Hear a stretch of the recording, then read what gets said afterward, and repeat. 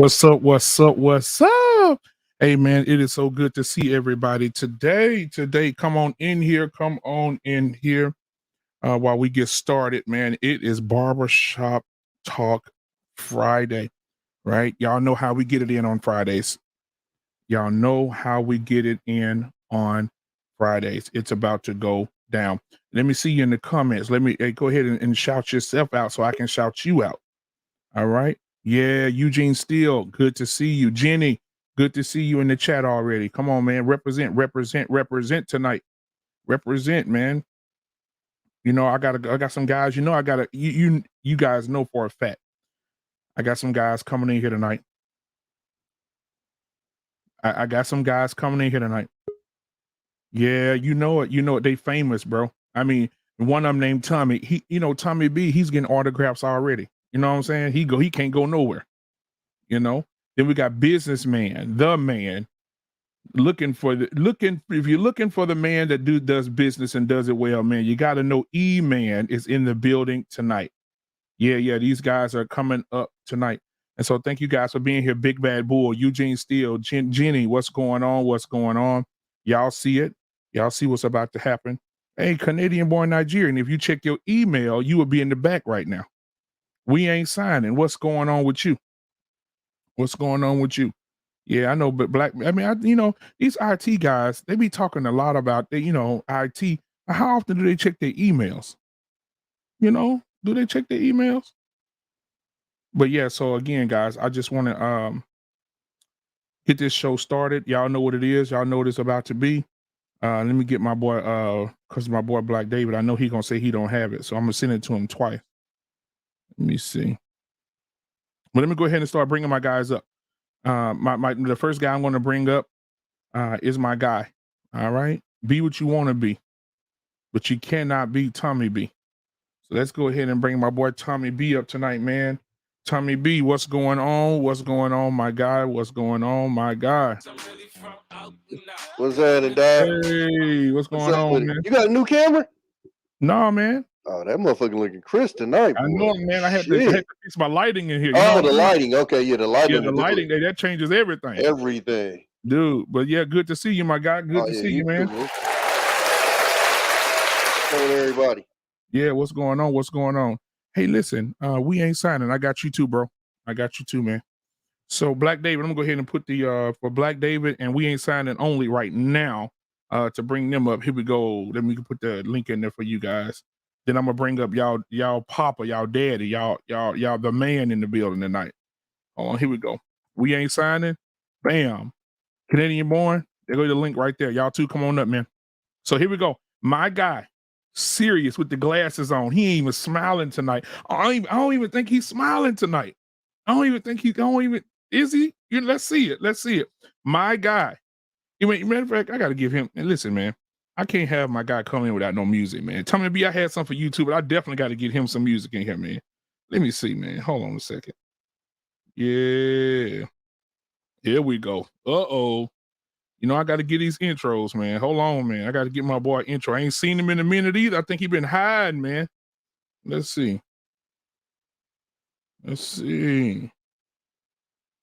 There we go. Uh-oh. Let's see. Hold on. Here we go. Oh, here we go. My guy.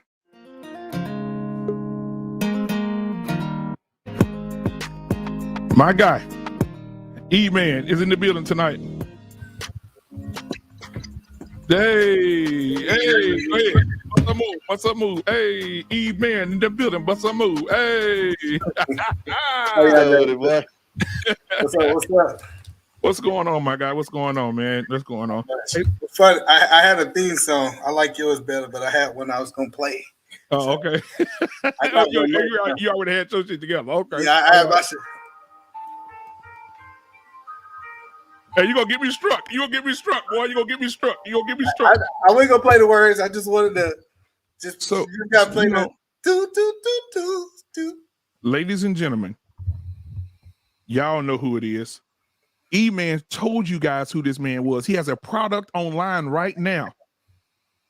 He has a product online right now that E-Man showed y'all, man. E-Man put it on a commercial for y'all. He had a product.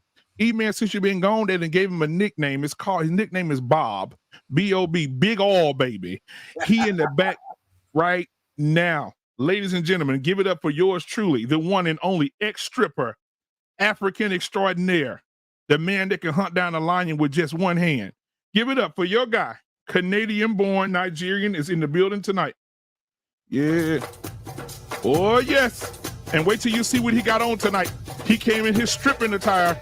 He just got through stripping at the nursing home. He had a bar mitzvah on yesterday. He making all kind of money. Give it up for yours truly, my guy, Canadian-born Black David.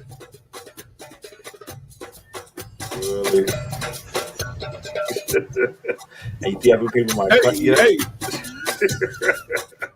Good to see you, man. What's going on, my guy? Been good. I was watching Uncle Stu. He had a great platform going on this evening. I was like, yo, that's just much needed. Yeah, how many people? He had a panel? A panel of 10 guys from baby boomer to Generation X. They was having some deep conversation. Yeah. My boy Nathan Daly said he was going to be over there today. Yeah, he did right now. So it was a deep conversation. I was like, I got to pull myself out of there because I would have been stuck there right now. Did he have my brother Sir Hill over there? No, he didn't pop up yet. Okay. He's not Generation X. Oh, well, yeah, No, you're right. he baby boomer. I'm part of the Generation X because I'm 43. I'm old. Yeah, you're a little rusty, brother. Guys, I have one more guy here for right now. You guys know him as the multi-talented. The man can speak more than one language. You got to know this guy. Everybody knows this guy. All the way from Shanghai, China. Let's give it up for yours truly. We Ain't Signing is in the building tonight.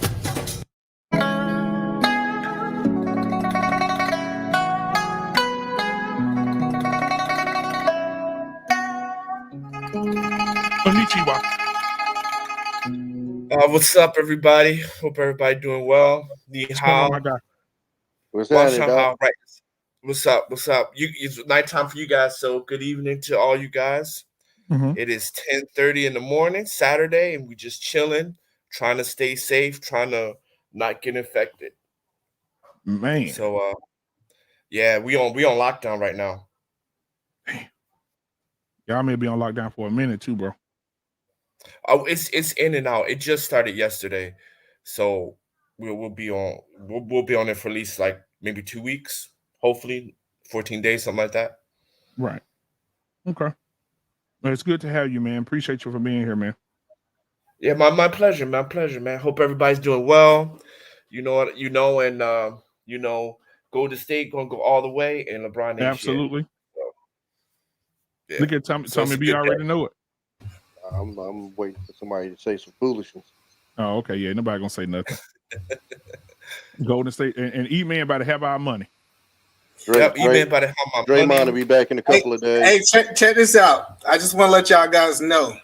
I already made y'all invoices. So I'm gonna send invoices to the day that Golden State get kicked out. I'm gonna go ahead and send y'all guys. Well, we ain't signing. You gonna get your invoice before everybody else gonna get their invoice. But well, don't worry about it. I got my triad collectors in Seattle. We know the Lakers ain't going nowhere. I don't know. We'll see. You don't know, man. Stop the madness, bro. What will we see? Well, yeah, come on now. We'll see when the playoffs come. Will we? Will they be there? Whoa! Are y'all even gonna make the playoffs? They 9 games under 500. You're not. They gonna make it because they got the play-in. Play-in always happen. They will They not. 9 games under 500, and they got what you call it on their ass. New Orleans. Not even close. They like 5 games apart. Bro, Jesus Christ, bro, you got to follow sports. You are out of your mind. Anyway, the Triad's gonna pick up my money, bro. So just be ready. Ooh, you don't want to say no to them boys. Arms flying off. Ain't no saying no. Yeah, ain't no saying nothing. We're here for money. I can eat man now. I ain't got nothing. Oh, okay. We'll be right back. The one thing I can say about me is I honor all my bets. Currently, New Orleans is a game and a half behind the Lakers at 27 and 39. I tell people this right here. You can't look up nobody in the world Portland is 3 games behind the Lakers. who said that I ain't pay good on the bet. I hope I can say the same about y'all 3. Okay. Hey, listen. If we got a bet that the Lakers. Okay, so you're a Laker fan, so we already got a bet that the Lakers are gonna make the playoffs, right? So here go the question. You got Minnesota, the Clippers. The Clippers have already dog walked y'all ass twice in a row. Or every game this season. Hey, Tommy B having his own conversation in New Orleans. No, he talking to you. I think if y'all got to face the Clippers might get y'all the fuck up out of there. And Minnesota might get y'all the fuck up out of there. Oh yeah. Hold on 1 second, Tommy B. It sounded like Black Man Unfiltered was wagering another bet. So let me hear his terms, sir. The Lakers will not make the playoffs. Oh. Okay. How much you want to bet on that? How much? I mean, it's on you. I bet you $100 they make the playoffs. I bet you $100 they do not. Okay. Like giving away free money. Good man. Help the community. Yep. That's a bet. I take Vimo. I take Cash App. I take just make sure I got my bet correct. If the Lakers make any part of the playoff, it's $100 you're gonna pay. The play-in ain't the playoffs. Yes, it is. No. Hell no. No. Get me in the play-in. If they win through the play-in and get an actual seed, I'll give it to them. But you ain't about to sit here and get knocked out. Fuck that. Because when we lost last year to the Lakers in the play-in, motherfuckers was telling us we ain't make the playoffs. I ain't trying to hear that shit. You don't win the play-in, you ain't in the playoffs. Yep, you got to win the play-in to get into the playoffs. Come on now. Okay, that's why I asked. Because that's the problem with people betting. People don't. Wait a minute. So you don't got faith with the Lakers against the bottom seed? Wow, bro. I hear you, Tommy B. Go ahead. So, like I said, I want to get a understanding because I ain't want to be calling you before the play-in start, telling you to send me my money. You say, nah, bro, that's not what we betted. I believe so. I personally believe that they're gonna make it past the play-in. So we can agree on your terms. I just want to be on the same terms. The same terms as what? The play-in don't count. I know. I'm on your terms. They got to make it through the play-ins to the first round of the playoffs. Yep. In which they were not. Which they will absolutely 100% not make it. Okay. They would. The Lakers are not getting past the play-in, bro. Mm-hmm. Tommy B, can you tell him who would probably be playing in that play-in, bro? Right now it's going to be Clippers, Timberwolves, Lakers, and the Pelicans. Oh my God! Clippers going to dog walk y'all. The Pelicans too. And no, I wouldn't say the Pelicans, but I say the Clippers and the Timberwolves. Y'all ain't got nothing. I give them a chance against all those teams, but I think Minnesota, Karl Anthony Towns going to beat the shit out of whoever they try to have guard him, and the Clippers, they whoop their ass all season. You can already tell they're not hungry no more. Did you see the Houston game? I don't even give a fuck no more. He's already planning vacations and shit. Yep. Yeah. LeBron is checked out. LeBron is already checked out. And man, did y'all see how he quit? Man, he been quitting been quitting for the last 5 weeks. That weird ass pass to Melo when he had an easy up and under layup for the win. Pass to Melo. Yep. Brick. So, but that's what he is, though. Hey, so Black Man Unfiltered, are you a Golden State fan? I am. And you believe that Golden State gonna take the whole thing? I do. Absolutely. Since I respect your bet for them getting in $100, you got $100 that they're gonna take the whole thing? Or you don't believe? Hold on, Tom B. Or you don't believe in your team as much as you say you do, Black Man Unfiltered? Oh, there you go. That peer pressure. You can't get me, Mug. I'm just asking. He's trying to hit you with the old school elementary school, so you don't. Ask the question. Listen, bro. Hey, how does someone ask the question? But listen, he brought back a throwback. I've been just a witness. Listen to all this bet going on. When the money come down and the one's not paying, I'm calling people out. Oh no, I told my bookkeeper anytime I got something, make sure you write the names down. I got a bookkeeper, so we're gonna make sure we collect our funds. Hey man, it's good to see you tonight. Dr. Panderson's in the building tonight. Scam Likely. I see Scam Likely, Dr. Panderson. What up, man? That's the homie right there, man. So I like Pettis. I like before we Pettis. move past, Oh God, why'd you invite him? Why'd you I will take your damn in the West. I'll take your bet in the West. Yeah, I'll take it. I think I think we'll take it all. We already have the West bet. Yeah. So I'm so asking y'all bet on them winning the West. No, I'm betting. He said he believed in Golden State. No, I'm saying the one y'all already got. We already bet that Golden State got to come out the West. That's me and you and Tommy B bet. I'm saying I got. Matter of fact, I even make it interesting for you. I have $150 to your $100 that Golden State gonna take the whole thing. Why don't you put some money on it, East? Since you always talking like you're a baller here. He bet put some money on it.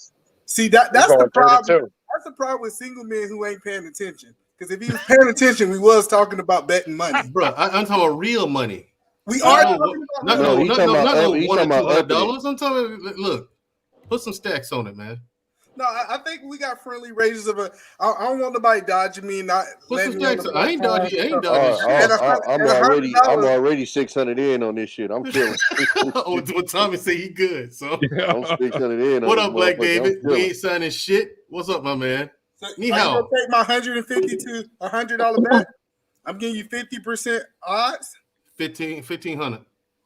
Hey man, oh, you stuttering? Don't be stuttering on your own. No. Money back after we win the West. Yeah, I'll take it. He trying to win his money back after we win the West. Right. No, I got it. So Tommy, your team's Golden State, ain't it? Oh hell yeah. See, I figure you from the Bay. Yeah. A Golden State. Come on, man. I hate the Lakers, but at least do something. At least pick a winning team. Oh no, man! It's everything hometown. Raiders, 49ers. No. My team is Detroit. You like the Niners? We'll fuck with the suckers across the bridge. I said so. Just so we don't have to go back to that old stream, I'm gonna restate all the bets for everybody, right? Yeah. So, if Lakers get into the playoffs, me and Black Man Unfiltered, that's $100 wager, right? Out the plane. Hey, Tommy B, while he talking about this, go ahead and pull up the rest of their schedule for the rest of the season. Oh, I don't need to. They got the hardest schedule left. I know. They had the hardest schedule since All-Star break, and they got a lot of games on the road since they gave them that comfy ass home schedule on the way in. So they got to win a lot of road games. You got to hope LeBron ain't talking about his knee hurting. It's a lot of shit they got to go right for them boys. I got you. So, and how many of those games they got left? They got to win to get into the play-in. They in the play-in right now.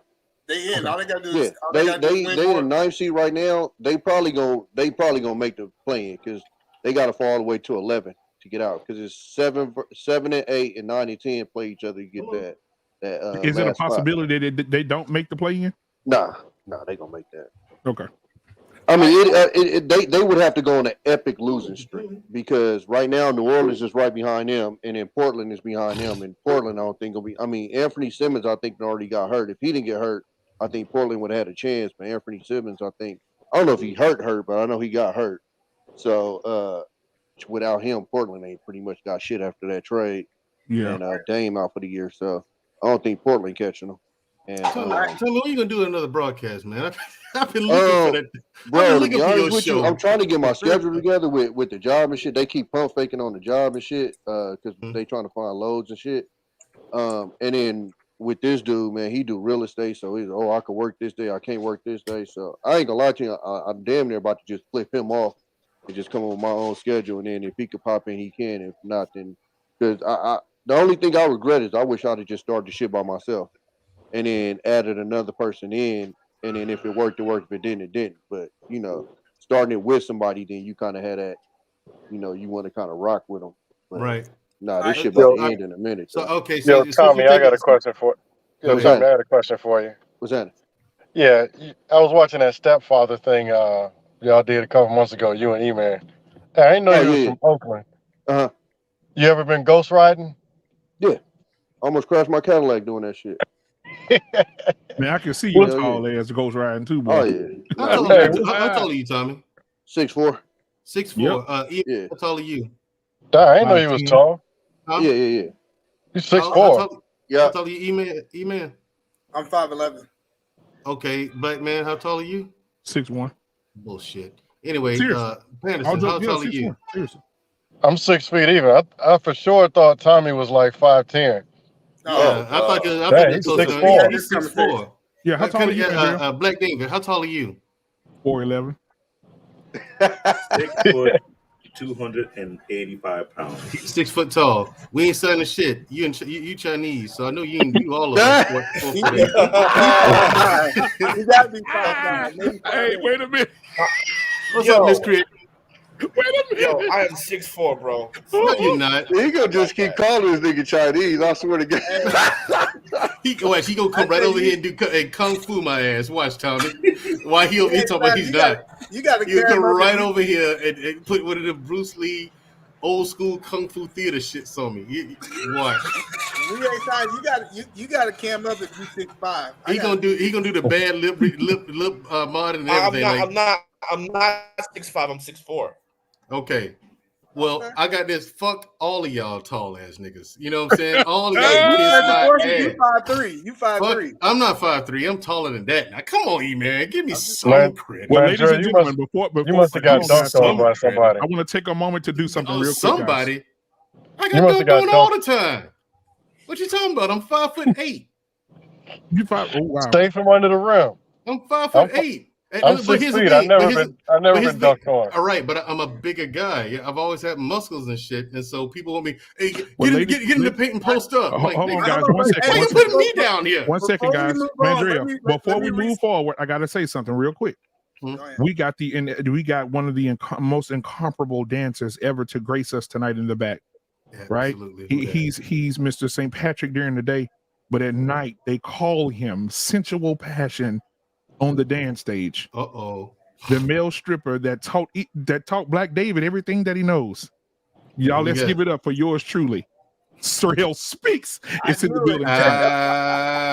Sir Hill Speaks came. Yeah. Sir Hill Speaks. You tried it tonight. I'm gonna tell you how Sir Hill Speaks. Hold on, watch it. How tall are you? 5'8". Me? Yeah, I'm 4'7". No, you're not. How tall are you, bro? I'm 4'7". No, you're not. You're not 4'7". We know that much. Is this height shaming? No, it's not height shaming. Just answer the question. Right now, man, everybody answer the question. How tall are you? He's looking for some vertically challenged allies. I'm 4'7". Thank you. Okay, bullshit. But anyway, see, listen, you. All right, all of you talk. All of you. All right, it's 12:11. It's off the time. All of you tall dudes can kiss my natural ass. Okay, this Gene missed me. You said you were 4 what?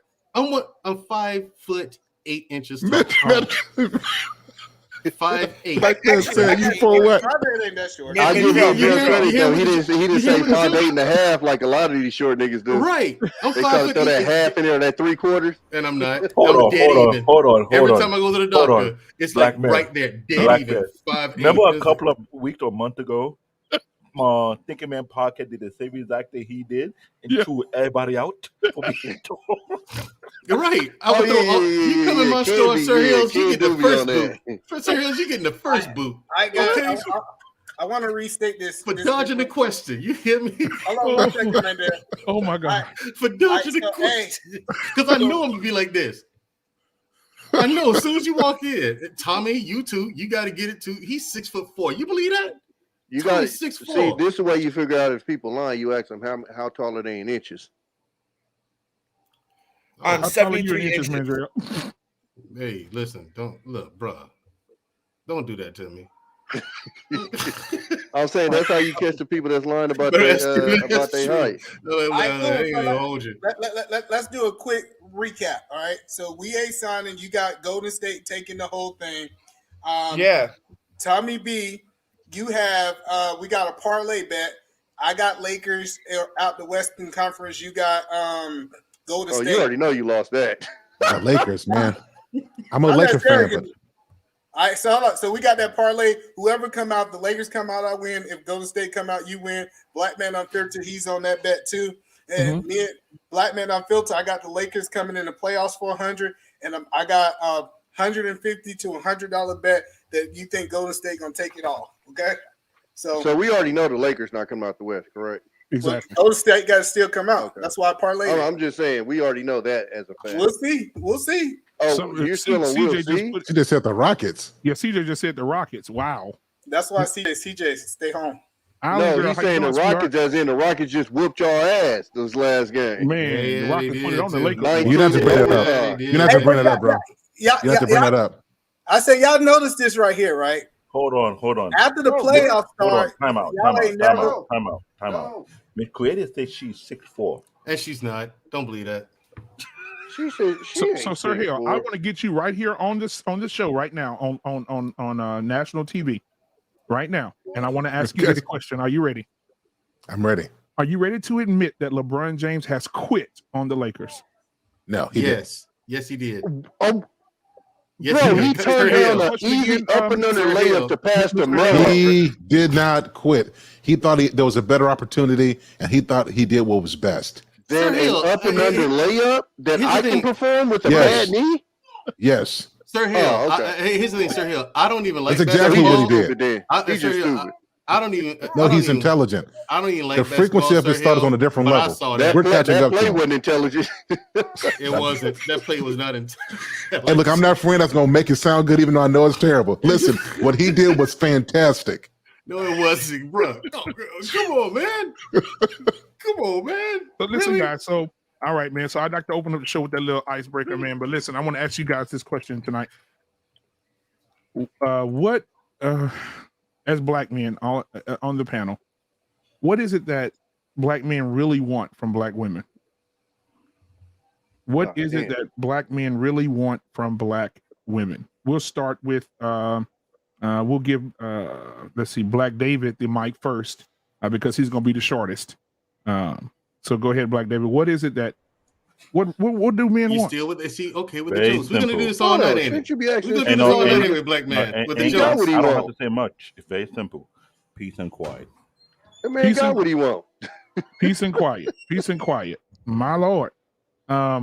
E-Man, what is it that black women want? What is it that black men want from black women in relationships?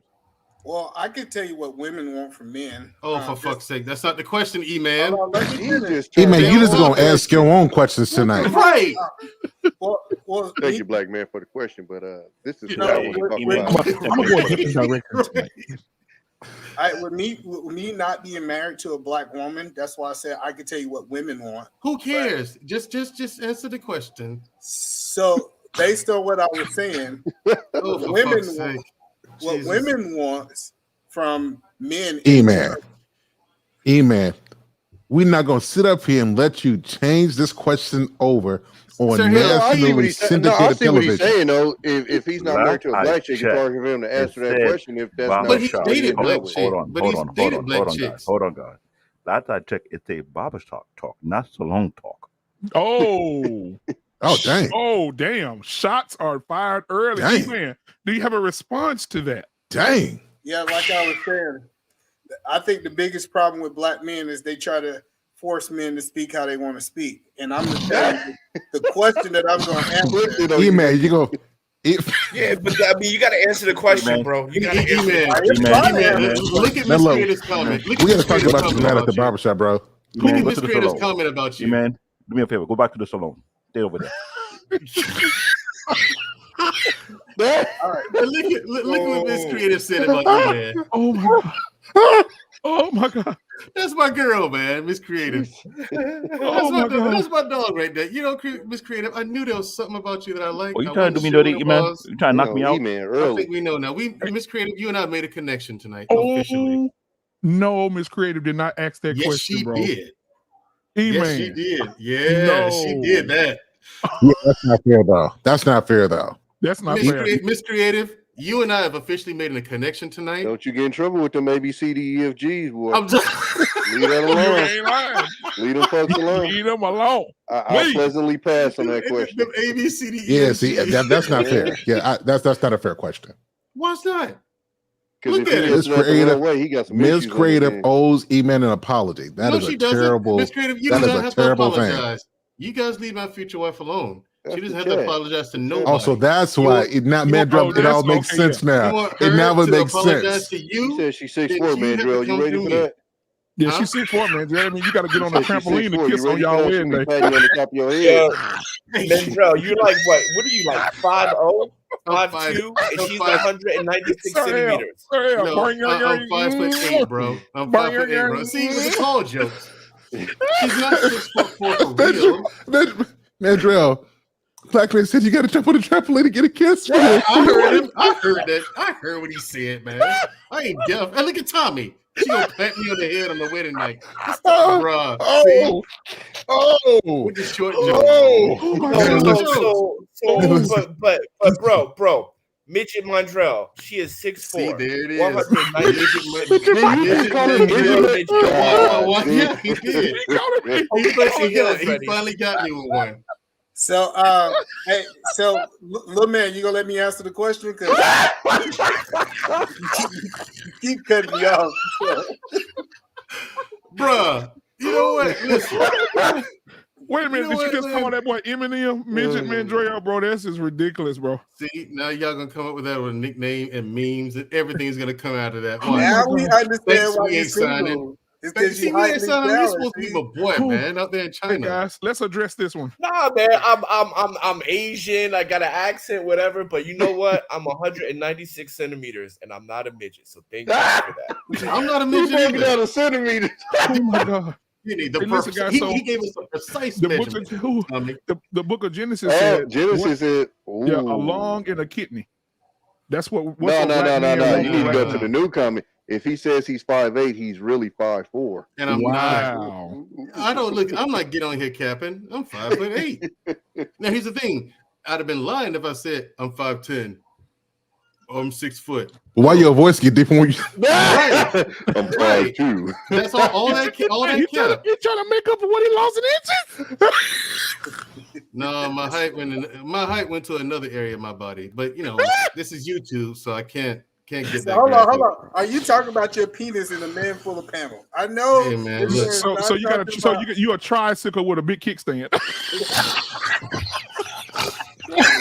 Okay, that was funny. I ain't gonna lie.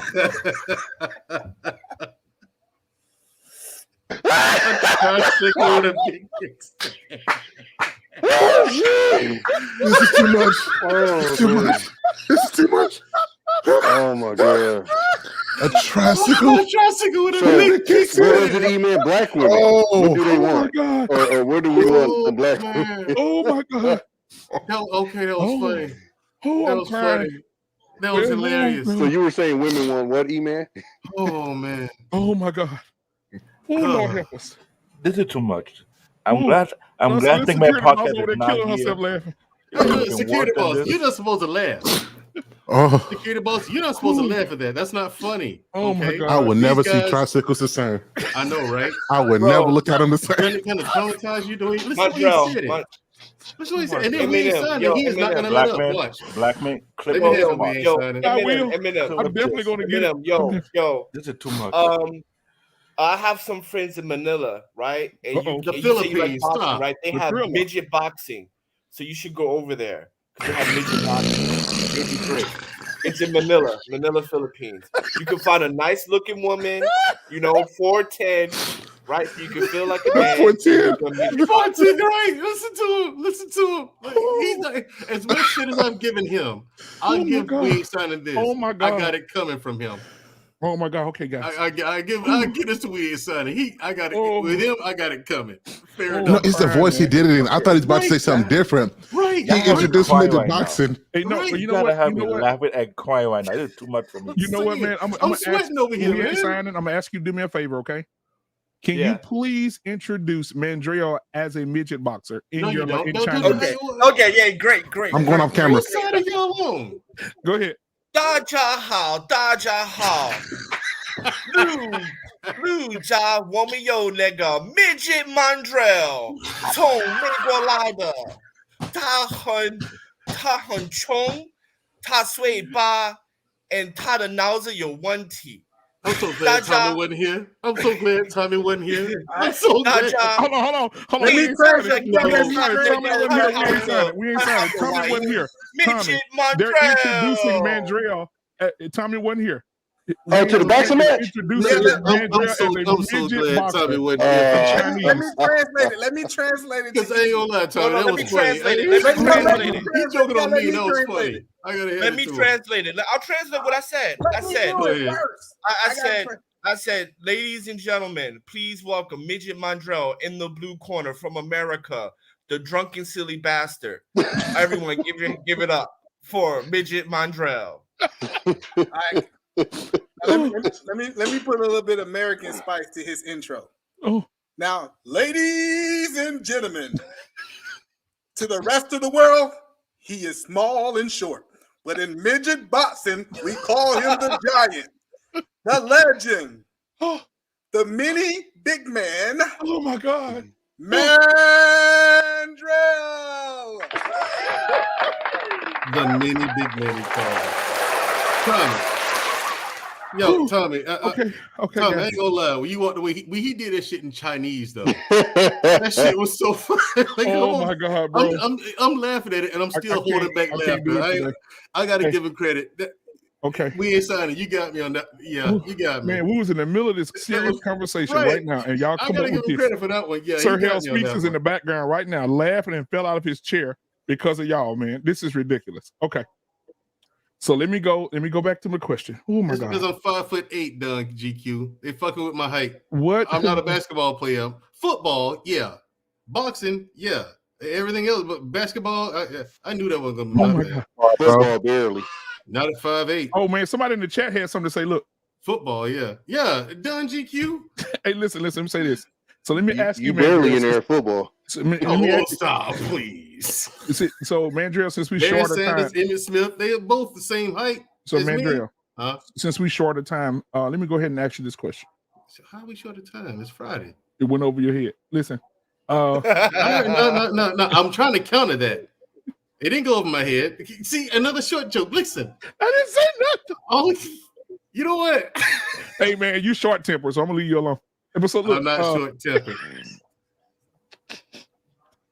You know, that boy fuse is short. Ask the question. Shortest man on the panel. Let me say this. Let me ask you. That used to be the average height for man. You know that, right? Oh my God. Nothing wrong with it. How many stepping stools is in the house? None. Hey, no, Miss Creative said you built like the Rock, Johnson, and the Hulk together.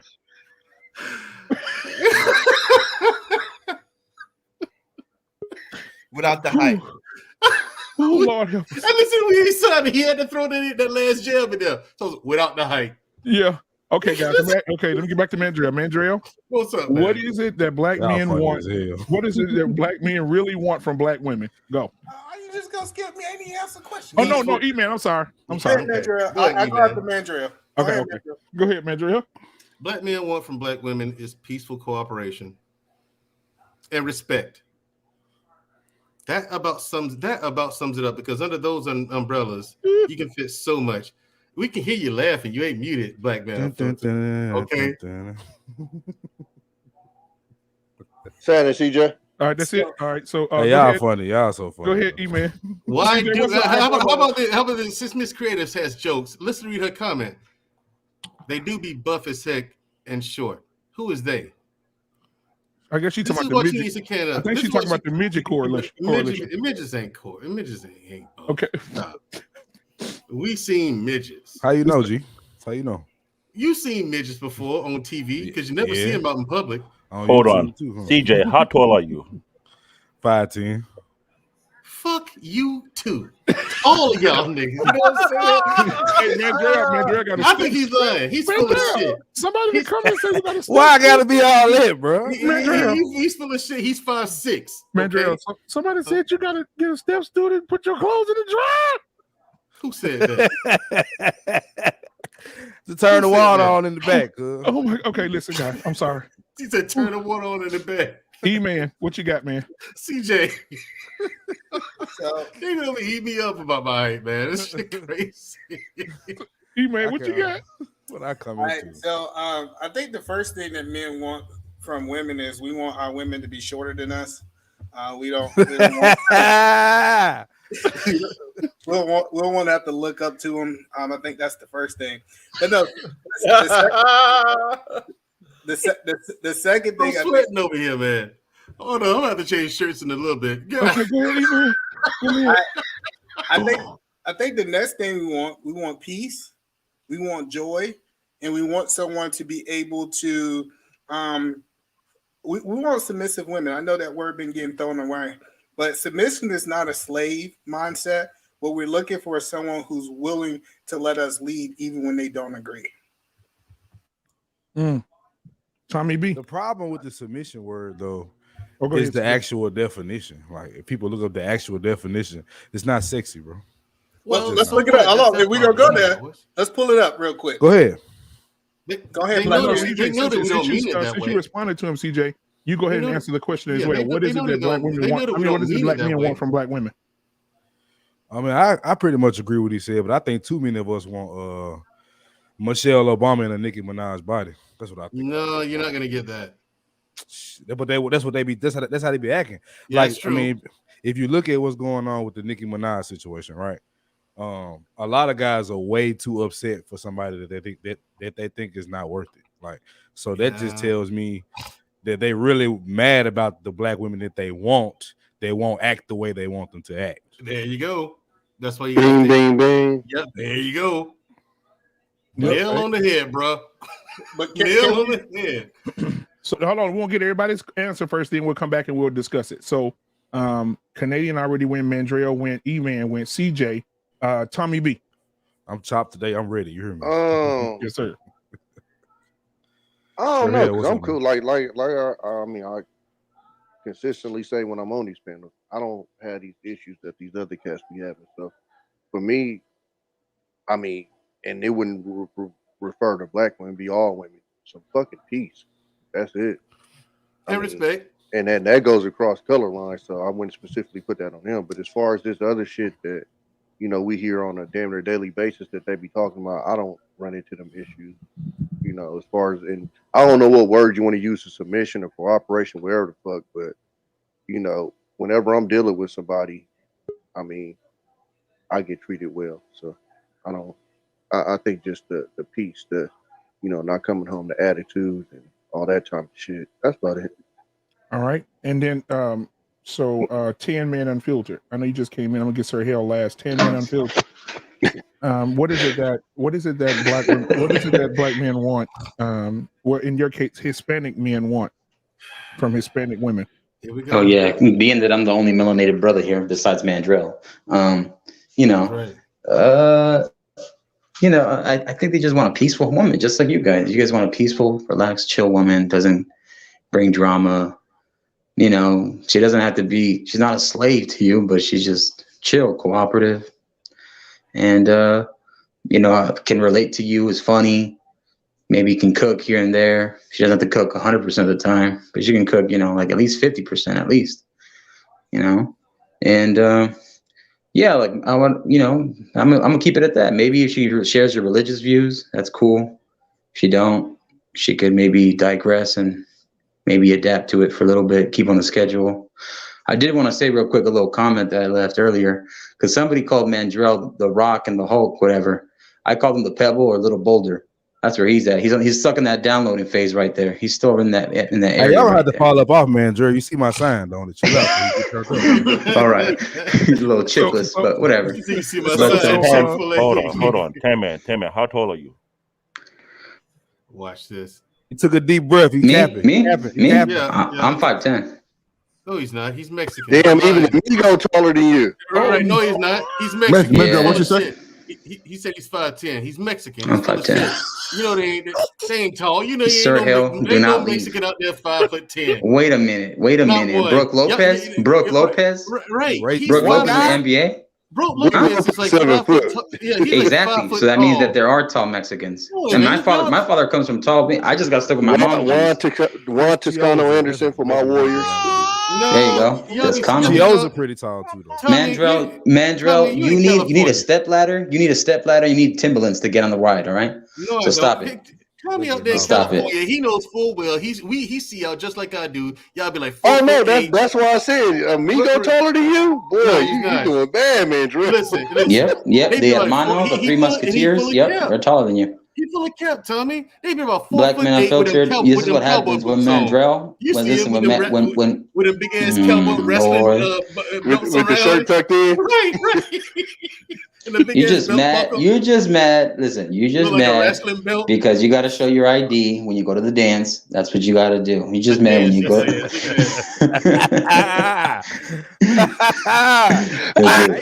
like you, bro. Hey, who pulled this up? Black man. I'm telling you right now. Oh, that's Mandrell. Black man. Send me that picture and I get on motherfucking Photoshop. It's going to be a problem. Sir Hill, come on the camera right now, Sir Hill. Sir Hill, turn your camera on right now. I want to see your face. No, Sir Hill. Is that Marlon Wayans' little brother? Sir Hill. There he is right there. Turn your camera on, somebody. Looking like a little stocky Tonka truck. Oh my God. Ladies and gentlemen. Oh my God. Oh, Sir Hale just sent me a message. He can't even turn his camera on. He said he on the floor, guys. Sir Hale, turn your camera on, Sir Hale, please. Hey, Mandrell, aka Lil Pebble or Lil Boulder. Hey, go put your camera on. Oh my God. Okay, guys. Hey, listen, Mandrell's crying right now. Hey, listen, guys. And look, he got the hook behind. You see that background? You see that background? Oh, it's getting there. It's getting there. Oh, that's so adorable. Okay, so listen to him. Paul Bennett. Hey, I want to kick a shout out to Dr. Bennett. He's in the comments. He said he's in a meeting. He'll be here once he gets off. Okay. I will save a spot for you, Dr. Bennett, to have you on, man. We would love. Where's to Reverend have you Bolo at? Where's Reverend Bolo? And turn it on, cuz. The bishop. I don't know where he is. Bishop Bolo. Bishop, brother. I don't know where he is. But I know one thing. I'm not going to tolerate any disrespect. Hey, God blesses the tall and he blesses the short. You know what? I hate to whoop a nigga's ass out here tonight, but I will do it. God's going to give me the strength to put my foot up your ass. Hell no. Can you imagine Bolo cussing for real? Man. Like somebody else or something. Hey guys, they're so sons of bitches. Yo. Could you imagine Bolo cussing somebody I ain't gonna say behind. That man not gonna cook. Hey man, I know, right? Hey man, I come over and kick you behind. Okay. I come over and slap you on your cheeks. Yeah, why does he sound like the old man from Family Guy? He sounds like the old man from Family Guy. He does. So Sir Hill speaks. I want to ask you the question, Sir Hill. What is it that black men want from black women? Sir Hill speaks. Let's go. Put your camera on first. Yeah. Stop dying. Get yourself together, man. Yeah. Stop dying. Yeah, get a towel to wipe the sweat off that ball. I think he coughed up a lung or flatlined. Right, he probably did. Yeah, because I ain't gonna lie. It's been a ride. I'm gonna just do audio only. Knock on wood. At my experience, Sir it's Hill, been a turn ride. your camera on. We can't see you, sir. Yeah, guys. For the rest of the night, I'm just gonna do audio only. No, we gotta see you laugh, bro. We gotta chop this shit up. Put it on cam. Come on, man. Hey, William Simon needs to answer too. Yeah. Oh yeah. That's right. Okay. So, Sir Hill, while you getting yourself together, go ahead and get yourself together. We ain't signing. What is it that black men want from black women? Well, I can say this. I will say all women because I'm in the same boat as E-Man, so I'm not gonna just single one group of women out. But I'll just say this: number one is loyalty, respect, not to be so domineering. Just peace of mind, right? And cooperation or submission, whichever one that looks like to you. You know what I mean? It's simple. Not a lot of requirements, right? I just think overall, just peace, loyalty, cooperation or submission, and just to be shorter than you. Sir Hill, go on. Do one of them right quick. You know what? I've dated women 6 foot tall before, so fuck all of you. Okay. None of y'all. Why would you do that? Mandrell, you're a little Transformers, but kid edition, little Tonka truck right here. Relax, okay? You can go to hell. Now we know why it didn't work out. He had nothing to do with parenting. I mean, this is trauma. Guys, this is trauma for Mandrell. How's this trauma for me? Hey, Mandrell, about no trauma, man. We ain't signed it. Let me get this out, Mandrell because told me what happened. Mandrell said he trauma. Mandrell said he got. So Mandrell said he got Mandrell- tired. Mandrell said the lady got tired of him. He got trauma. This is PTSD for Mandrell because he said the lady kept carrying him on her back, and then every time they would go somewhere, he would have to take the step stool to pay the tip.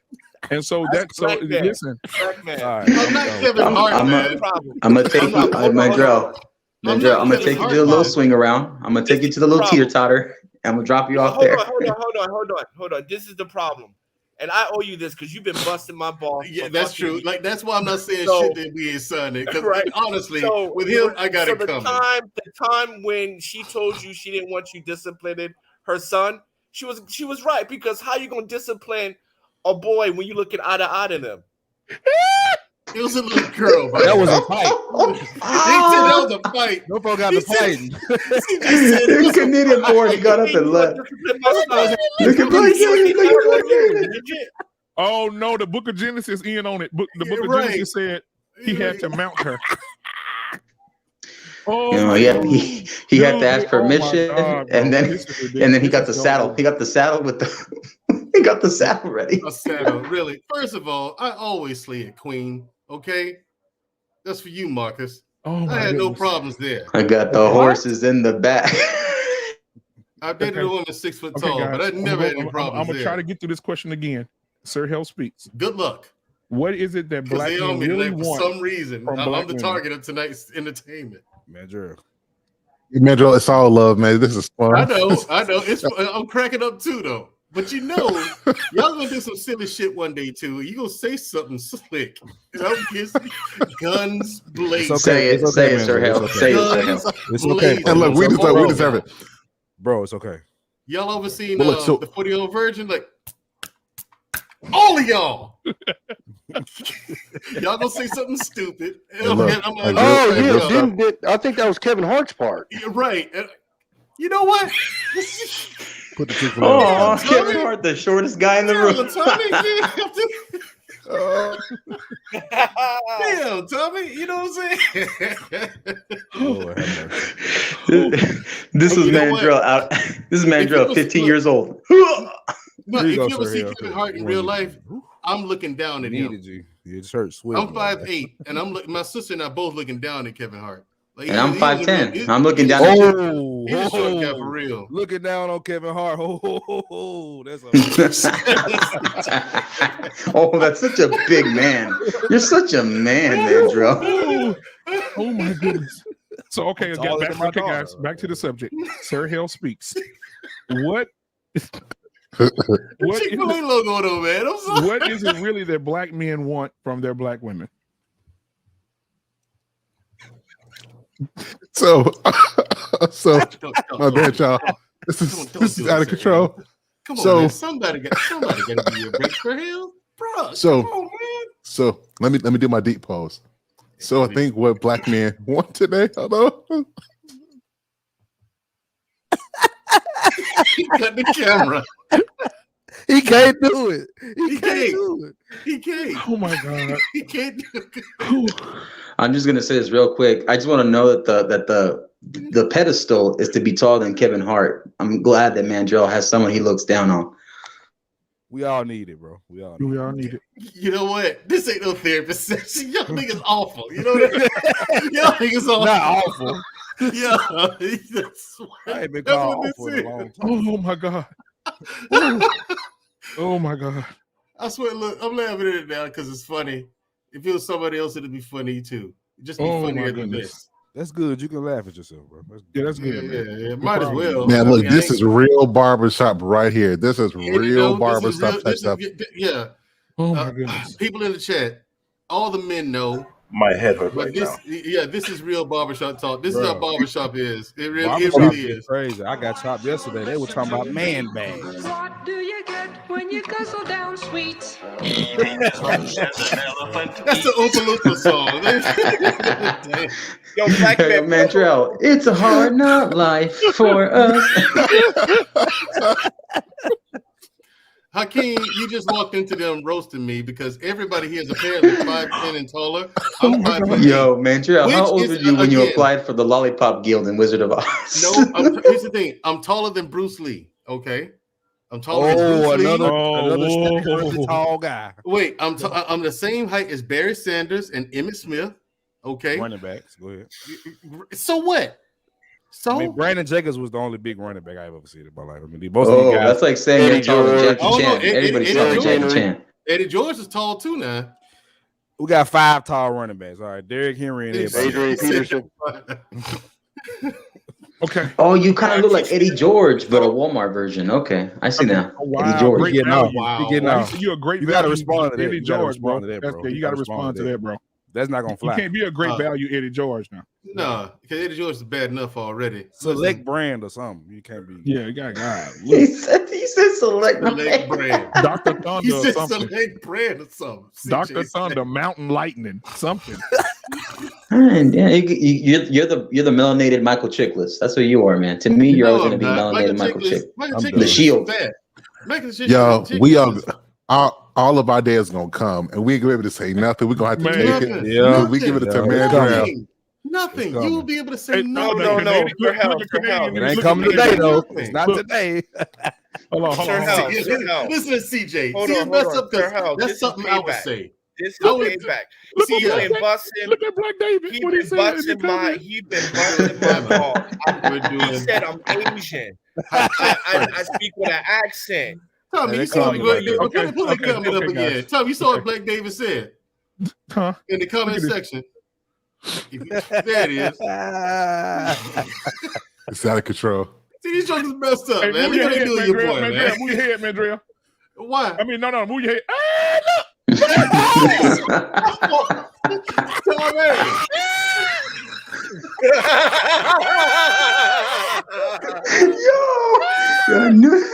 Hey, yo. Oh,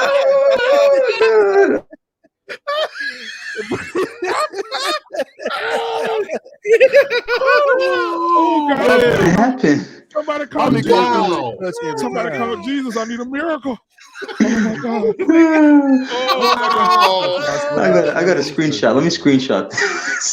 Somebody please screenshot this shit. Somebody went Willy Wonka. He said Oompa Loompa. Wow. Tommy, you did that. I'm glad he did that just that quick. He photoshopped that just that quick. Listen, I ain't no tech guy, but I'm telling you, I'm nice with that Photoshop. That boy good. Looking like a little mini cone. When I tell you, we was on Facebook going crazy with the Photoshop. Bro. We was, man. I'm talking about Tommy did. That's so y'all quick. are killing Sir Hill, bro. Sir Hill is out. When Tommy came, Sir Hill, come back. Sir Hill, this is part of barbershop talk. The last time when Tommy came through with the Jerry Rice, bro, I was through. Oh yeah. For black man homeboy Charles. Yeah. He got the Jerry Rice braids. Yeah, I cried. Man, I that was really hilarious, bro. I really did cry, bro.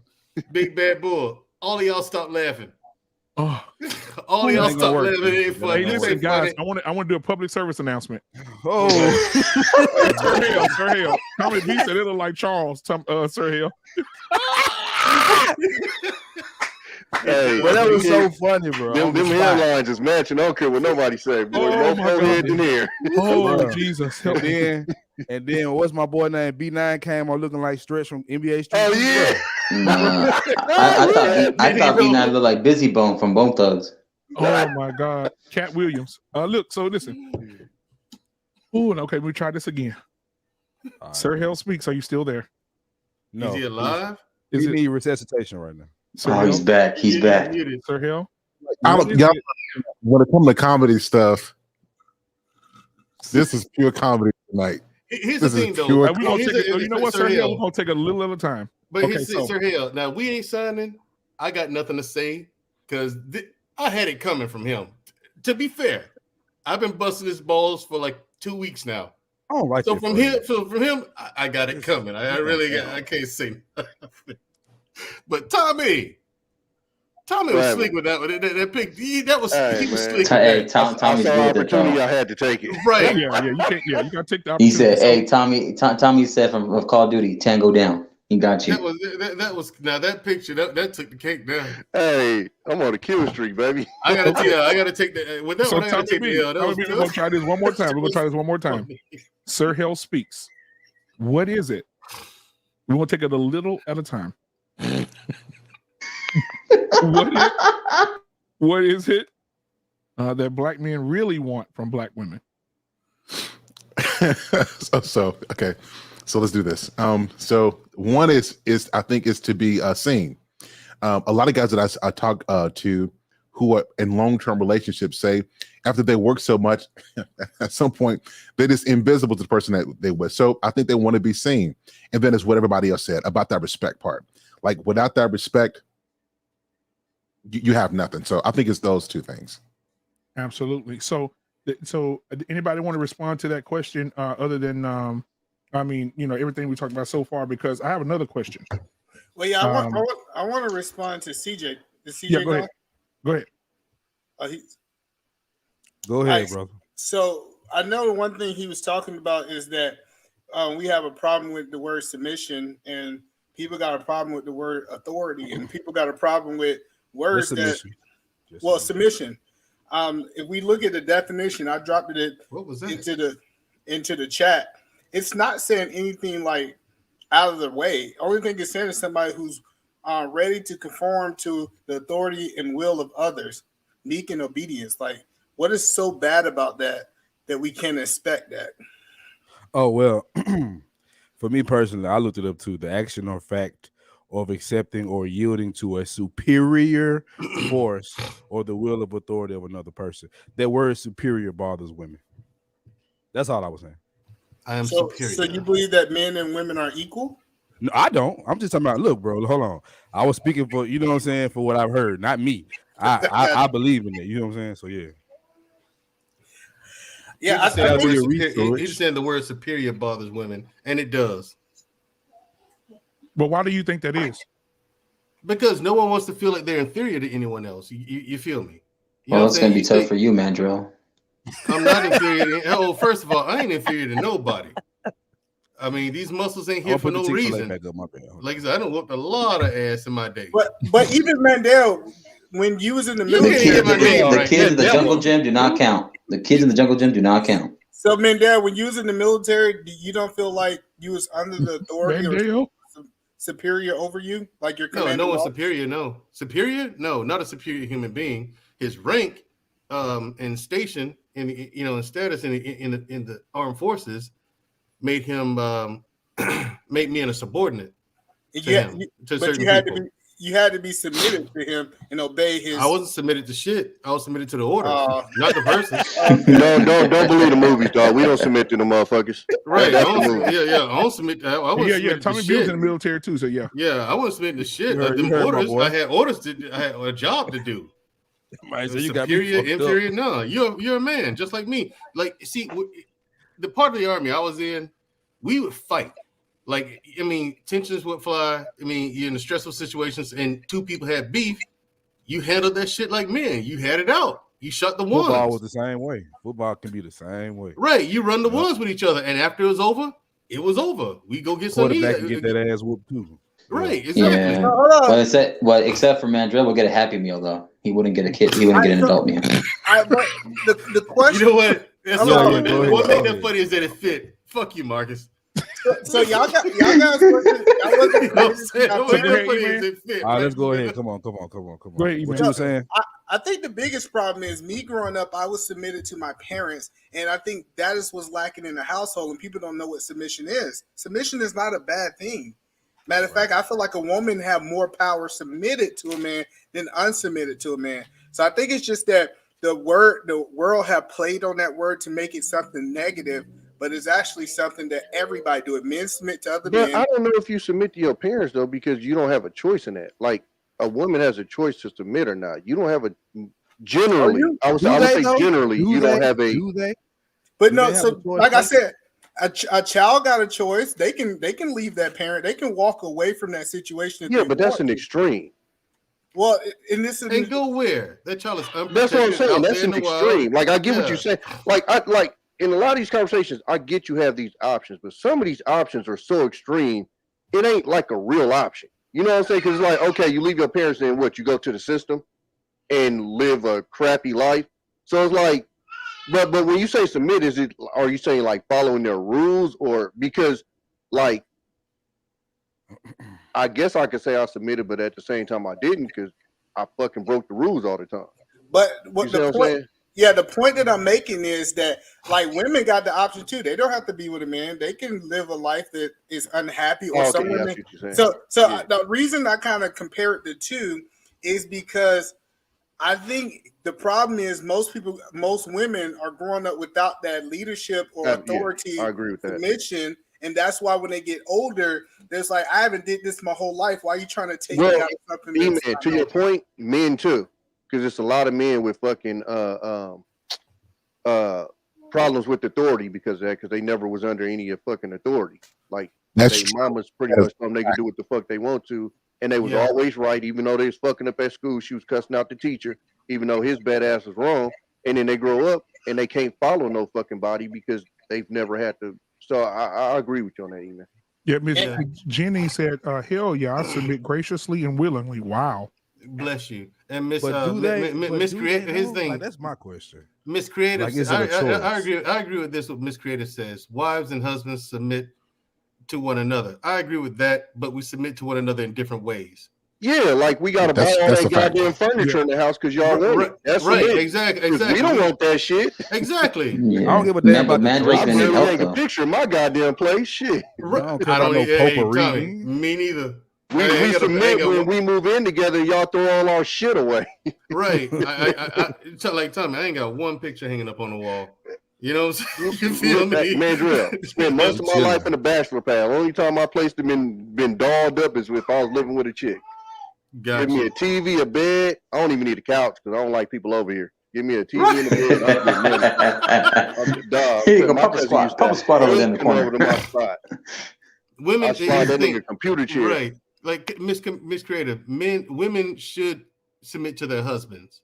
If he's not a husband, okay, or if you're not about to get married, I feel what you're saying. Women don't submit to men. That's BS. Yeah, women need to submit to their husbands. Right? Is she saying they don't, or is she saying saying they don't is BS? Yeah, that's what I'm saying. I mean, I don't understand the context when she's. I don't really understand the context of that one. Could you clarify that, Miss Creative? Like I've heard the conversation several times that women really don't necessarily choose to submit. They either do or they don't. What do y'all think about that? No, I think it got to be a choice. Yeah, conditional. You're talking about conditional submission. Women have to choose to. You have to choose to submit to person. Like I'm not gonna just be. They have to choose the guy. Do they have to choose to submit to him? Yeah. So let me explain this a little bit. They have to choose to submit because there's women who choose to be with dudes that don't submit shit to a dude. They treat this guy like straight ass. And I'm just playing devil's advocate, you know. Starting with the last name and them goddamn hyphens. Well, Miss Creative just said this. Yeah, I mean, that's what submit to men. That's bullshit. I don't know what's based off. He's 6'5" for real. Here's the thing: if she clarifies this, if a man is not her husband, I disagree with that. I did, and the reason why I say I disagree with that is because whenever I'm in a relationship, I run that motherfucker. If we go to somewhere, and I don't know, maybe y'all correct me if this submission. When I go somewhere, I get a plate made for me. You know, I get catered to. So I don't know if that's submission or not, but that happens. That's a part of it. And to say that when I'm in a relationship with a female dog, if you don't chill out, he said, I don't care. He said, I don't care. To be honest with you, I tend to do in my head the shit that a husband would do as far as like protection, as far as like taking care. If we're that deep in, hey, blood. Yo, he said, "Hey, blood." Hey, I love it, Tommy B. I love it. You know, like I in my head. That's why I'm so confused with the marriage thing, and E-Man and a couple other people broke it down to me. But in my head, when I'm in a relationship, especially a serious relationship, I run it essentially the same way as if I was married. Like I don't see a huge difference. Now they have told me it's a difference once you get married, and I can't speak to that because I'm not. But in my head, all the duties that I would have as a husband, if I'm in a serious relationship, especially like blood. especially if we moved in together and stuff, then 100%. Like I think I'd do everything. If something need to be fixed on the car, I get it done. If something need to get fixed, Man, on the Drill, car, stop I get laughing it so done. damn. All that shit. So that man is so Oakland. Ain't it? Blood. Call the son blood now, CJ. You hear? He's so Oakland. That man Oakland is a monster. My sister Pete, Tommy B, she's like, he from the West Coast, ain't it? I said, yup. She said, I knew it. That's the way he talk in it. She said, yeah, exactly. I knew he was from the West Coast. I believe submission happens in all through our life.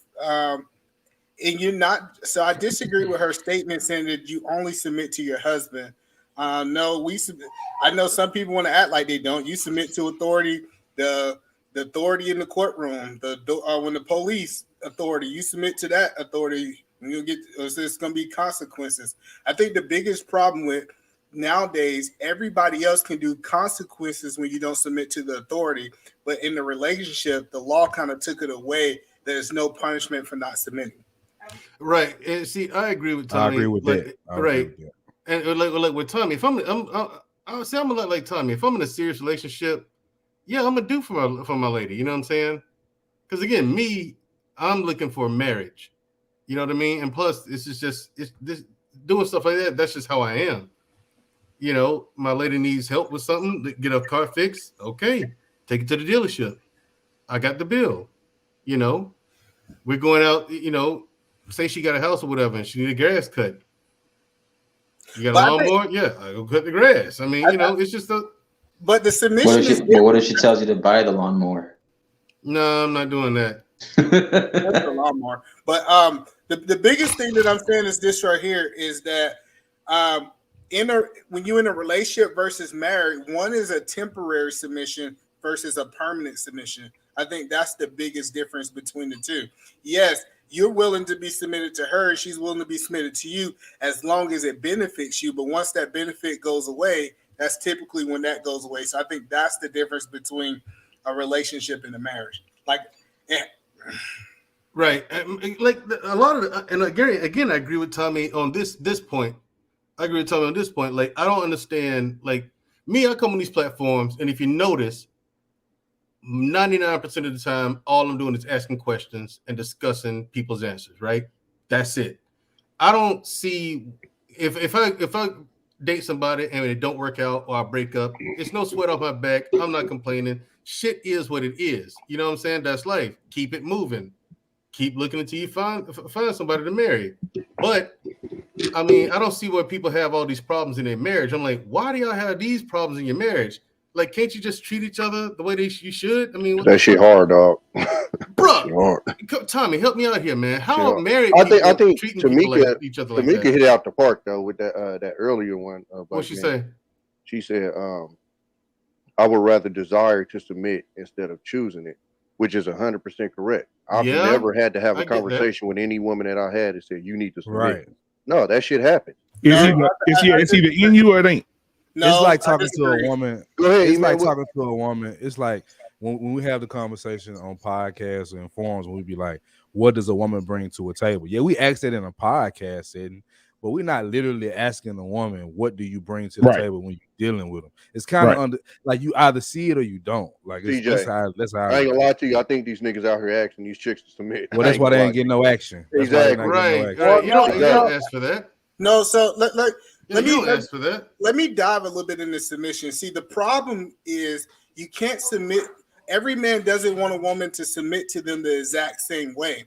So the reason I think it's a learning process is that it's certain things. When me and my wife got married, she submitted in some areas, but other areas that I wanted her to be submitted in, she wasn't submitted.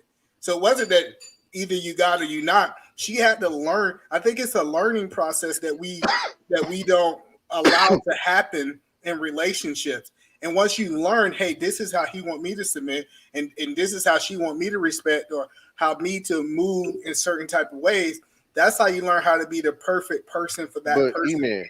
And that comes with your leadership. You guide them to that. So I'll give you a perfect example. Like for you deal with all the finance. There's some men out there that don't want to. So under their leadership, the woman wouldn't have to be submissive with the finance because he lets her take care of it. So because off the way you lead it is how they're going to submit. But like what she said is she would rather have the desire to submit than, because the way that it sounds in this space is you must submit, and I think she kind of explained it so perfectly. It kind of makes me understand why I so much felt like dizzy in this space, right? Because we shouldn't even be having all these motherfucking conversations about women submitting. Motherfucker, if you carried yourself a certain way, she'd submit. It's that simple to me. And if you're picking, push back a little bit. If you're picking chicks that you find that won't submit, then you're probably just picking the wrong ones. Right, exactly. It's probably signs of that shit. Man, I got 2 BMs, and I'm gonna keep it funky with you. They both, to an extent, still submit to me because of a respect level, because of how I treat them. You understand what I'm saying? Like, I don't dog them out. One of them just had surgery right now. That's why I got the goddamn kids right now. It ain't even my weekend. You understand what I'm saying? Like, I don't be on the fuck shit a lot of these dudes out here be on. It's a desire. So if I make a request of her or I tell her to do something, it ain't that big of a thing because I've already created a desire to, okay, I'm going to try to keep this, this situation as cool as it is. I got a question real quick for Tommy real quick. Well, let me hop in on that real quick. So when we talk about submission and then you have to do something to qualify for her to be, you can't offer your way out of this shit. Either she's submissive or she ain't, right? Nothing you can do can change that. That's comes from her. Percent wrong. I'm telling you that. That is 100% right. I'm telling you right now. That is 100% I'll give you a perfect example. Half you square ass niggas think Kayla and Kay are these rowdy ass chicks that wouldn't submit, and I tell you 150% that if I fucked with them, they would submit. Nope, because it's You're not out of your motherfucking mind, bro. They wouldn't submit to you. This is the point right here. People try to change people. I love it. It is not your job. It is not your job to try to change her. Make her submit. You find a woman who's already submissive and you build with her. Right, that's how people get into problems. Right, they try to change people. They try to dominate them. No, if she ain't submissive, she ain't submissive. I just said I don't have a conversation with a chick about submission. They just do it.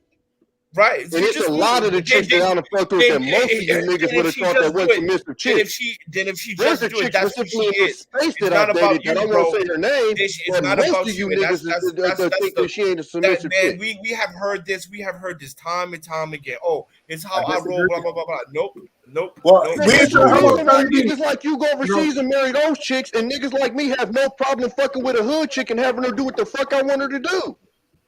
But look at this. I don't have kids out of wedlock. That is the difference. I don't have kids. Okay. I have a stable marriage, bro. Okay, that's fine. But at the same time, you clearly can't get a chick to submit to you unless this is the difference. The chicks that a lot of you niggas go after, it ain't what she said. It ain't their desire to submit. They submitting on some other shit, whether it's their culture or whatever the fuck. You niggas damn near want robots. And that is exactly right. She's not submitting because of me. It's because how she was raised. My job is to keep her. Thus with I am in a marriage. I'm gonna have kids inside marriage, and we're gonna die together. That is the difference. Hopefully. It's not about me. It's about Can I speak on this for a moment, please? Wait, Kenny Boy, let me go because I had a question real quick for Tommy. Go ahead. So, Tommy, what's up, man? Well, I ain't gonna go that far like we ain't signed and said, but I was gonna ask you, did you have a line of communication before you found out they're submissive, or they naturally submissive with you? That was my genuine question. I've never one day in my motherfucking life had a fucking bro. I ain't never even heard of this submission bullshit till I came to this space. On my mama. What? Never.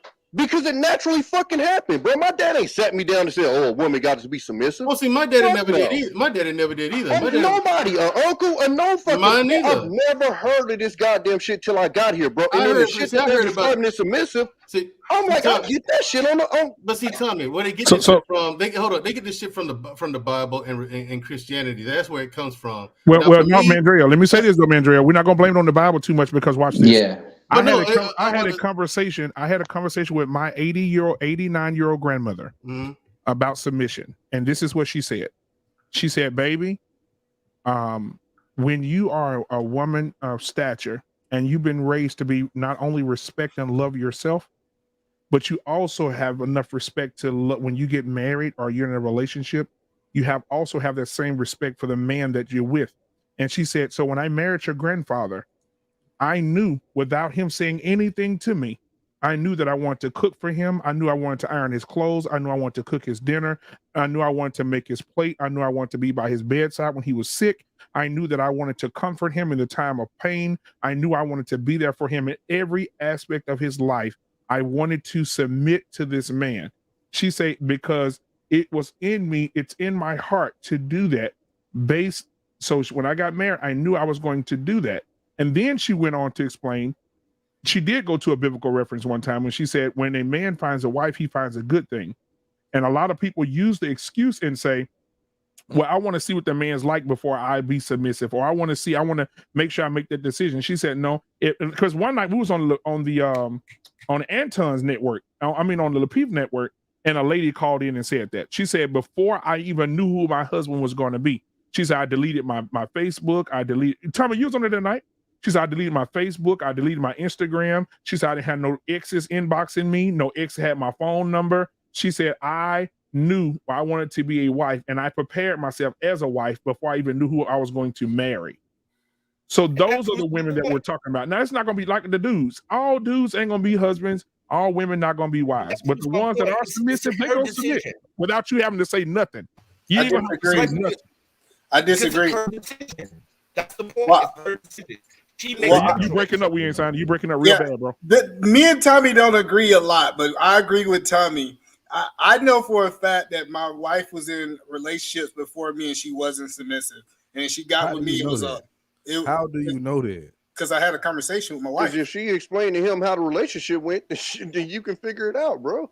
Yeah, so I believe the reason I say I believe in gender roles, because I know if you let a woman wear the pants in a relationship, the chances is she's just not going to submit to you. She's going to be in control of everything. Exactly. Period. Point blank. You going to address this? Yeah, I'll address it because I've been asked that a lot of times. So, the reason for both breakups, I'll put that on me to be 100 with you. I could have made both of them work.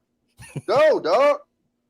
But it was other issues other than submission, because that's another thing I got a problem with this space. Motherfuckers act like if you get submission, you just got the perfect relationship ever. Yeah, you don't. You were pushing P, weren't you? So it's other shit outside of submission that comes with that, outside of just the submission. But like I said, we are on good enough terms to, motherfucker cook me a meal.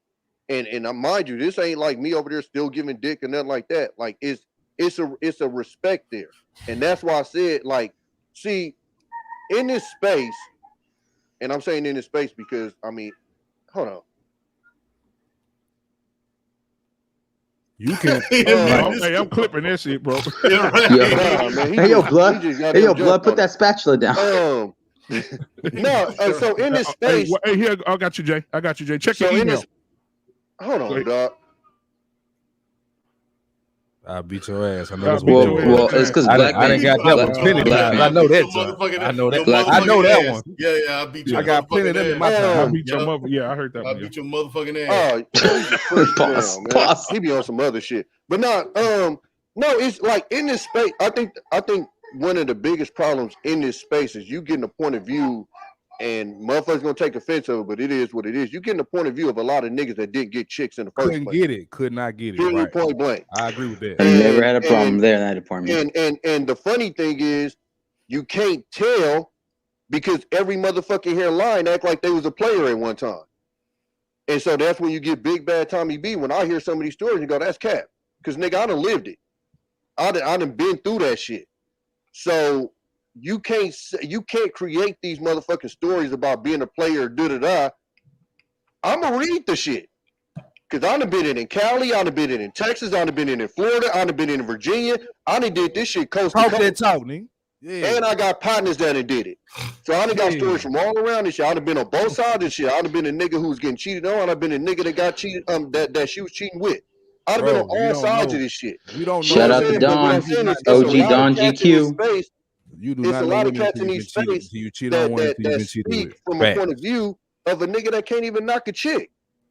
half-assed. Facts. And then you wonder why you can't get submitted to. And it's like when I listened to even me and Dre had a conversation about one of the folks, and I'm like, a lot of the times when a lot of you motherfuckers talk, y'all ain't even leaders. In order for her to submit, you gotta fucking look like a leader. You gotta have the confidence of a leader. Mm-hmm. A lot of the motherfuckers that speak in this space have no confidence, bro. I'm not asking, I'm telling. Let me ask y'all a question. I agree with that to an extent. Hold on. You already went, bro. Let me get it. So let me ask you a question. I did it. It was cut. I'll go after you. You actually did, bro. Are you breaking up again, dude? Yeah, you breaking up. We ain't signing. I ain't went since you went earlier talking. We ain't signing. You breaking up. So I'm saying, look, do y'all believe that a relationship can work without submission? Yeah. Yeah. Eventually, I don't think so. Because listen, eventually, I hope my sister don't see this episode. But my sister and her husband working like a motherfucker. They've been married for double-digit years. And hey, that motherfucker is a circus over there to me. I'll be over there slapping myself in the head like, I wish a motherfucker. I'm gonna be 100 with you. Look, can we understand what work mean? Because I think exactly. Because everybody's definition of work is my shit still going from everybody that's been married that have been on these panels is I've been successfully married for this many years. So in only thing that I can call successfully married is you still married, because literally everybody come on this platform is happily married. So I ain't heard not a one motherfucker get on this platform and say they was unhappily married, they had problems in their marriage, or any of that shit. So everybody on this platform is quote unquote happily married. Miss Ellis, hey, check your text message. And for me, man, because I'm not inside of their relationship, the only way that I can judge success is they ain't divorced. You absolutely correct. They could be going through it, but again, E-Man, ain't that part of marriage? So you can't call it unsuccessful if they going through it, because that's what you're supposed to work through. Yep. But what I'm saying is it's working for them. It would never fucking work for me. But it's working for them, because I'm telling you right now, she sure wearing the Dickies and my nigga wearing the Vickies like a motherfucker. I'll be one, man. Woo. Listen, when I say peace, well, it ain't been no peace in that motherfucking house. Hey, but Tommy's on to something. There are some people in some toxic ass relationships, but stay together for a long ass. Well, I'm just saying, as far as calling a marriage successful, the only way that we can bar it being unsuccessful is in divorce. Outside of that, unless you're on the inside of that marriage, I can't really speak on if it's. I mean, I can only say it's successful because it ain't divorced yet. That's the only reason why I say it's successful, E-Man. But does it have to be just be divorce? Can it be like baby mama drama or baby daddy drama? That's gonna I'm saying as far as a success. I'm saying a successful marriage. I'm only basing that on you're still married, because I don't know the ins and outs of people married. The reason I asked that question, because before I answer CJ's question, I kind of want to know kind of what the standard of his question. And if we just said that, can a people be married forever without submission? 100%. But it just, I'm not. So I just wanted to get an understanding of where he was coming from. Thank you, Tamika. First, so I think guys like us can't even imagine that shit, because we'd be like, fuck no. I can't but see it's some guys out there that can rock like can't that. See it. I give you another perfect example. One of my best friends, his mom and dad still married, and when I tell you she wears the Dickies, dog, she wears the Dickies. She gets the check, gives this nigga however much money she feel like giving this nigga. I'm talking like she runs the motherfucking house. Me in the house and wish that nigga would, like all, and they'd have been married for, I'm talking. But tell me, B, I'm telling you, 30, 40 years. Ain't no submission, though. But listen, it's more. Well, he's submitting. No, he's submitting, not her. He's submitting. Tell me, B, it's a lot of marriages like that. It's Queen, mother God. It's dudes out here that submitted to their wives. And I'm not talking about. I do think that it should be a certain level of submission from husband to wife. I'm not. But it's a different type of submission. E-Man. That is correct. Yeah, it's a different type. Men should submit to the wife. Well, you know what, it's a different type. And I guess that qualifies as some submission. I got a better question. I guess do women want that though? Do women want a man that they can't submit to? Some women do. Some women want to control the shit. Some women. Some women are real narcissists that way. For longevity, some like dog. Yeah. When I tell you my sister was been built like that since we were little, the reason why me and her used to fight, because she thought that like, nah, nigga, I'm the nigga up in here. Understand that. And so when she got dude, I was like, yeah, you had to be specially built for her, because listen, I'm gonna tell you this. Can I speak on this for a while? Because when me and my pastor had a conversation and said we'd fully understand if he slapped the shit out of her one day, that's how deep that shit is over there. You feel me? So yeah. But if he like it, I love it. I can't jump in the middle of that. Go ahead, Black David. My Well, I bad. like the baby and shit. Yeah, go Black David. You got the floor. Black David, you got the floor, man. Go on, use that powerful mic, man. Go Let on. me say this. I've listened to it for a while now, and a lot of things that Who said Tommy's that? speaking Who said about, that? I can almost agree with him because how would I say this? I have seen relationship whereby the woman run the household, and man submit, and I find that very weird. I don't understand why that's the case, but it is what it is, and I see the other thing a while as well. Now, for a relationship, aka marriage, to be without submission, it may last, but it will look kind of complex to me because, for one, if a man has a particular goal and a vision for the family and want to be have a successful family, if he's trying to run a business or something, and woman trying to do something else completely different and sabotage what she's doing, it's not going to look well because how would I put this? There's a dude I know back in my neighborhood out here. Guy was doing construction. He's a construction worker. He got a baby mama who was trying to marry. Now, this man was killing himself for like a couple of years working on the construction time, making that bread, throwing the money in the bank so he can get a down payment for a house. Now, this chick, sad to say, she from the hood, she for the street, from the project, went That behind comment the right there. brother, took the money out of the bank to buy some truck or whatever and put some rims to show off in the project. And where I looked at it, it's like, whoa. We were when the guy was telling what was going on and to how the guy blew his top. All I could say, I wish I wasn't there because you can imagine the way that going that guy. Everybody who Tear knows that this ass up. construction workers, it's not an easy job. Now, this guy making wood bread, trying to stack up money to get a house, and your girl go behind your back, who you thought you gonna marry, empty the bank and get to buy some truck or whatever and put some rims just to showcase in the project. I don't think that marriage is gonna last, even though you get Yeah, he married. 'Cause flipped. He right, got her right there, taxes and he flipped it for a Crown Vic. I already right, know. right there, she betrayed his trust. I disagree. Nigga. I disagree. I think You know exactly. So Hey, I don't understand how CJ. a religion without submission would work because that is a perfect example right there when I saw that. And he got a car note on that. But no, I want to say I Did think we got to be careful not to say that a cookie cutter relationship is the only way that a relationship can be successful. I agree. I know men that do not have submission from their wives, and I know for a fact that she wear the pants, and they're both comfortable in that relationship. Like that relationship does work. So I no You just need form to of be careful submission not to at hit the all. screen on your freaking phone Now, email. that's what I'm saying. No, There's some people that do that it's partnership no shit, form of and it works, submission at bro. all. Yeah, that's the thing. Some Like people that's do what I'm that saying. partnership Like shit, no, and And it it works. works, and it works for them. Yeah. It just Sometimes won't I'm work not for me. saying you got to Sometimes it just be works. the leader of every single thing. That's not what I'm No, saying. you're not No, gonna be the listen leader. to me. There's Yeah, some what I'm people where saying. everything is 50-50, and it works. I don't know why everybody thinks it's only one way for this shit to work. right. It ain't. It's not even that. It's just like, bro. No, of If course not. I'm saying you can't hold your nuts. Like, bro, if a man You ain't should holding be nuts able to me, to, but bro, he ain't no man. but bro, That's but not even that's to successful. you. If it works for him, I mean, look, I know that's listen, why I said it to me. listen. What that man eat don't make me shit. If Right. that works for him, and that's why me and my Hey, I'm Brittany gonna B. tell you like this, CJ. I used What's to think up? like that, and then I used to express it. If I still thought like that, I wouldn't be able to get along with my brother-in-law. I swear to God, because I used to be where if I, for some reason, didn't respect you, then I would disrespect you for the But most part. I've been in them situations with too, where I got people in my family and people I No, know I'm saying that's how I that are move. soft. Period, bro. No. I got you. I'm talking about the person the man that is submissive to his girl. I'm saying them guys be the same guys that'll come talk to you like they sad in their marriage or sad in their relationship. And a lot of times, from my experience, is it And you know what I anecdotal? tell them? It's It ain't your anecdotal. fault. No, My best friend stay around the corner from me Now you right can't now. nope it. You can Every disagree, time but this that's nigga been say an something, I say, experience, bro, though. but you no, let that shit slide in the beginning, so it's slide now. It's That's slide now, on yep. you. I agree You with built that. this No, monster, I now agree you with got to that. conquer it. I agree They with ain't that. happy in it.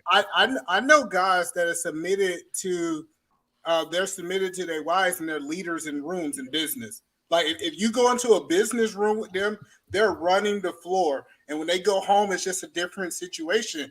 And it's just because they got a soft spot for their wife that they don't have for no one else. But I'm telling you, it's I guys mean, that every man got that though. But see, like CJ, you gotta understand, dog. We're in a space where essentially everybody's projecting. Right. Everybody in this motherfucker swear they're alpha. Right. Everybody. You know what I'm saying? So it's a lot of projection in this space. Yeah, but at the same time, Tommy, the guys who pretend to be alphas and stuff, you can listen to just the way they talk, and you know they're full of bullshit. And that's why I said, Mandra, when we had that conversation beyond the scene, in Miami, and I'm like, bro, don't even come off as a leader.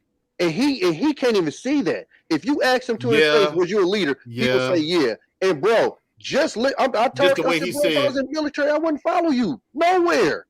You sound like a fucking quitter as soon as it get run. And that's why that was my point when we ain't signed. Is like, so can we determine that successful? So a successful marriage is you don't divorce. That's what we're saying. The reason why I said that is because unless you're inside of that marriage, there's no other way to determine it. If you don't know the ins and outs, because for me, I've learned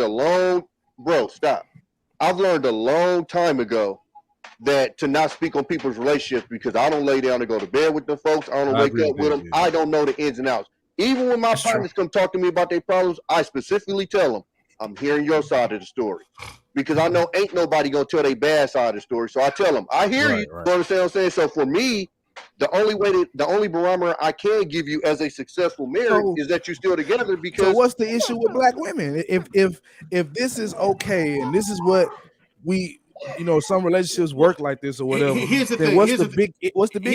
Here's a big issue. That's dudes why I said I don't have one. Here's the thing. A lot of these guys are running into issues because they don't know how to lead. A lot of people think that leadership in a relationship means you boss the chick around and you force her to do what you want to do, but that's not the case. Yeah. No, you be a man. You do your duty as a man. If that woman ain't responding and reciprocating her duties to you, you walk. And most niggas just don't want to walk. I agree. People look at me like, why are you still single? You're not married. Like, because I fucking walk. I'm willing to walk away. Wait, Mandrell. Wait, hold on. If I'm doing what I'm supposed to do in this relationship, you're not doing what you're supposed to do in this relationship, I'm out. There's no point for me to stay around. Why? There really isn't. But would that be called men having a scarcity mindset? Is that what it is? It's not a scarcity mindset. No. Let me add to Mandrell because what Mandrell is talking about, something my uncle taught me about. Because let's be honest with you, men who are grew up in the old school mindset are not trying to be dictator in a house, so they know what their role, they know the responsibility is. What going on right now in today's society, then to make sure two things. There are some of us, like Mandrell and I, who came from an old school mentality whereby we have our set of responsibilities, we have a set of duties where we had to uphold regardless of the situation. The women of today's generation are more modernized, less traditionalized.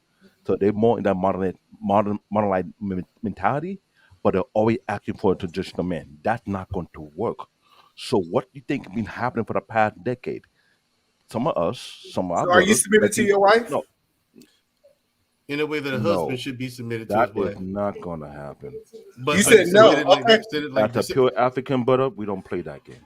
Okay. So if we look at the definition of submission, hold on. I just want to break it down. I get what you're trying to say. I get what you're trying to say. Let me just ask the question. That's my point. I just want to ask one question. Do you accept the will of your wife? Yeah. Bottom line, to answer your question, CJ, today, what it seems like when you listen to these dudes talk, it seems like women are refusing, just flat out refusing to submit. Period. In any way. Well, they want it all. Like Sir Hale said it on my show on Wednesday. Today, it seems like women want it all. They want all the benefits of being in a relationship and a marriage, but they don't want to contribute anything. That's true. Young modern. That's what people are talking about.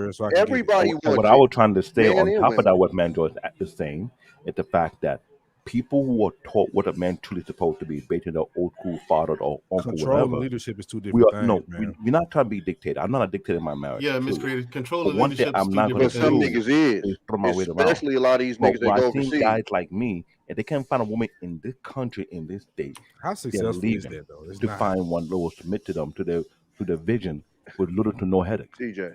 That's they successful when they come over here and them overseas chicks see a real nigga. Because look at JB, for example. Perfect example, Jonathan Barron. he said on a few platforms, the one on Lapeer Network, he said, and I quote, "I told my father to go to Haiti to look for a wife for me," and this guy's in the ATL. Now, for him to tell his father to do such a thing, that's because of the upbringing. They're Nah, not it's because he here can't make to. chicks They're submit. not trying. No, they're not trying to be dictated. They know what their roles are. The problem is today, modernized women want everything, just like so Healthy just said. They want everything, but don't want to Black David, can contribute. you please put up the That don't work. definition of submission? But here's Black the thing. David, we listening to niggas that want everything. I want her skinny. I want her this. I want her like we listen. It's the same thing. The opposite side. I didn't say I want everything. No, I'm saying I'm saying if you listen to this space and you listen to these guys, and you hear what they describing, they want everything. They want everything, but So I found it very. but that's why when you get together, you always have to what do you call that shit? What the hell do you call that shit? Negotiate. Huh? Compromise. Compromise. That's why because you have these everybody got these expectations on the outside. When you get together, that's why you have to compromise because you ain't gonna get everything. You're gonna get everything. But Exactly. generally, from the outside, men want everything just like women want everything. You're not gonna get it, but everybody wants everything. 80-20 rules. Ever heard of But the I'm telling 80-20 you rules? though, David, as a single man that's been out here, bro, a lot of these stories you hearing from these cats, it's dudes that can't get chicks, bro. I promise you it is. And I agree with that. If you listen to most of the dudes that get chicks, they'll tell you that shit don't happen out here. Like this shit sounds like Japanese does. Like what? I didn't get married in my 20s. I got married in my 30s, and I wanted to get married in my 20s. That's number one. Number two, when I was dating, I saw the game as it is. I found out it was a waste of time because I would think I might have to either go down south. If I can't find it down south, I might have to leave the country. Real talk, because I have what I call a one-strike contract with women. You give me drama, deuces. Want to play dumb mind game? Deuces. If you think I'm gonna fight over you with another guy, deuces. I ain't got time for the childish game. Yeah, facts. Yeah, but that's called limits and boundaries for you. When I leave high school, I leave the high school way behind. So I'm not gonna be like, oh, thank you. Fight you. I'm like, fight for you for what? So I'm saying, so thing some is- people right, just right. scared to Black call man out some unfiltered. people. Black That's man what it sounds like to unfiltered. me. Yeah. See, Can we Thank get you, on brother. the same page? Can you Google submission? Like CJ, I can. CJ, And while I'm like Googling you submission, said- hold on 1 second, And Mandre. put it While up, I'm Googling please. submission, Yeah. I want to welcome everybody here. If you're just getting in here, thank you for being here. The conversation tonight is what black men really want from black women. If you have anything you want to say, please put it in the chat. Feel free to do that. As the men continue to discuss, hit that subscribe button, hit that like button. And again, thank you guys for being here on tonight. Also, before we get the other guys in here, the doctor has arrived, right? We have Hello, DQ Mr. guy Bennett. came here Yes, tonight, he man. Good has. to see him in here tonight. Jay, good to see you tonight. Also, Johnny Dr. Jack. Bennett just came in here, and I definitely want to hear from Dr. Bennett. So, Dr. Bennett, I want to ask you the question, then we'll go back around to the other guys and discuss more. But what do you think in this day and time right now, what do you think black men really want from black women in a relationship? Cooperation. That's what I said. That's what he said too. And respect. Just In a relationship, it's three a things. willing spirit, a cooperative spirit, an attitude that says yes before they say no. Now you could say something and you want to do something crazy or whatever, and they may give them cause for pause. My wife and I, we had this conversation right after your show, Mandrell. Shout out to you for your debut. Thank you. And just Thank you for showing up to the debut too. Hey Appreciate man, it. you know I had to be there. I thought we were gonna do we were gonna do the takeover. So I appreciate when the brothers of the barbershop come in.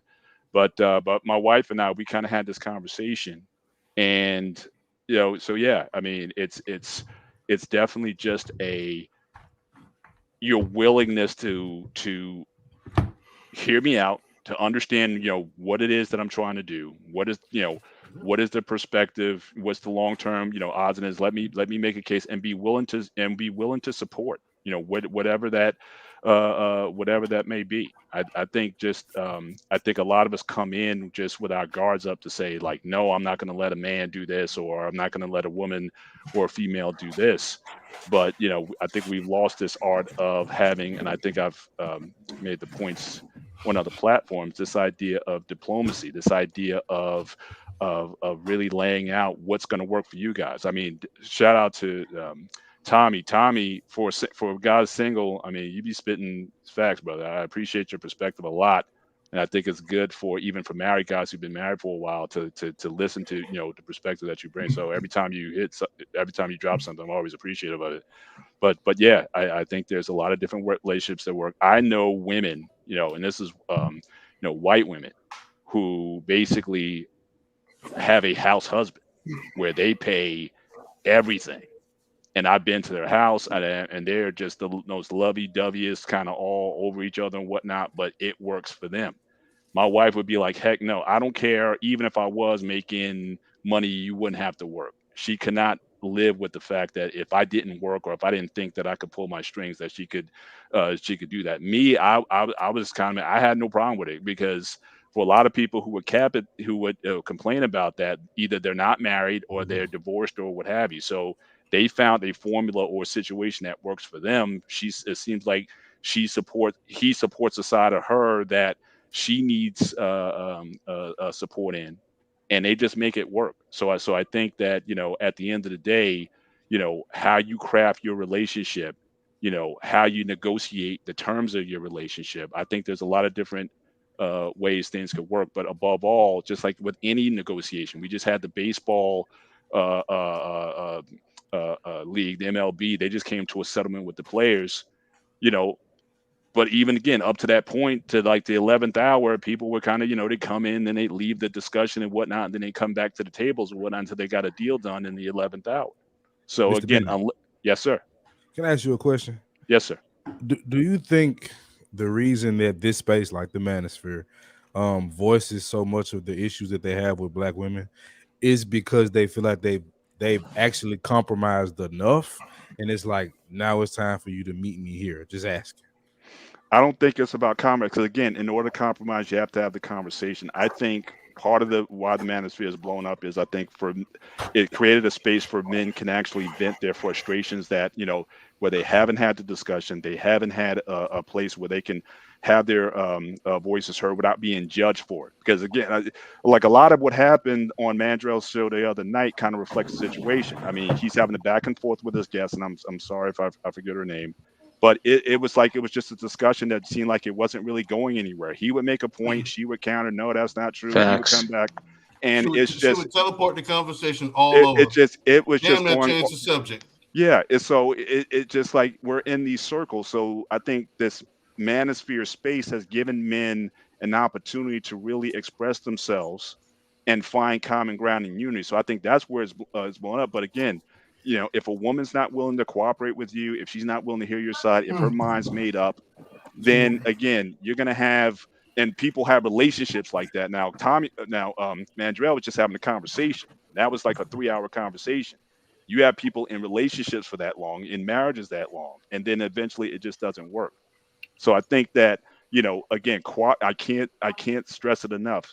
Having a willingness to trust, have a willingness to cooperate, and one thing my wife told me the other day, the day after Mandrell's show, was like one thing that I came into the marriage with was like I just knew that I was going to trust you. Like the decisions, not to say that I got everything right, and I haven't, but she came in with a mindset is that I'm going to trust you with the major decisions in our lives. And that just made, up to this point, and she even said like even now it's like she really appreciates that she's done that because she just realized the benefits of that. And what it also helped me man up because again, I didn't come in knowing everything. But the fact that I was able to fall and she just kind of shook it off like, we'll get them next time. She picked me up. She didn't just say, I told you it wouldn't work. She didn't have that kind of attitude just waiting for me to fall. She was like, she let me make the mistakes. We'll rebound, we'll get over it, we'll bounce back or whatever. Okay, fine. Let me learn from my mistake and let me grow and let me move on from it. So I think that mindset, I think any man would find value in that. I think a man can grow from that. And if he's a real man, he's going to take that responsibility on and he's really going to become the man that he needs to be because, he wants to earn her respect. at the end of the day. So I think Well, that hold on. Appreciate the answer, bro. I really don't think men are looking for women to be yes men. Just say yes to everything that we do. That ain't what he said. But let me finish. God damn.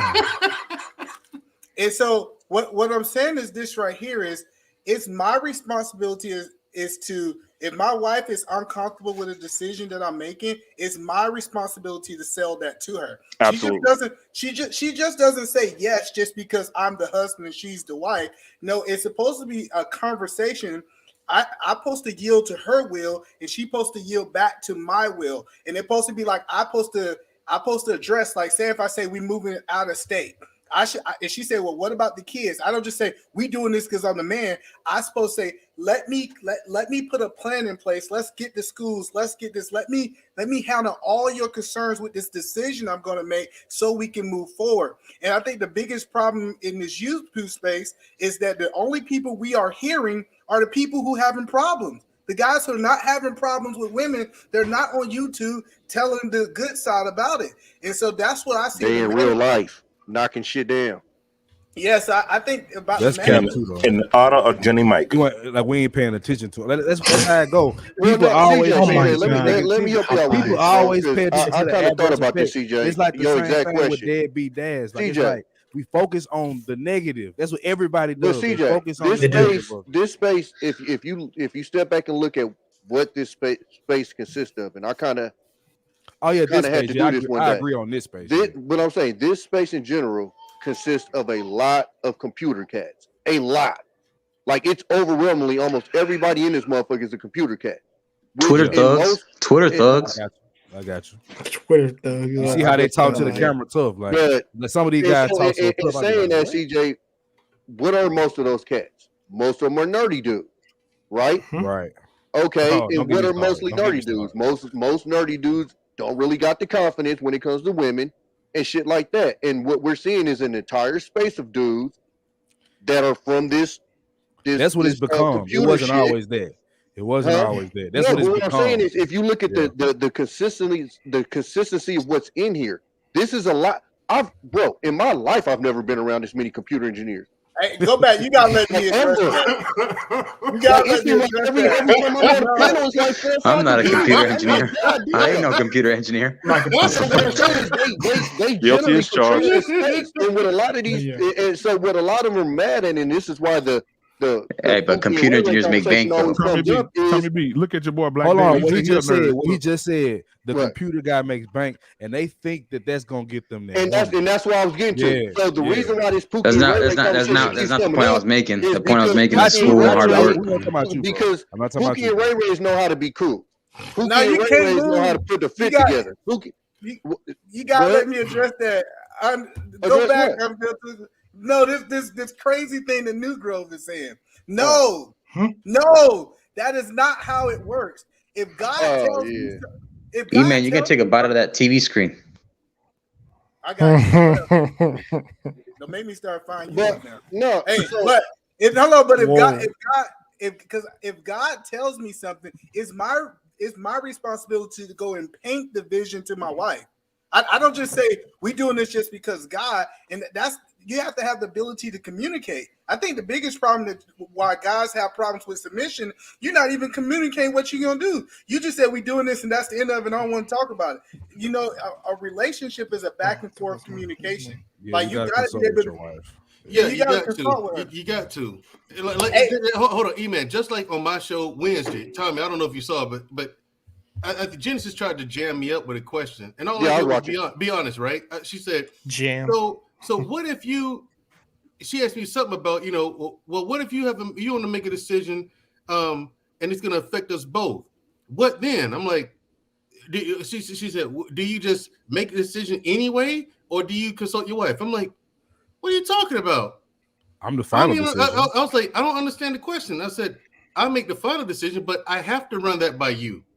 I don't have a choice in a marriage. Correct.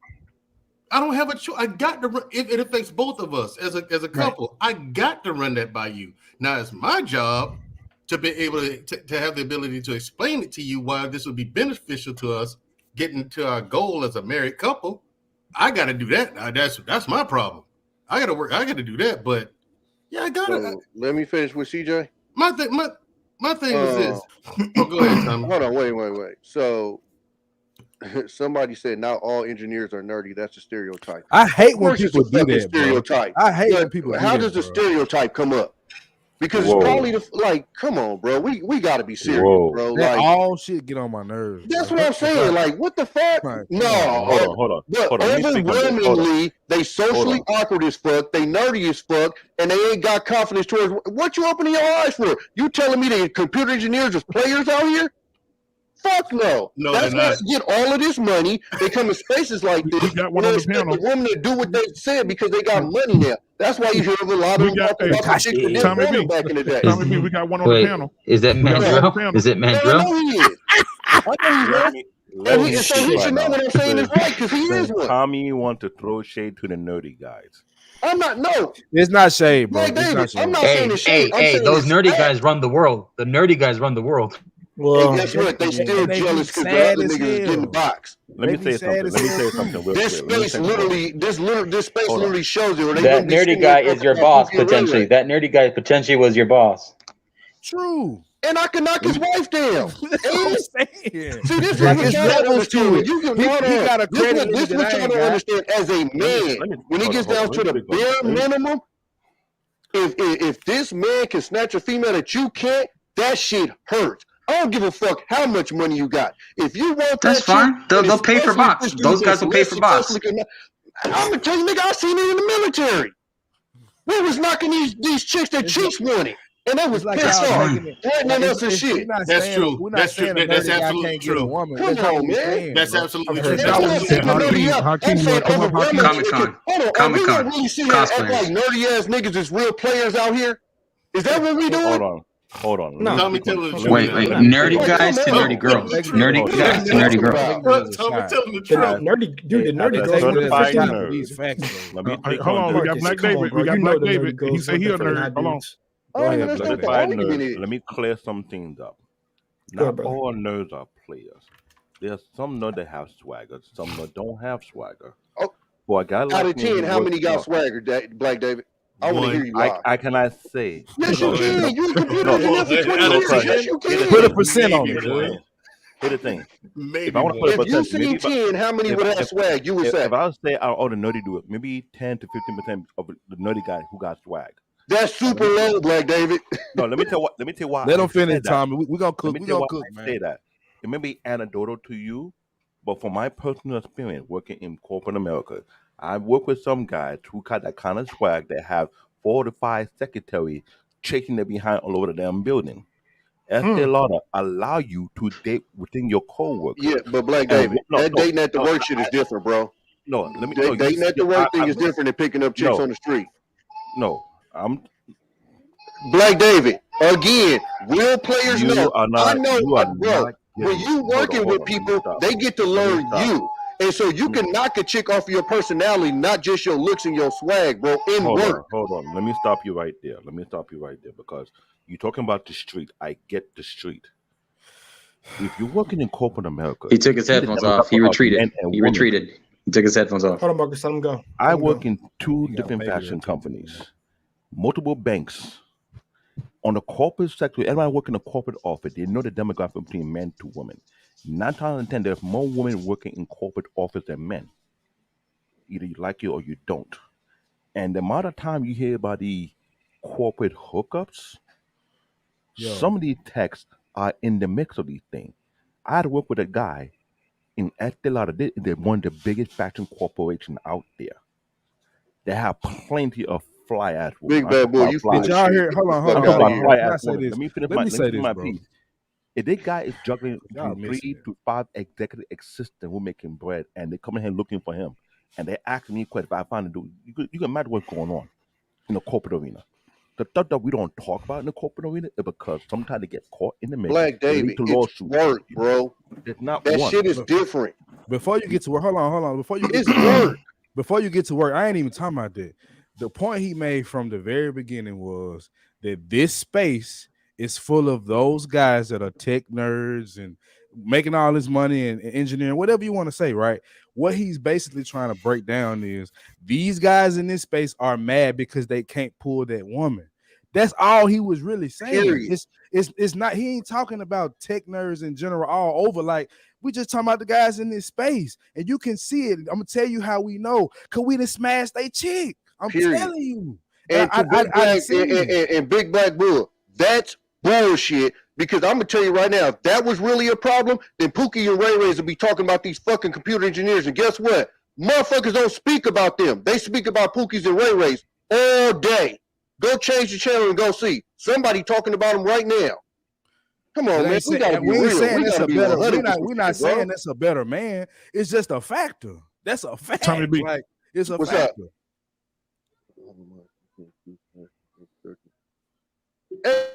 They missed. I'm explaining why these dudes look.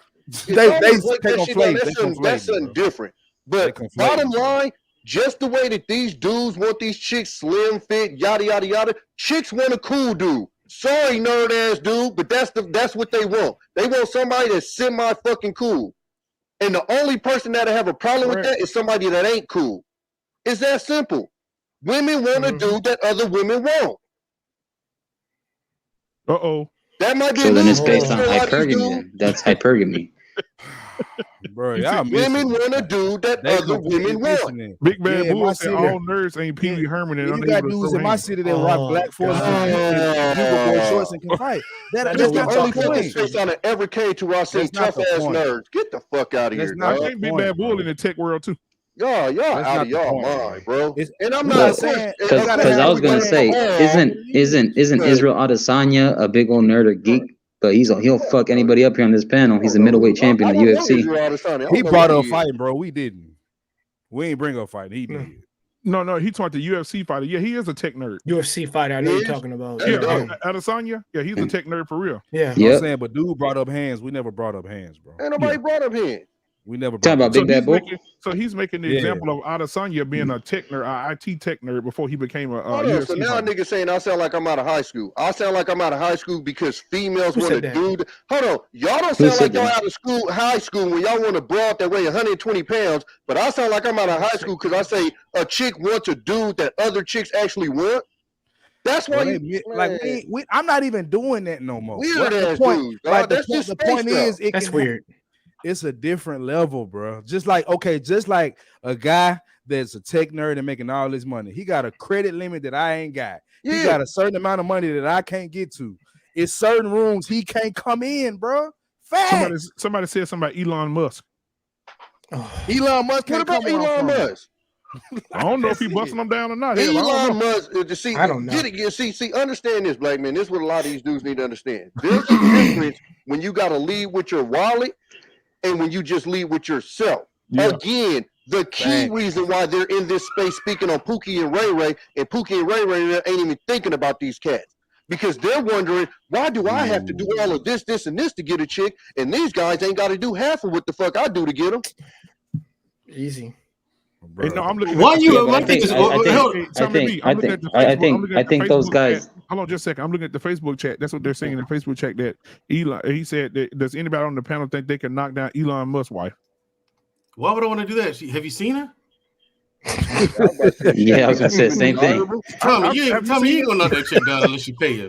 I've seen her. She look like kind of wild looking, like a. I'm gonna ask Elon Musk. I'm gonna ask Elon Musk for $1 million. The money was right. Perfect example, and this is. He said if the money was right. The money was right, maybe. I mean, let me give you a perfect example. And look, it was a rumor. It may or may not be, but this is a rumor. That Bezos had came with his new chick or whatever. And then she got around Leonardo Leo DiCaprio. And then cruising eyes on Leo. Yeah. That's what I'm talking about. Yeah, she literally said she got no panties. Look, I don't know about all that, but I'm just saying. Hey, and I want to say that was recorded. I'm a Pookie hybrid, nigga. I'm a Pookie hybrid, nigga. Yeah, I got some Pookie in me, bro. And what? Yeah, I got swagger to me. It's nothing. It's nothing, bro. I still move in circles of nerds. I still move in circles of street niggas. I move in circles of executive guys. Like, bro, y'all tripping. Y'all act like a Pookie is just, look, my definition of a Pookie is a shiftless dude, bro. It ain't even that, bro. Y'all want to I define could us. give Y'all a want to fuck define about the hood acronym, niggas. to be honest with you. That's I could crazy. care Yeah, less. but TV propaganda that also ain't put paying that that dude no stereotype. That's mind. He lame, bro. triggered. That's lame, bro. He triggered. Yeah. He triggered. But see, Go But find a wife. TV and propaganda put Weird those ass stereotypes though. but see, the thing is, like with Pookie, what guys like that have to understand, the nerd guys. 'Cause I can speak to that because I spent a lot of time, because I've always been into nerd shit.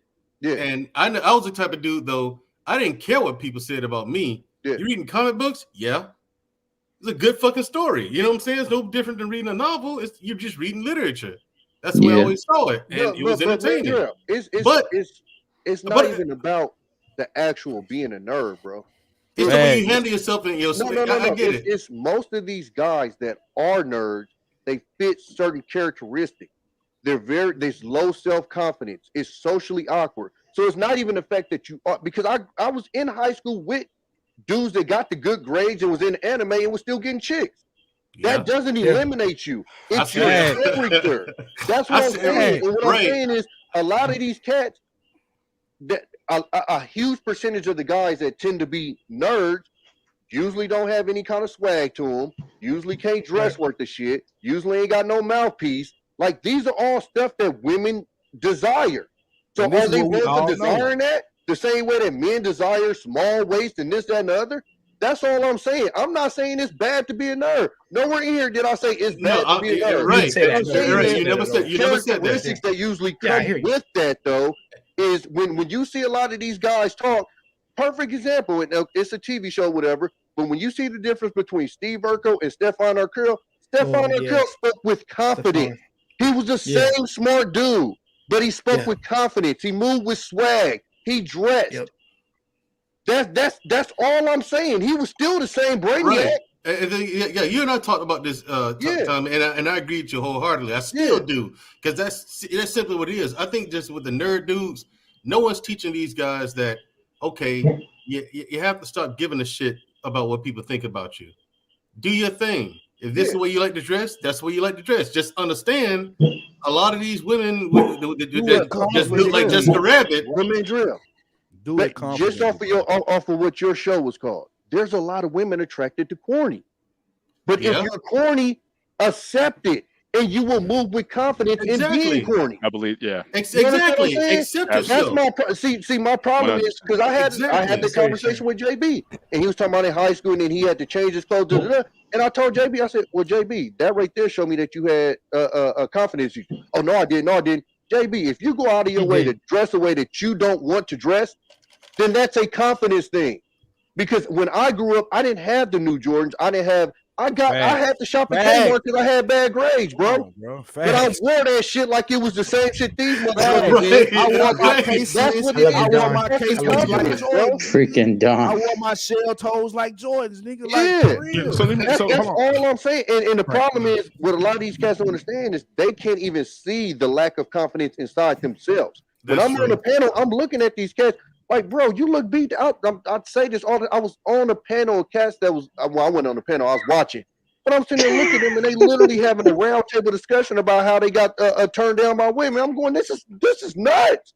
My homeboys would fucking laugh in my face if I was sitting there trying to have a discussion about how this many girls turned me down, and this girl was mean when she turned me down. I'm like, wait, men don't do this. Here's my thing. Yeah, some chick thought Mandrell was a child. She picked him up at a McDonald's playground. So let me ask y'all this. Let me ask y'all this real quick. I got a question for y'all. Go ahead, bro. So let's get back on track here.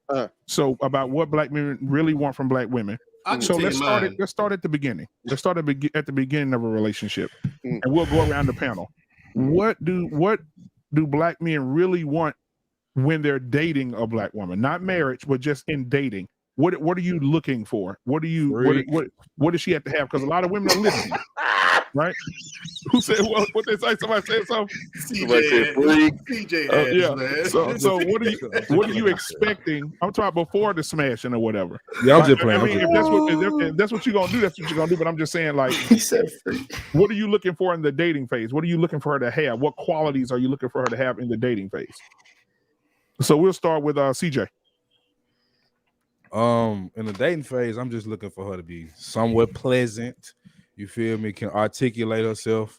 And I do want to know that she can handle herself. You feel me? Like that's like the first. I mean, of course, physical attraction, but just on a mental and conversation standpoint, that's really all I'm looking for. Like the rest will come later, but initially, I just want to see she got a good head on her shoulders. She know what she's doing out here, and she know what she want, and she not just running her mouth.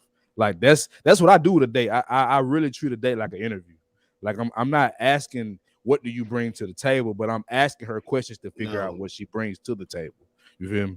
Right. That's how you do it, CJ. You don't Black ask man, a woman what you bring to Bronze Bird want to hop on. I don't know if that's a female or a man, but Bronze Bird want to hop on. All right, cool. I got you. Bronze Bird, I got you. I'm finna put the link in right now. That's a good. Hold on. Don't do that one, because that one. Yeah. Okay. Yeah. There you go. Like I said, me and Tommy talk. Okay. So Mandrill, you'll go. Mandrill, answer the question. Cool. What are you looking for? Because you're a single man right now. So Yeah. what are you looking for the black woman to have when you're dating? What qualities does she need to have when you guys are dating? First conversation. Be the same height. No, first conversation. I'm looking for chemistry. First conversation, first date. I'm looking for chemistry. Flat out. I'm not if I find other things, cool. But the first thing I'm looking for is that chemistry here between she and I. Do we vibe? You know, am I laughing at her jokes? She laughing at mine? You know, that's it. First, initially, like first date, first conversation. Oh, after that, okay, the chemistry. Can she hold a conversation about anything? Doesn't have to be about anything specific. Physical attraction, yeah, you ain't got to be an 8, 9, or 10. I'll take a regular chick. But if she can hold a conversation, she got something up here, you know what I'm saying? Thank you. Conversation is big, bro. Right, Conversation is big. right. You know what I'm saying? Yeah. She can hold a conversation. There's chemistry, and she's a regular looking chick. Yes, I'll take a regular chick over an 8, 9, or 10. Yeah, give me an average. Give me an average at best. Right, give me an average at best who thinks who don't think her shit stink. Her shit don't stink. You know what I'm saying? And so Don GQ, right? You my guy. When you get with a black woman and you're dating her, what are you looking for? What qualities? If you're talking right now to a room full of women right now that may be watching, tell them what you're looking for if you're going on a date with them. What are black men looking for in a black woman? Hey, black man, can I add something real quick? Just one quick thing. Quick thing. Yeah. I want her to know her father, have a relationship with her father. Oh, big one. Boy, that'll clear room quick. Mm-hmm. That'll clear room quick. I'd be like, any more questions? Yeah, but go ahead, Don GQ. Well, my main question, it's not really a question. It's something that I would look for. It's just somebody that's not combative. You know, and you can test that just by having a regular conversation. You know, if they're quick to be combative about anything and everything that's presented in a conversation, then that's a flag for me. Make sure to say amen. Amen. Jake Takashi, you're a single guy as well, right? Correct. What are you looking for if you're dating a black woman, right? What qualities are you looking for? What does she have to possess for you to say, you know what, this could work? This is something that I can roll with. This can grow. If she had if she just had one thing that was positive. Okay. No, everything. Like, what are you looking for on a date? When you're sitting down with her and y'all having dinner or whatever y'all choose to do on your first date, what are you looking for in her to say, you know what, a second date coming, a third one coming, I can see myself with this woman? Honestly, two brothers already said the same thing I was going to say. Chemistry and hold a conversation. That's enough said. I'm sorry, man. Listen, if you sound, I don't even want to be throwing an insult, but I'm going to say, because I think Tommy might understand. Like if you got a brain of that of a goldfish, I can't, and I tune out. I gotta go, man. I've done that one time, Tommy. Please, and I'm like, bro, I gotta get the out of here. This is making me stupid. Top off. Yeah, man, it was making me stupid. Like, and I ain't never had a conversation that made me feel stupid before, unless it was with a stupid person. I'm like, dude, I'm losing brain cells, bro. I'm out. Just by sitting there holding a conversation, you losing brains. You feel like you got dumber just by having that conversation.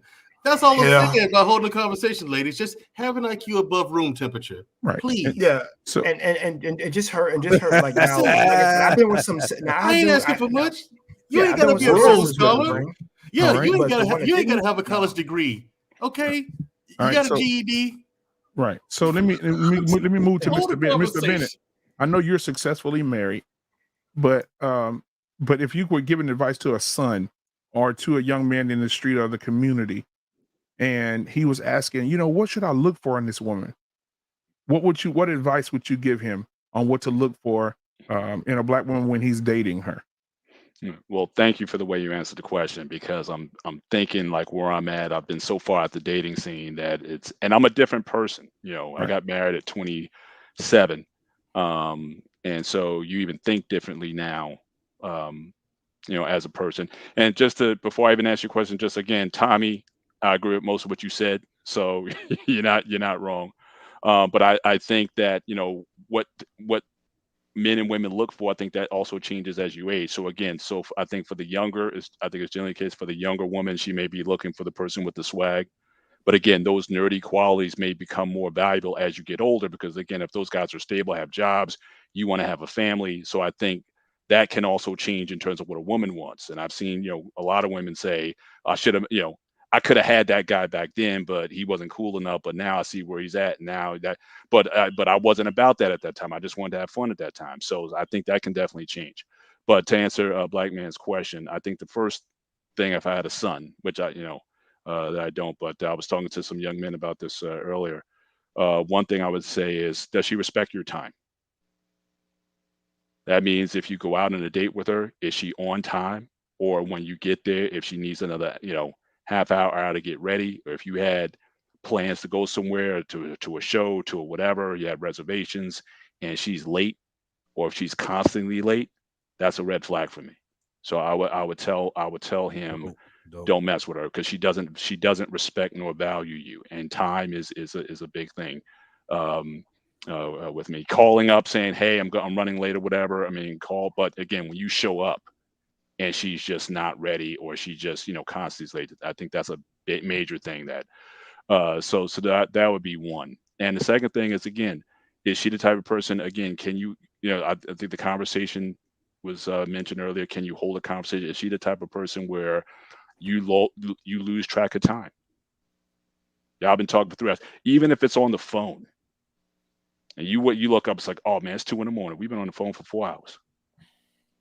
I think that's a good sign that this is somebody who you definitely want to spend time with, and you definitely want to go out with again. Yes, that's happened too. Yeah, non-sexual. It ain't you look up. non-sexual at all. Yeah, you're just going. It's just, but you look up and say, oh my gosh, we've been on this phone for 4 hours, and you don't even miss sex. You ain't even brought up sex. Yep. No, it's just having that vibe that you can really gel with. So I would say those are two big ones. But time is a big one for me, especially coming from her. Is she if you go into a nice place, is she dressed appropriately? And does she get back to you when she says she's going to get back to you? Just things like that. I think are those would be like my door lock tests. Shout out to that movie Bronx Tale, always brought that up. It's the door test where she goes and opens the door for you on the other side. If anybody hasn't seen that scene, just look up Bronx Tale door test. Shout out to the Bronx Tale. It's a great movie. Yeah. I know you're talking about. So that there, if she shows you that, is she attentive? When you're talking, does she have an interest in you? You can tell that she's just there, just killing time, or does she have an interest in wanting to know more about you? Is she asking you questions about your family, about your life, about how about you yourself? Yeah, is she Yeah. interested in you as a person? Right. Yeah, I think if you start there, if I had a son, I tell him, if she's like that, then yeah, I would say definitely she may be worth pursuing and spending your time with. All right. So Great answer, thank bro. you, Dr. Great Bennett. I appreciate that. So Dr. Bennett always brings the calm to the storm, man. He always has when he talks, everybody listens, bro. So definitely a storm. I definitely wanted to bring let's see who I see. Shanghai China came back in here. But I want to get Bronze Bird, because Bronze Bird, he's a guest coming in to ask a question. So we'll get him in, and then we'll bring the next guest in, as we will filter through the guests as they're coming in. I know Big Nathan Daly finna be here in a second. Lord have mercy. And so we're gonna have Bronze Bird go ahead and ask his question and say what he has to say, and then we'll get him out, and then we'll bring somebody else in. So Bronze Bird, what you got for us? Hi, brothers. I don't think I had a question. I wanted to contribute. Okay, yeah, go ahead. Cool. I still very much like black women. I'm a single man myself. I'm actually young, millennial generation. a lot of I would say I'm this. so sorry. I'm so sorry. He said, I'm so sorry. How tall are you, Bird? How tall are you? No, hell no. Don't do that. Don't do here we this. go. Don't do this. Don't do this. Already getting bad treatment, like. But I mean, in my generation, there's a lot of things I'm already annoyed with. But getting to what I would want out of the lady that I'm pursuing, which is a black woman, since I'm still interested in them largely.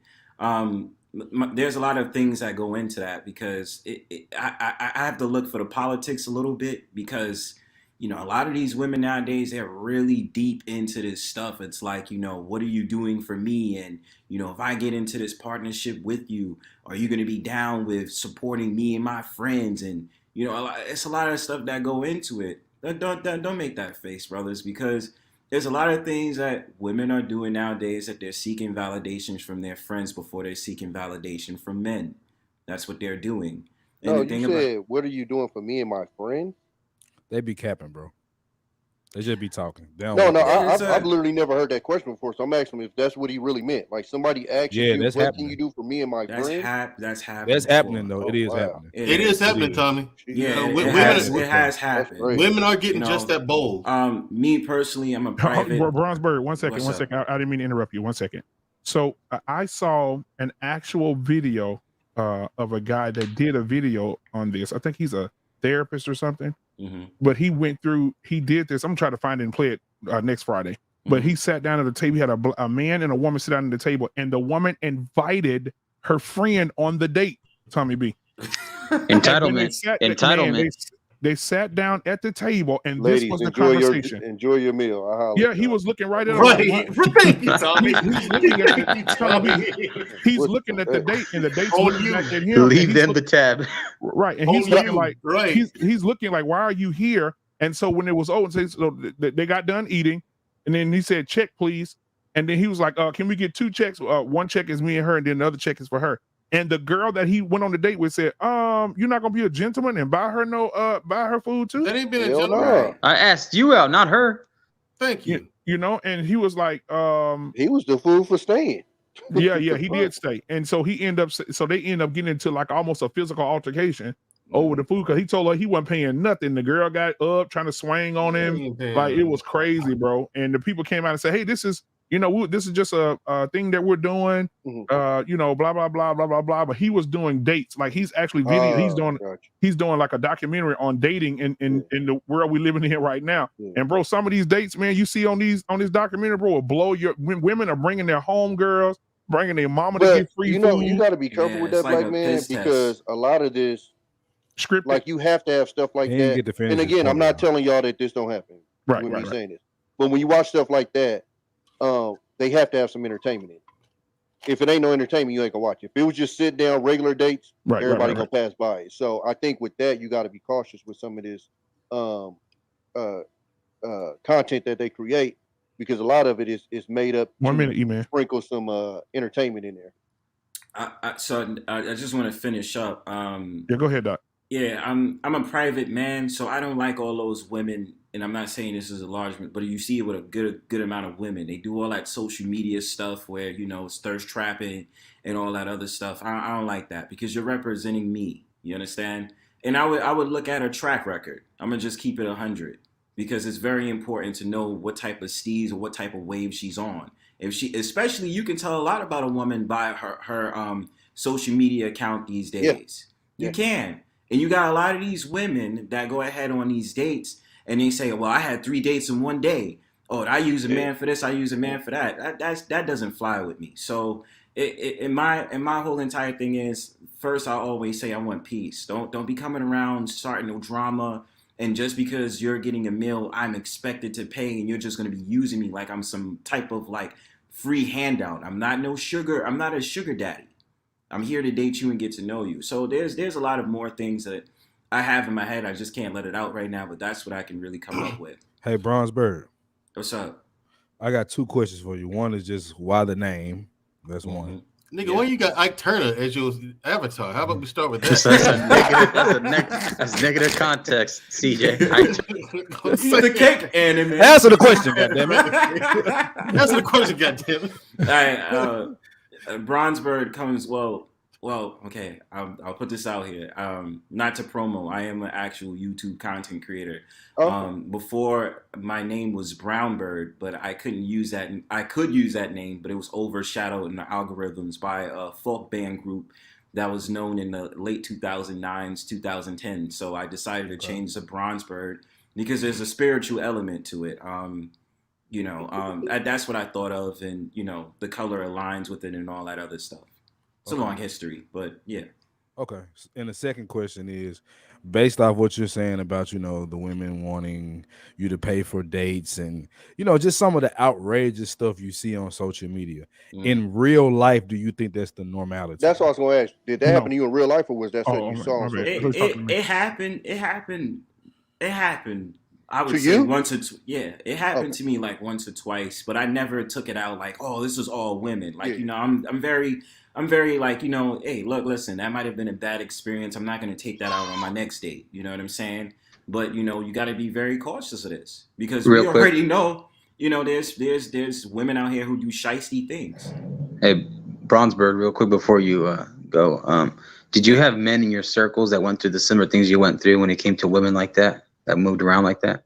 What, doing grimy stuff? Yeah, just like stuff like that. Like we just said about bringing a girl over, her friend over, expecting her for you to pay for stuff, or wilding, going crazy.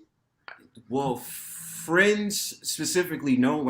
I've heard stories like one of my friends, I had to help him because it was his girlfriend that was basically like he paid his whole paycheck to his girl, and she was just giving him shit like all the time when it came to dates and just like looking at him like the money bag. You know what I'm saying? So it was stuff like that, and I had to warn him. I'm like, yo, bro, don't do that because you a nice dude, and this woman is taking advantage of you. You know what I'm saying? So stuff like that. And then, of course, like sexual acts, like, these women lying on men, talking about, oh, I'm pregnant when they're really not, and trying to trap dudes. I've seen shiesty stuff out here. I've seen that now. I've definitely seen that. That's an easy fix, though. That's the piss on this stick right quick man. for me, baby. Even still, they'll lie. But go ahead. That's true. Can't lie after you piss on the stick. You're muted. And I'm gonna watch. And I'm gonna watch you piss on the stick. I was about to say, black man, right there, Man, Joe, you really gonna stand there? Hell yeah! I got it. Anybody else have any other questions for Bronzebird before we get somebody else in here? Any more I do. I do. I got questions. I did ask my question, but no one answered it. What was the question, bro? How tall are you? Oh, I'm a short. Oh, here we go. How short are you? Let's see. 5'2". Nah. I'm not Kevin Hart. I'm taller than that. Mandrell's happy he can go down on Kevin Hart. I'm mid-height. I'll say that. No. Come on, man. You 5 what? It's okay. I'm mid-height. I'll say it's that. okay to be short, bro. I admit that I'm a shorty, but I'm a mid-height. I'm not 5'2". 5'6", 5'7". Around that. Around 5'6". Okay. I'm not the shortest guy on the panel now. I knew Mandrell was looking for that. 5 foot. Hell yeah. Mandrell's ego's fixed. Mandrell's ego's fixed. Oh, okay. You still gonna be the shortest dude here, bro. Public service announcement. Bronzebird, man.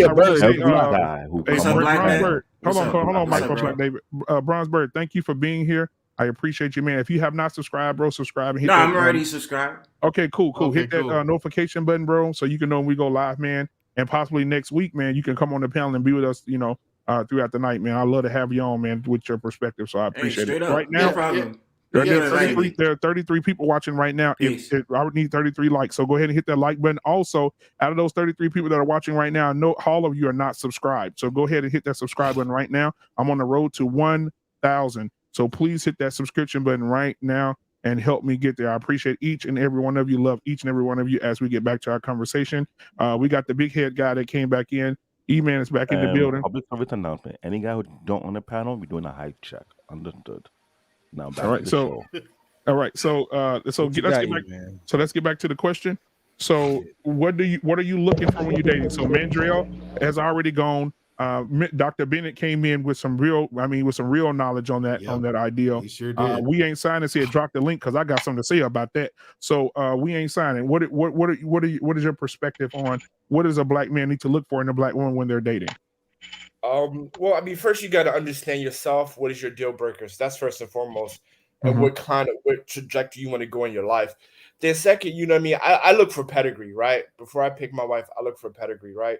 Did she grow up with a father? You know, what is her views about what is her views about what she want to have in her life, right? Is she career focused first, or is she family first? Things like that. And that's how I picked my wife. I made sure that her vision, her alignment matched with my alignment, because I don't believe that you can change people. You have to pick people who are congruent with each other on their life path. I don't like, a submissive woman is submissive before you met her. A woman who's wife ready is already a wife before you met her. So, I just made sure that when I picked my wife, she and I had the same values about marriage, about divorce, about kids, et cetera, and what we want out of life. And I think more people should do the same, right? Like, marriage is work and it requires planning, right? It's one of the biggest decisions, if not the biggest decision you will ever make in your life, right? And if that shit goes south, world of hurt. That's all I have to say. So you got to do your due diligence. And that was a different question, Black Man Unfiltered. I want to answer this question. Come on, man. Come on. Why, nigga, you married? No, but no, for real. This real talk. So, E-Man, let me rephrase the question for you, because you're married. If your nephew came to you and said, "Hey, Uncle E, hey, bro, I'm going out on a date with this young lady tonight, young black lady. I'm interested in her. What qualities should I look for in this woman when we date? When I go on a date tonight?" And it's a first date. It's a first date. I'm gonna answer both of those questions because I want to go back because it's really important. You really don't have to. I'm gonna do it though. So wait, be patient. Let me get a Chick-fil-A sign. Let me get a Chick-fil-A sign. Let me get a Chick-fil-A. Hold on. Let me get it. Hold on. Won't you take your tall ass on somewhere? I know, but for real, like when I was privileged ass. Okay, that man just put Big Daddy energy on you. Hey, he tried it. He tried it. So this is really what I think. Like, I wasn't looking for my wife. She showed up in the right space. I put myself in the right space where I felt that the women, I was really getting to the bad. If you really want to be honest, I was focused on getting to the bad. And when I felt like I had options, like my wife would tell you that I had options. I wasn't in a situation where I was like, it's no option of women. So in my mind, that's just crazy. So the first thing I'm going to tell my nephew to answer your question, the first thing I'm gonna tell my nephew, he said, "Oh wow!" Right here, say, "Hey nephew, wow, wow." Before you even think about dating, are you in the right position to even be able to have a wife?" What's that position? Okay, E-Man. Just for the people. Just for the people. How does he supposed to do this? Do you like black women? You said what? That's what I was about to ask. Who y'all talking about? Y'all gotta stop, bro. Y'all gotta stop there. Wait, you started. Wait, hold on. Y'all gotta stop. Somebody in the chat, Miss Creative, said, "You're talking, but you don't even like black women." Yeah, I mean, they don't even know that. They don't even know that, bro. I can't stand that shit. But then, Mandrell being messy. But then, but let me ask you. I sure did. I gotta stop. Look at Mandrell at that little Ninja Turtle. But we're not talking about E-Man. We're not talking about E-Man. We're talking about what E-Man advice he would give his nephew or someone like in the community if they came and said, "Hey man, Mr. E or Uncle E, I'm going on a date tonight with this black young lady. I'm interested. What advice would you give me? Now, what would you tell me? What advice would you give him? What qualities? What should I be looking for in this black woman?" Well, first, what I want him to do is, like I said, look in the mirror. I'm like, hey, so truthfully and honestly, do you feel like you're in a position that you can date this person? Like, are you in a situation where you're just trying to get some booty, or nephew, are you really trying to take it? Well, you said date. Hey, you gotta address that one, my G. You got to address that one. You should have said that. No, because why is he trying to get some booty? Oh no, because the little man. Wait, the young man told you. Again, I'm a warrior. I like you and I want you. He's not looking for just booty. He's looking. You said he's not looking to. He don't want on a date. That was the thing is, it's the first date. He's telling you, I'm not uncle. I'm not looking to lease. I want to find this mom. You gotta know his position all day. You gotta know his position. Go ahead. Yeah, go ahead. See, this is the problem. We out here trying to give young men advice, and we don't even know what position they're in. Because I'm gonna give if my nephew say, "Man, I'm just trying to bust a nut," I'm gonna give him a different advice than him saying, "I'm looking for a wife." Those are two different conversations. So I already framed it. So he come to you and say, "I'm interested in this young lady. I want to go take her on a date. This is our first date. I'm interested in her. I think she's a good chick. But when I go sit down with her tonight, Uncle E, what qualities should I look for in this woman for me to want to go on the second date or get serious about this lady?" But so he's looking for marriage. That's what you're saying. It's gonna be like, what's her dress size? Okay, cool. So the first thing I'm gonna tell him is this right here. I want you to listen. I want you to listen today because she's gonna tell you some things who she is. And what you need to look at her is how much she's trying to talk. And is she's just trying to talk because she's the first date is messy because two people are typically nervous and you don't really get to see the real person. They got their best representative there. So so most people put their best foot first in their first Exactly. date. And so what I want him to do is I said, I want you to first understand, hey, do you really like being around this person? Because if you don't like being around this person, you don't like how she's communicating, you don't like how she's presenting, I'm going to tell him, look at how she treats your waiter. I think on the first date, you should really evaluate how the woman is treating other people around because she's trying to impress you. That's dope. She's trying to impress you. Hey, ain't nobody gay over here. I mean, that's a transformer in the picture. Yeah, I thought that was Hulk Hogan dog. Is he an Autobot or a Decepticon? Which one is he? More than meets the eye. Yeah, I thought that was Steve. I thought that was Kevin Nash. Damn. Robot in disguise. He might be the Decepticon. For real. Diamond Dallas Page in here. I thought that was Brett the Hitman Hart. You sure that's Hitman not different cousin that he makes the wrestling yet? We don't do all that, bro. You gotta He said Shawn Michaels. Yeah, I'm just have cooked turkey roll. Shout out to the moderators. Anyway, They got it quick. Moderators got it quick. All right, so the first thing I'm gonna tell my nephew is pay attention to how she treat the other people that she's not trying to impress. Because she talking crazy to the waiter, it's only a matter of time before she started talking crazy to you. And I really believe that. And so I want to see how she move, how she think, and I'm asking the type of questions like, hey, what are you looking for in your next relationship? Are you planning on being in a relationship? Are you looking for a booty call? I think some of those things to see where they stand up front is what he should ask and see how she responded. Is she responding with a stutter? Is she responding confident?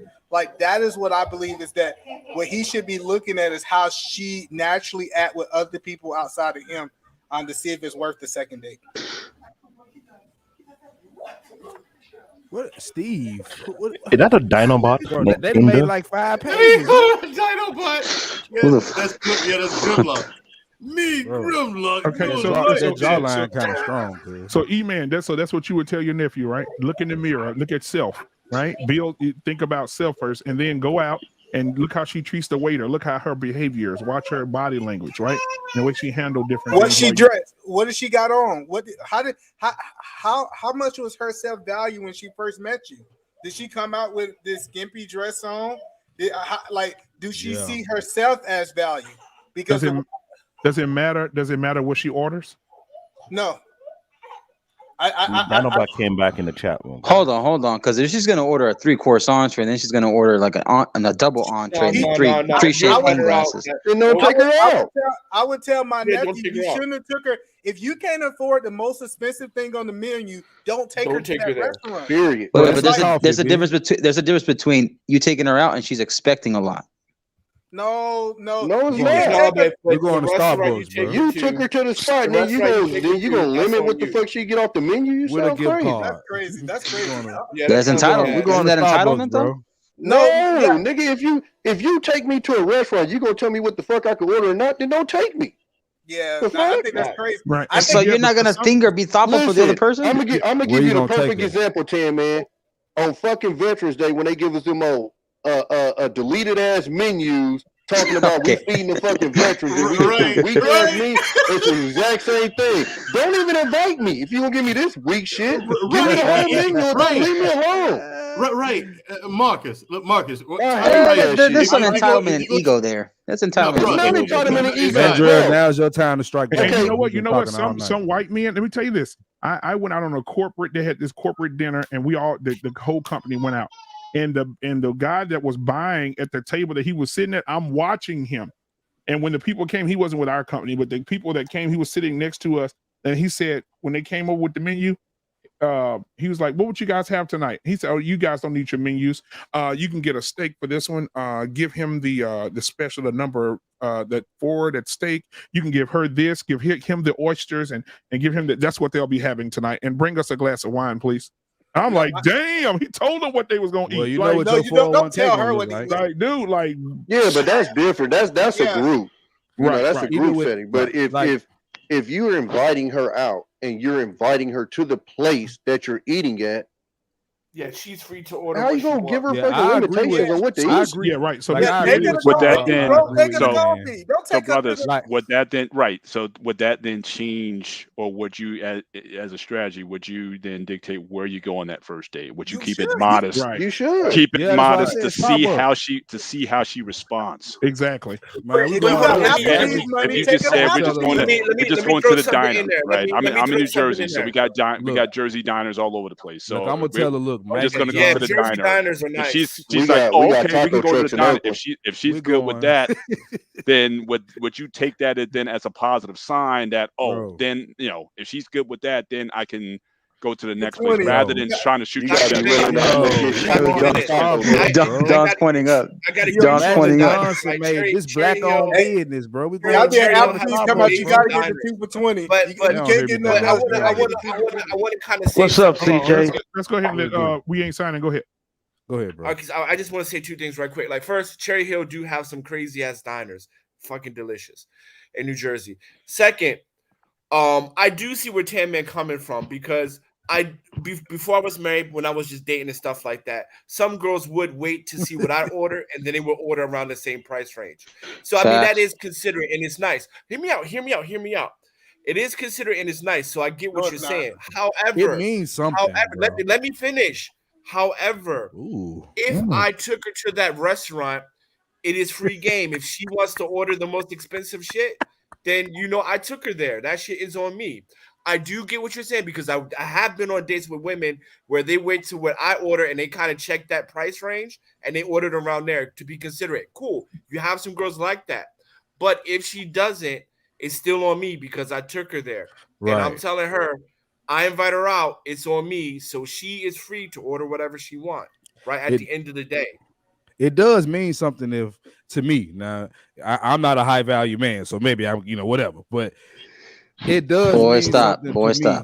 It does mean something to me where if she decides to choose a fairly moderate price, you know what I'm saying? Now, if she wants to choose the other one, I do agree that I should take care of that because I took her there. But it means something. You can't tell me it don't mean nothing. It don't mean nothing. It don't mean nothing. It don't mean nothing. So listen, because y'all miss me with that. Y'all miss me with that. I ain't say I check for it, bro. I ain't say I check for it. So I'm saying you check for it. What are you talking about? No. Listen, if we're at a nice restaurant, average restaurant, Starbucks, which is where I'm going, but whatever. If we go to a nice restaurant, if she decides to choose the lower part of the menu, I think that just means she's damn near fickle. That could be a good thing. Nah, that shit come off as fake to me. That's turnout. Let me tell you why it's a turnout. That's you trying to impress.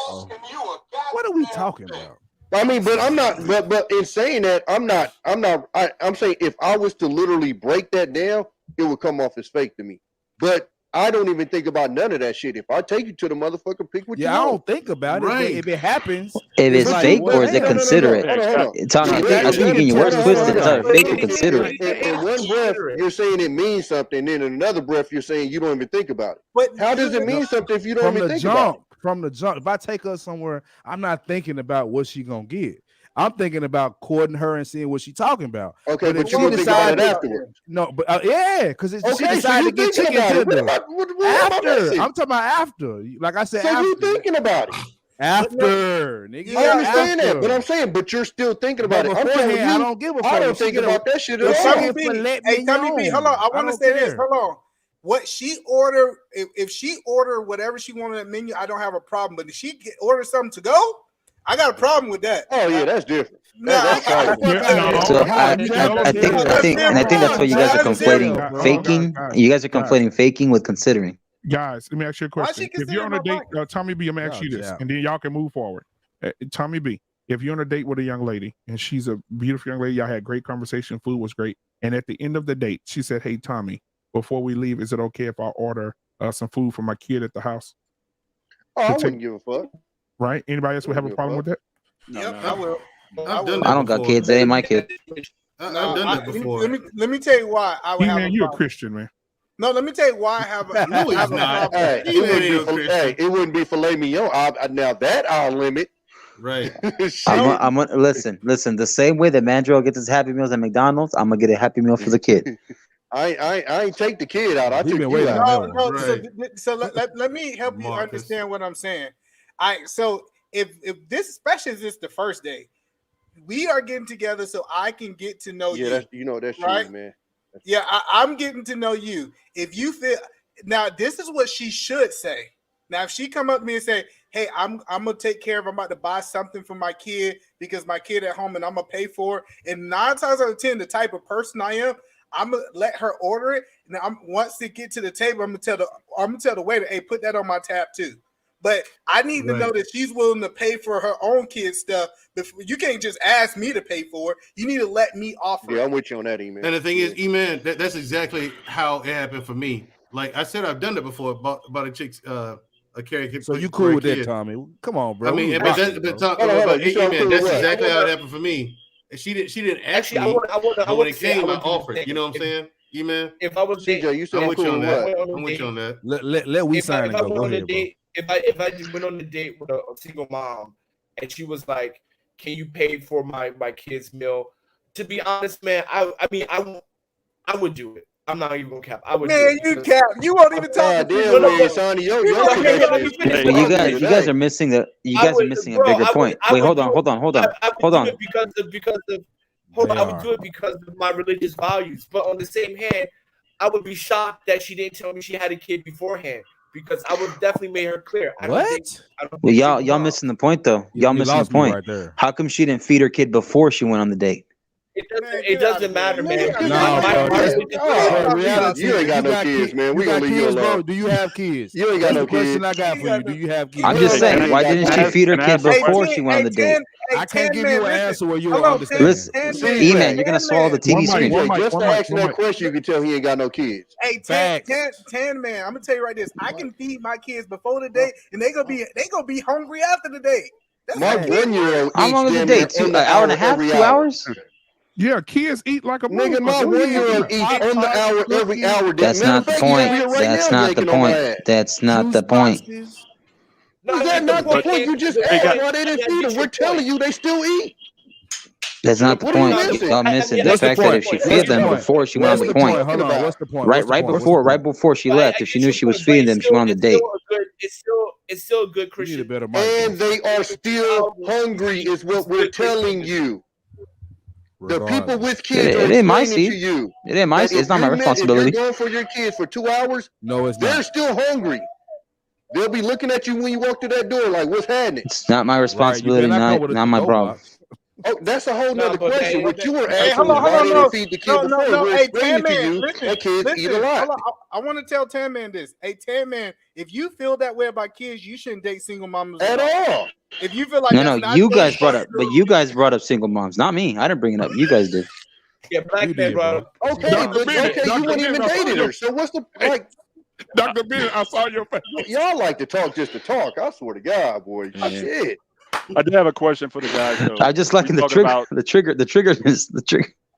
Hey, go ahead. Like I said, I've been out the game for a little while, so everyone's talking about that first date, taking her out to a place or whatever. But do people think of other ways for a first date, or should that even be appropriate to take a woman out to a restaurant or something on the first date?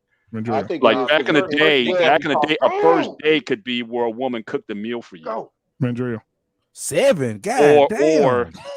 Or you know, you could pack a picnic basket and go to the park or to the beach or to the whatever. So we're talking about where you're taking them or whatever. But I mean, is that even in vogue today? I'm just asking, especially for the younger people who are still dating. The first date would be, hey, usually a meal is going to be somewhere in there because it's the easiest time to have a conversation. If you go right, to I'm the saying, movies, but I mean, but like a home cooked meal as a first date, which I used to go on back in the back in the 80s. Not today. I used to go on those. I'm just saying, I'm out of touch with all of that. I'm telling you, for a female, I need an update for the 2020. so for a female, Mr. Bennett, it's not smart for you to have a stranger at your house like that because there's a lot of weirdos out here. Like Sir Hill's comment.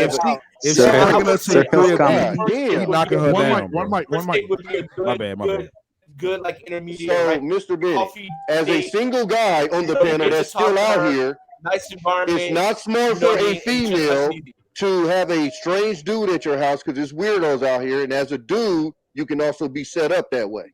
Right. So, But I'm not talking about a stranger. I'm talking. Let's say, okay, so you chat, you talk. They were saying first date. You said first date. Well, again, I'm still defining what that is. I'm trying to get an understanding what you mean by first date. So let's say, okay, you're talking, you're kicking it, you feel that the chemistry's there and whatnot. You might have even met a couple times at the Starbucks or whatever, but I wouldn't necessarily call that a first date. But a first date being, okay, you're feeling the vibe, you're comfortable, entertaining her. What's that? Like actually entertaining her. Y'all got some kind of rapport. Yeah, you have rapport. It's like, okay, well, I would like to invite you over to my house for dinner, or as a man, I'll cook for you. You can come to my place. I'll cook a meal for you. I mean, that's stuff that we used to do. Like the expensive dates and everything. That didn't come until you were almost dating her. Back in Mr. Bennett, I'll be honest with you. Dates ain't that expensive, Mr. I'm not Bennett. saying, but I'm not saying, invite a stranger to your home. No, I'm saying you've been talking for a minute. You got dudes that's trying to take chicks to Roof Chris. That's why shit is expensive. I'll take your ass to motherfucking Salt Bay's restaurant and dare you to say something like but see, that's what I'm saying. Like a lot of these cats, again, I don't have everybody's experience, but when I hear a lot of these cats talking, they talk about like what these women demand.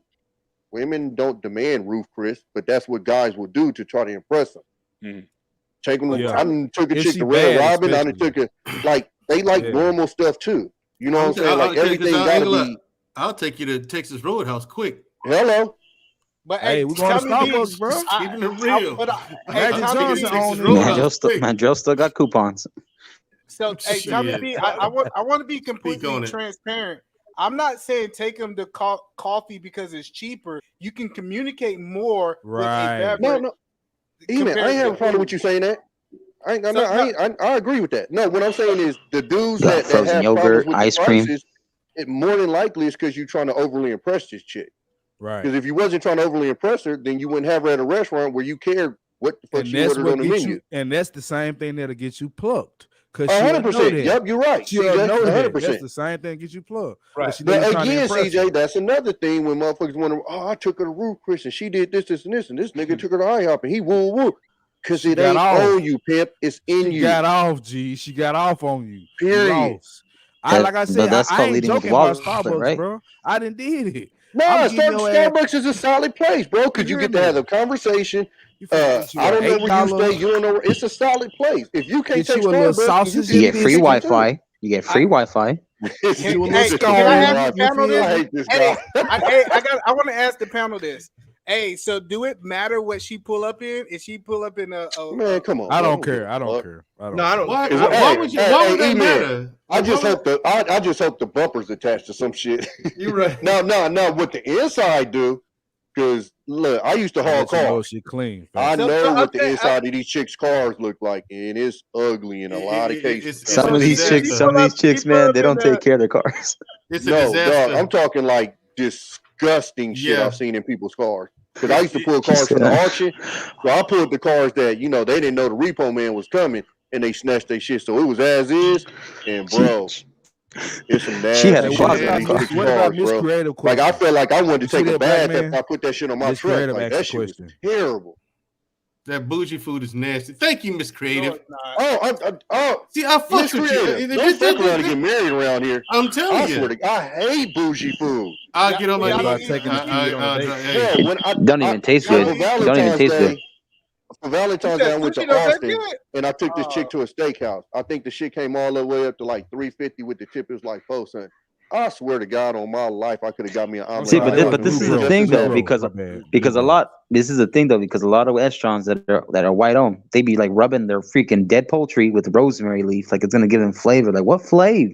There ain't no flavor on a damn freaking dead bird. So, like we had a player sitting there playing the piano for us. Like it's the ambiance. So I mean, like I said, I'm in a cool position where I could, blow money on dumb shit like that. But I'm 100%, man. Give me some IHOP, some Red Robin. I'm so y'all don't like Texas. Hey, the states. Hey, Tommy. Y'all don't like intimate settings? Like no. The setting is cool. The food is the problem. Right. And the thing is, if I'm gonna pay for something, I'd rather have from okay. If I'm paying that much, I need to be overly impressed. Right. My thing is them steaks at Texas Most of the Roadhouse. time, I'm underwhelmed. Right. Them steaks at Texas Roadhouse slap, nigga. Listen, these taco trucks in Oakland, they don't be playing, dog. You might get shot that's some one, but it's worth it. That's some good food out there, man. Absolutely. So y'all think you should do a first date at the taco truck? Well, look, I'm joking a little bit, but not in Oakland. That's a real thing. E-man. So when does the whole Let me cook explain to meal you how come? it happened. I'm still curious about that. Let me explain to you how it happened, E-man, because it sounds funny like I'm going to pick you up and take you straight there. No, what happened is, like, I pick you up, we'll go to Frisco, right? We'll be in Frisco, and like, we'll do the Pier 39 thing, we'll do all that, and then we'll bounce back across the town, you feel me? We'll go hit the taco truck. You might, at first, when you pull up, you be like, he crazy, but once you smack that taco, I promise you, Y'all go eat it in the car, y'all go eat on top of the hood. Yeah. Wherever she want to eat it. Absolutely. Hold on, E-man. And it's a chance for me to show her that I can protect her. Because ain't nobody out there gonna fuck with her when I'm out there. You feel me? Nah, I'm gonna tell my I'm showing everything. I'm showing all the qualities. You feel if me? If take you to the taco truck, leave him. You could take it to E-man. You ever come to the Bay, go hit an Oakland taco truck. You ain't gonna never say that statement again in your life. E-man, you can take her to Olive Garden. Cuisine right there. Take her to TGI Fridays. Take her to freaking. Hey, Tan man, I agree with places like if you take somebody to a place on a first date and it's not nowhere for you to sit down and talk, I think that's a bad strategy. That's just what taco trucks you talking about, bro? They got benches out there. Yeah, and some females like that. Some females like to go walk. You gotta fuck with the real taco trucks, not the ones that just pull it over right quick and start selling. I'm talking about the ones like in Oakland, we have them where they set up where they're there every single night. They post it up. So they got a whole little setup. But the thing is, E-man, the taco trucks talking about, they're like real restaurants. It's just outside. Yeah, it's just out. I mean, a lot of restaurants start with the taco. Maybe because it rains all the time in Seattle. Maybe I'm biased. Come on, man. You can't do shit outside of Seattle. Let me find out. Hey, let me find out. E-man goes to Walmart. Let me find out. E-man goes to Walmart and buys a lawn chair. Outside seating, right? You said what? No. I said most taco trucks do have some type of outside seating, right? No. Like in Austin, when I was in Austin. No, sir. See, Austin is different though, we ain't signing. Because Austin kind of had that culture too. You got to have a city that kind of has a culture for that, and then they'll have specific places for them to park, and then they will have it set up to where you got benches and even umbrellas and stuff like that where you can chill under. Yeah, when Austin. Look, E-man. Look, E-man. My point is speaking, E-man. E-man said, not his daughter. Stop wasting all your money, E-man. Not my baby. Not my baby. I'm like, what he took you at? Y'all can take this. E-man. Your daughter miss out on her husband over a food trip. And E-man, and she can get seconds. Fucking with me, girl. You want another one, girl? E-man, you don't have to take her. You ain't gotta take her to Masters, E-man. You can take her to like Olive Garden. You can take her to TGI Fridays. You can take her to these places. Places are still good. Man, I agree that you can go to a place. Man, you bougie, bro. You wear total licks every day, don't you? You bougie. Let me tell you this right here, no for real. Let me just say this if I can. You breaking up real bad, man. Go back out and come back in. You breaking up. Yeah, you breaking up. You breaking up. Yeah, because you got that Boost Mobile, like that dinosaur Radio Shack phone. Hey, no, for real. Classes matter. See, you can't take a woman, especially an upper class woman, to a taco truck. and then we get mad. That's why y'all be confused, Man, bro. I'm trying to tell you. Y'all be so confused. It depends on who you are. Mr. Bennett. Mr. Bennett. Hold on. Let me ask Dr. Bennett. Dr. Bennett. Because hold on, Dr. Bennett. He been married longer than everybody up here. Dr. Bennett. Facts. Do you think you could have taken your wife to a taco truck on a date and she would have on the first date? If you think she would have looked at you differently? On the first date? I don't think so. No. Exactly. Because again, now we had before we went out on the first date, like I said, we had talked like for several weeks before we went out. So again, the chemistry was there. It was to a point where it really wouldn't have mattered where we went. Like she just wanted to be with you. Where did you take her? It was like I think it was an IHOP. Yeah, it was an IHOP. Nice. Where you can sit down. Double stack. You feel? Yeah, so we could sit down. But again, see now back in the day, now afterwards, we went back to her house, her mom's house, and we just talked for the rest of the night. We weren't in conversation. Again, I think a major difference what I'm seeing between now and back in the day was it was not a thing for you to be invited to that person's house. Either again, to cook a meal, either you cooked the meal for them or they cooked for you. And you just went, but I understand people are more skeptical about that. But it was not a thing to meet a girl and take her out that night, or to be in a setting where you guys were together, either at your place or my place. I had blind dates where I went to her house for dinner. She could now again, it wasn't the best food that I ever had, but the fact that she was even willing to make the attempt. I went on the date. I didn't see an issue with that.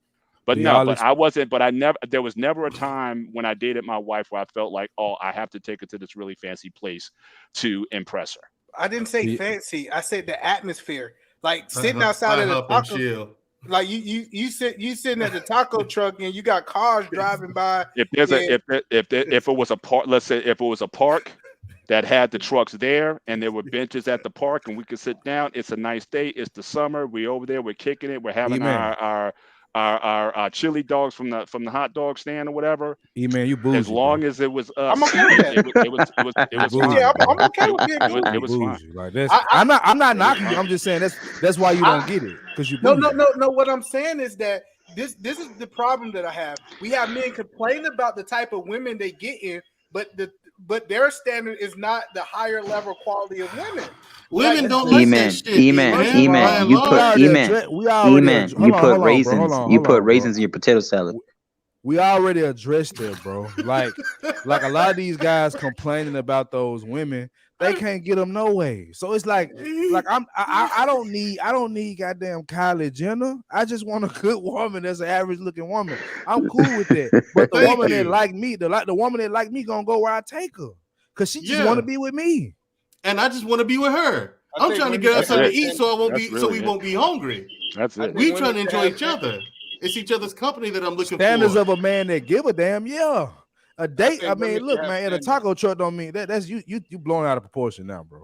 No, all I'm saying is that a woman should have standards on how she let a man treat her.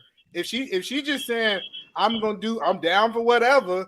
If you get bad results, I see why. That's all I'm saying. Listen, E-man, you can keep the bougie chicks, but guess what? With us guys, we'll get the humble chicks. We get the humble chicks. Yo, Tommy, let me keep it very. This man got turtleneck hoodies and Tommy, what you say now, E-man? E-man bougie as fuck. E-man's tripping. He's bougie. You can keep the bougie chicks. Us guys will get the humble chicks.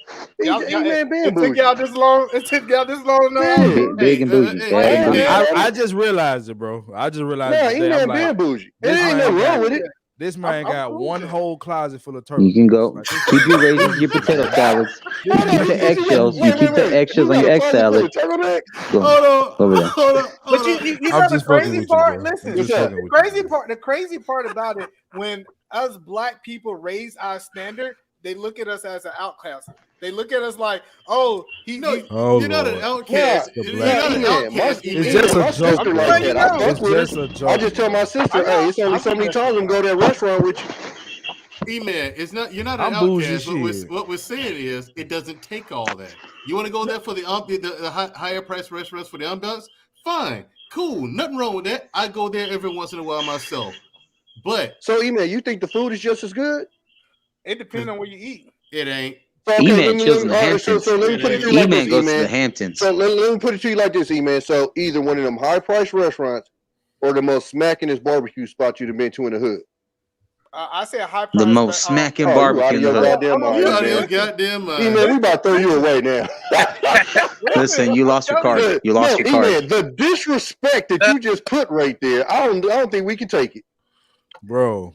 E-Man. Bro, in my city, bro, nigga, you can Yeah, go you to in the Memphis, gas boy. station and get. You know what I'm saying? Listen, you can go to the gas station E-Man, and get the E-Man. best nachos you ever had in your life. E-Man, I'll take you to the authentic taco spots, the ones in Mexico. Those are real taco spots right there. And they got benches. They got benches, E-Man, for you to sit down. Oh my God! And that's But, hey, I want y'all to understand this. Hold on. I'm not taking her there to impress her. I have a standard for myself. No, that you like it. I would go to this restaurant by myself. I'm not. So you like that uppity food? I love And, it. and Clarence's parents had a very nice marriage. He like the salmon croquettes on a square plate. Yeah, that's how you want it. But that's what I'm saying. Like when they come out with that food, where it's you got all the where it's like this much food and then they squish on that top. I mean, where the fuck the rest at? Wait. That'd be $350, sir. One mic, guys. One mic. So wait, let's go. Let's let Mr. Bennett. What are your thoughts on it, Dr. Bennett? I think I said my piece on it. Wait, hold on, one more time. Salmon croquettes on a square plate, Evo. With just a smidge of parsley. Just a So smidge. E-Man's gonna go to a taco truck and ask for caviar. He's gonna ask for caviar on it. Seasoning. Dude, this is crazy. Okay, listen. So we got on the food subject. Okay, so let's get back to the we got a guest here today. We got all the way from Simpsonville, California. My guy. From where? Hopeful is in the building tonight. Whoa. My guy. Esau in the building tonight. Did you just put Kelly on that? Did you call him Simp? You call him Simple? Yeah, I call him Simp. What up, my guy? This should be Esau? interesting. Black man, you know better, man. Come on. He was tearing your ass up in the chat on what was that? Was Sir Hills or somebody saying E-Man is a simp in capital letters. What the hell they got going on? I was like, I expect that from CBN, but not from. Hey, look at Black David. Y'all better leave my boy alone. That Black David, that chilling. Are you afraid I'm gonna take your girl and do that in front of your face? Esau, he took your girl. No coupon. Damn. I say take her and do it in front of your face. That's so funny. He said, "You're as cold as ice." So before I was married, I was bitching. No, we can't be miscreative. No. Over this man. No. So don't test me. Yo, his wife put a partition up over him. That's the worst thing that people can say. One mic. So Esau, what you got for the panel, Esau? Date night for y'all. What do you got for us, Esau? Hey, but nah, for real though. On the subject, hey, as far as for black men, black women, I feel like we just need, respect and everything that comes with it. You know what I'm saying? That love and admiration, all that's gonna come after, but first and foremost, it gotta be respect.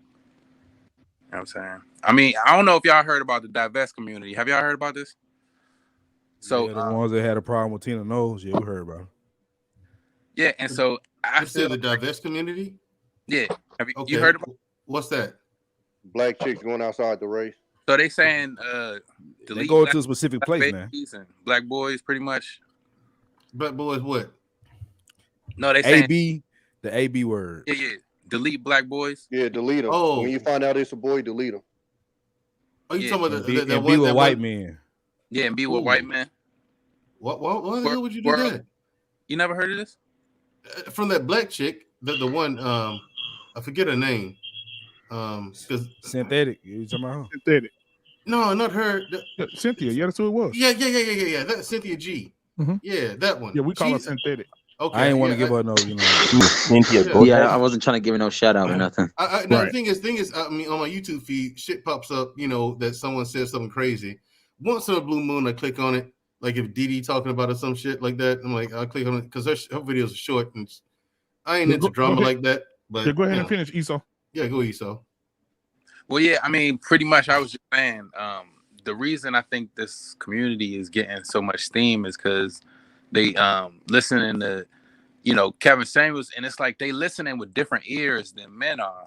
Like it's they're hearing, oh, he hate black women and he talking down and he's bashing them, and we like, where's the bashment? Where you know, how are you being bashed? Because what we're hearing is constructive criticism. So I think it's a back and forth as far as for when we say, oh, what do black men want from black women? You know, we'll say, you know, a lot of good things, and all they'll hear is, oh, so you want a white woman. And it's like, you know what I mean? How is that the same thing? Well, for starters, so what it is that a lot of people, both male and female, listen to Kevin Samuels and they take the wrong context out of what he says. If you think about it, like 95 to 97% of what the dude says is true.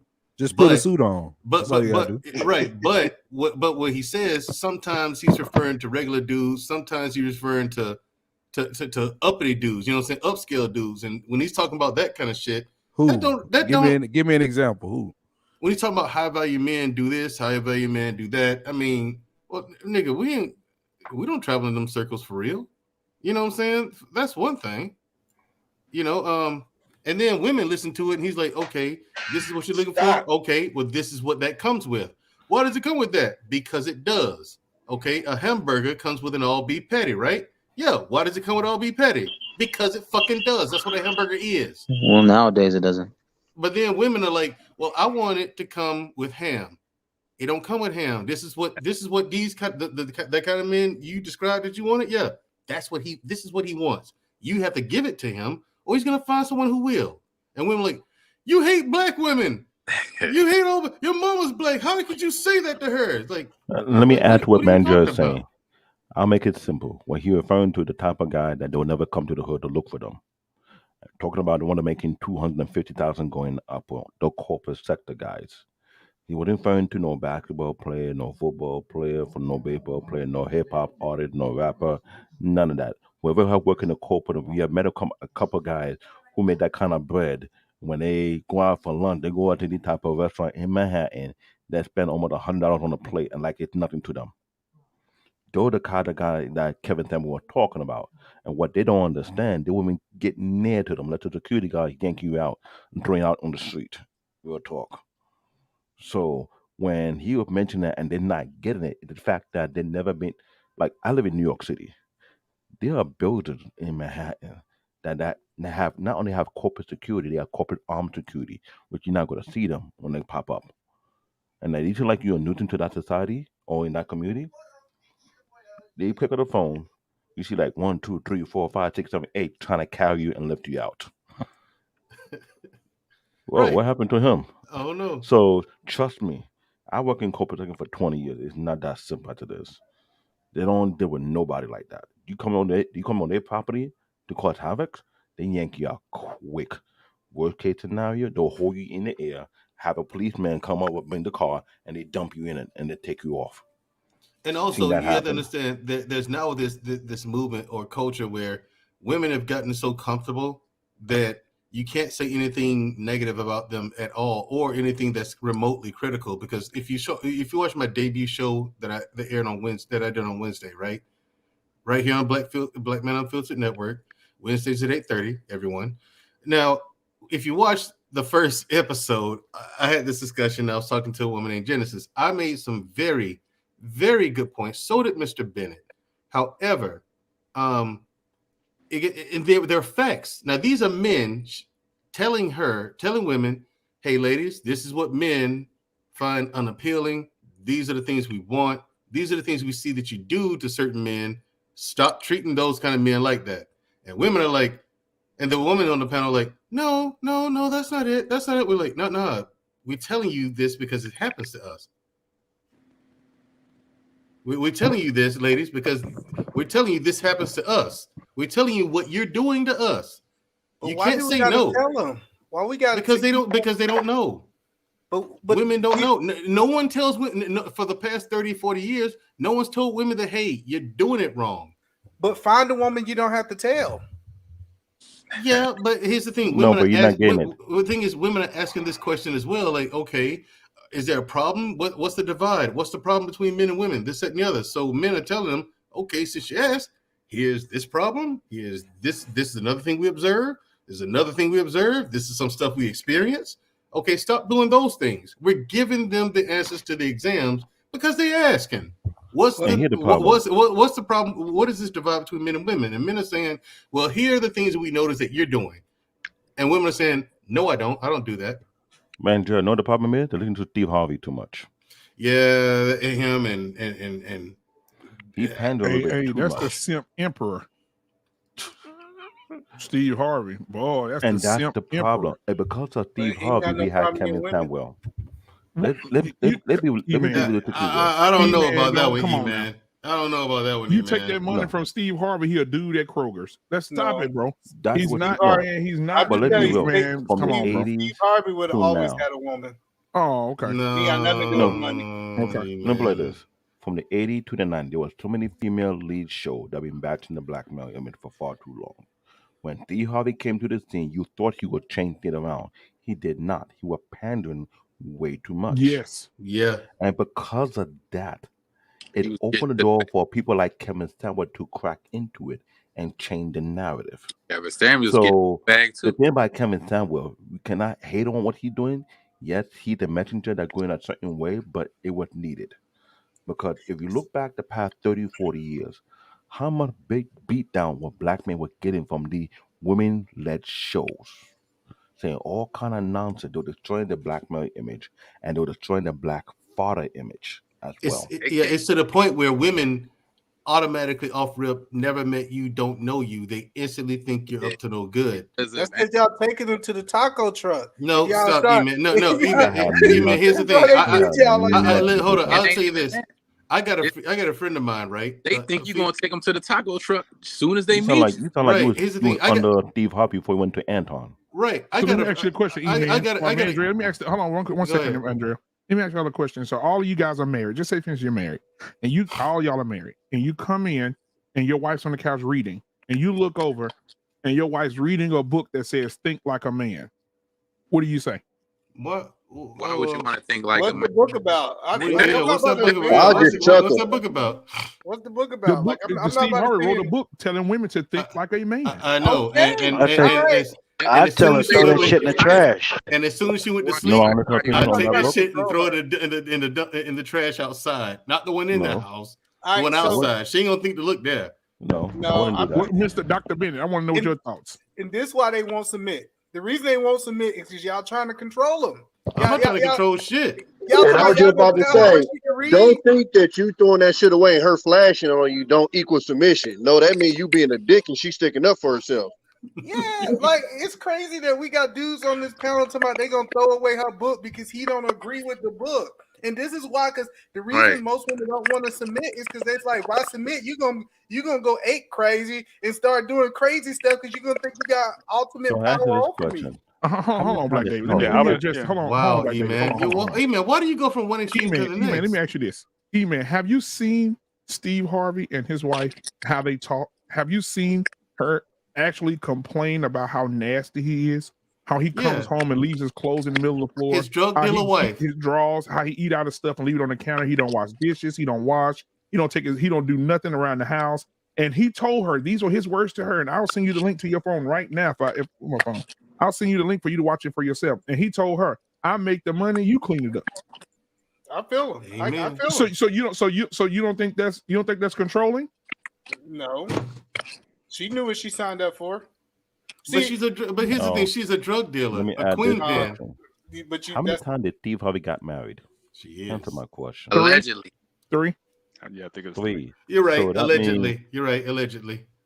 But he hey, got married 3 times. But see, and but I mean, y'all guys are doing the same thing that these people are doing to Kevin Samuels. Like this is the crazy part about it. Y'all sound just like Kevin Samuels got a group of haters. Y'all sound like Steve Harvey haters. See what I mean? It's just, Steve Harvey got it coming. See what I mean? Two different things, man. Mama, But you look at a man. You look at a man by the fruity bears, right? Mr. Dr. Ben, am I wrong? You look at a tree by the fruited bears. You look at his wife. He married a woman that was married to a drug kingpin. He went to jail. Then she married his brother. Then that brother went to jail. She divorced him, and then she married Steve. right? But Then her daughter came along for the picture. Then he writes a book that says Think Like a Man. Then after he says Think Like a Man, he made 2 movies about Think Like a Man. Then after he does Think Like a Man, then his daughter goes out and be with every man.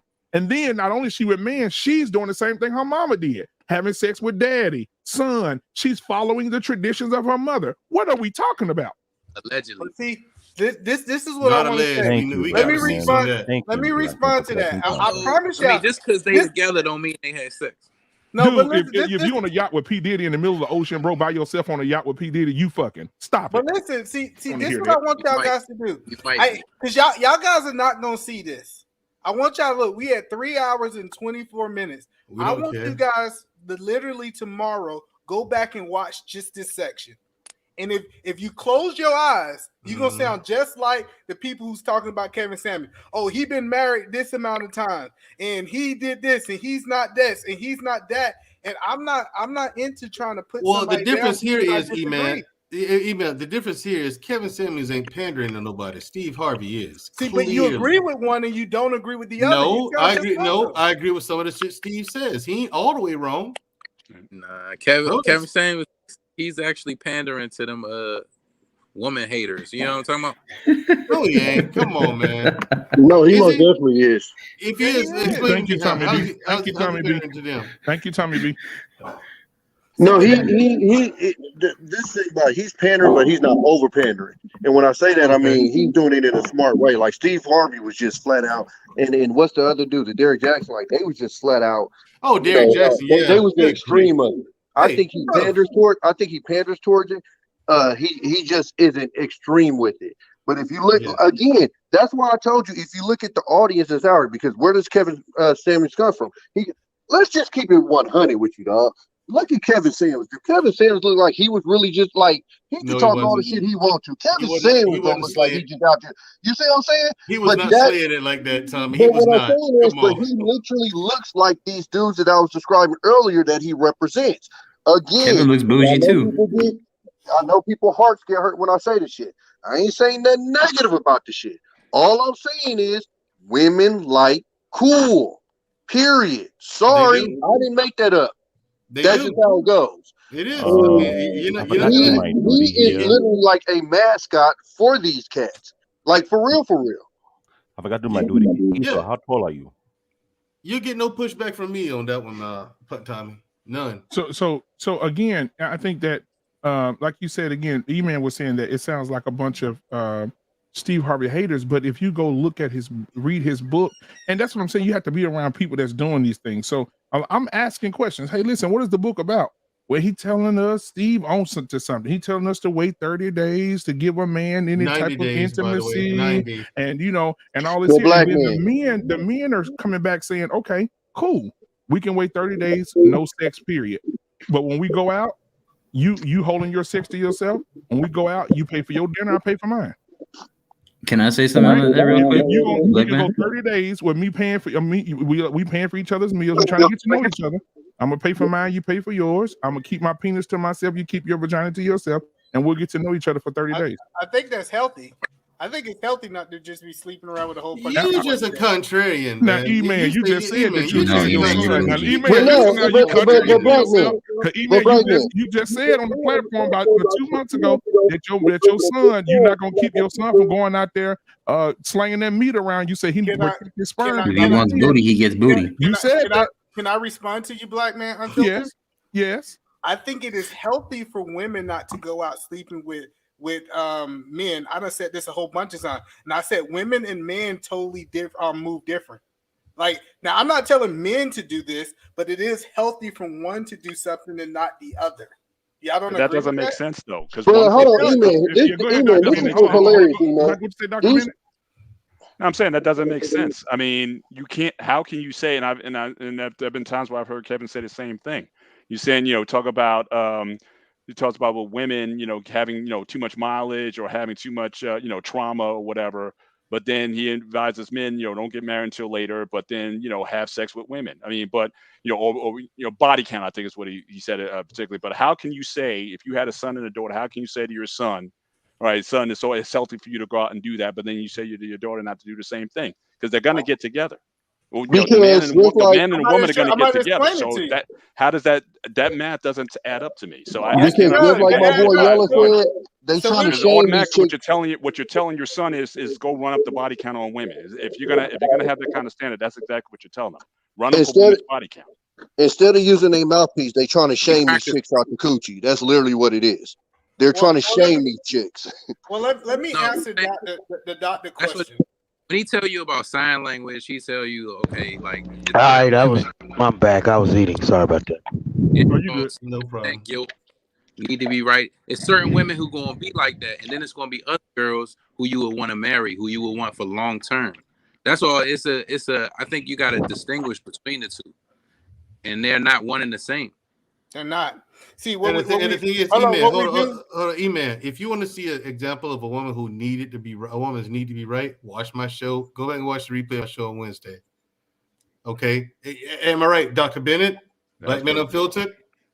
That was a very frustrating. Right. I was gonna be with you the whole night, but that was a very. But again, that's just it was emblematic of the issue between men and women, especially black men and women. The women just. I mean, no matter what, how many receipts we brought to them, no matter how much evidence we presented, had to be right. Let me ask y'all a question. As women men, didn't do this. As men, I was like I'm with Dr. Bennett. I wanted to check out myself, but I was the host. But listen, really, man. I was like, well, So my question to the men are you guys new to women? Because we all know as men that women like to be right. So I'm confused on why that's so conflicting to y'all. But once it goes past beyond the point of reason, that's when you lost me. And I don't want to have a are you conversation new with to you. women? It's the No. reason why men think with logic and women think in emotion. So it's almost weird to me that y'all even have these discussions with these women as if you're going to come to a common ground with people who we know argue on an emotional basis, not a fact basis. And then you guys get surprised when they argue on an emotional basis, not a fact basis. We know that's what they do. What are you surprised about? It wasn't so much, Brother Tommy. It wasn't so much a surprise that we are going different bases. But again, it was like at the end of the night, and I believe the young woman had said at the end, it's like, we're kind of at a stalemate here. We didn't bend from our positions. There's no new ground that was broken. So like I said, you could have just hit the replay on that, and you could have played the same thing for 10 hours, and we'd be in the same place. I think ultimately we got to get to a place where we can start to find some common ground, and I just didn't see it in the discussion, or that it was even leading into that discussion. It's like, hey, you know what? You made great points. I made some points. I understand you better, or whatever. It was just you could just hit the loop on it, and it just kept going on. That was the only thing that was frustrating. Right. All the men. I agree with that. E-Man. All the men who had showed up on that platform, and people had come up and left, all of them like, well, yeah, I have a better understanding of the conversation. The women, no, we didn't learn anything, nothing. And the whole conversation as a whole, as far as the men and women finding a happy medium and having some kind of understanding, it just went nowhere because, the women just went into it. They either go in a circular argument or they teleport the conversation from one thing to the next. And it was like, even I was sitting there like, this is just fucking going nowhere. Let me change the subject. Let me ask you another question then. Sir Hill has a comment. Women are not emotional. We gotta stop using that as a reason for not employing logic where necessary. You see, Sir Hill, if you were here, I wouldn't have to do your voice, would I? See, they get pretty logical when they go to divorce court. They get pretty logical about the money. Now that's true. Now that's an interesting point. Now I want to get to this. I want to stick with this. Okay. Now, Marcus, you say take a turn. Right.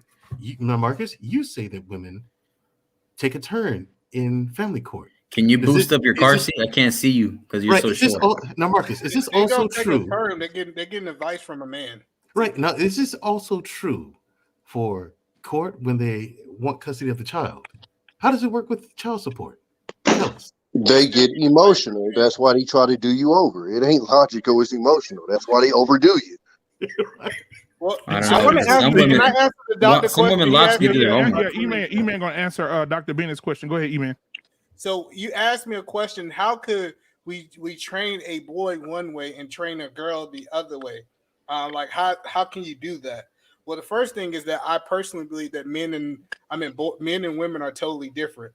It is a double standard, and is a man What's the can go double? out, What's the double standard? a man can go out and sleep with a whole bunch of women. That's his nature. Hold on, let me finish. A man can go out and sleep with a whole bunch of our women, and his value for him being a husband would not go down.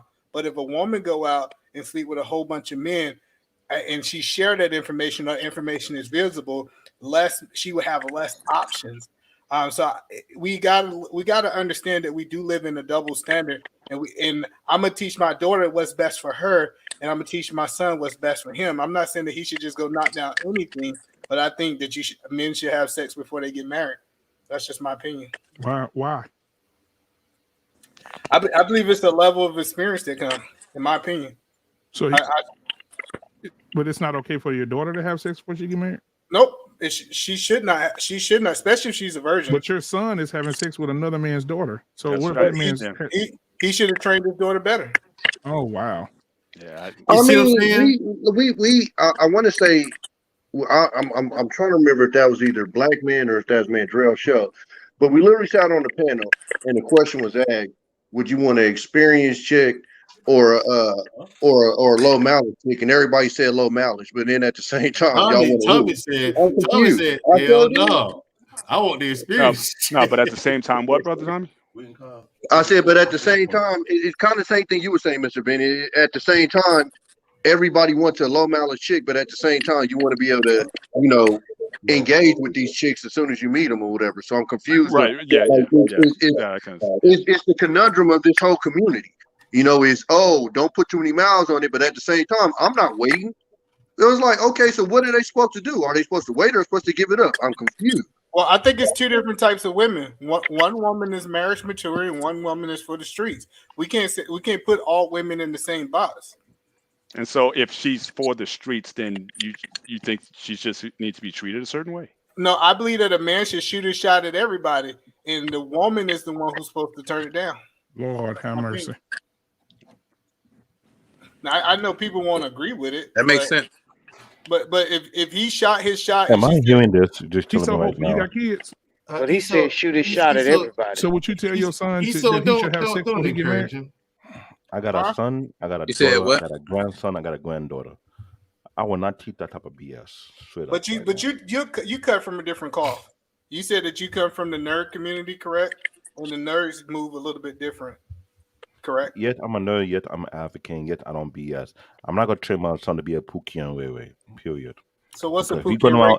If he trying to go around slinging his seed all over the place, nah, he's saying having babies out of wedlock. All I don't I'm know saying about is when he come home to me, either he get jackknife, he get power bomb, or Hulk smash.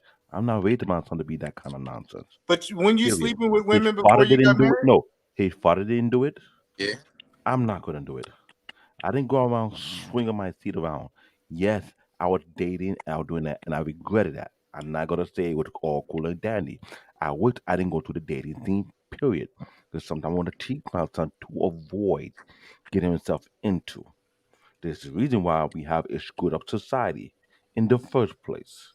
Now, you raise your son to have standard and integrity. He'll be completely different than everybody else. What I'll do for my son is the same I'll do for my daughter. Ain't no different. I'll tell my son, Men and women are different.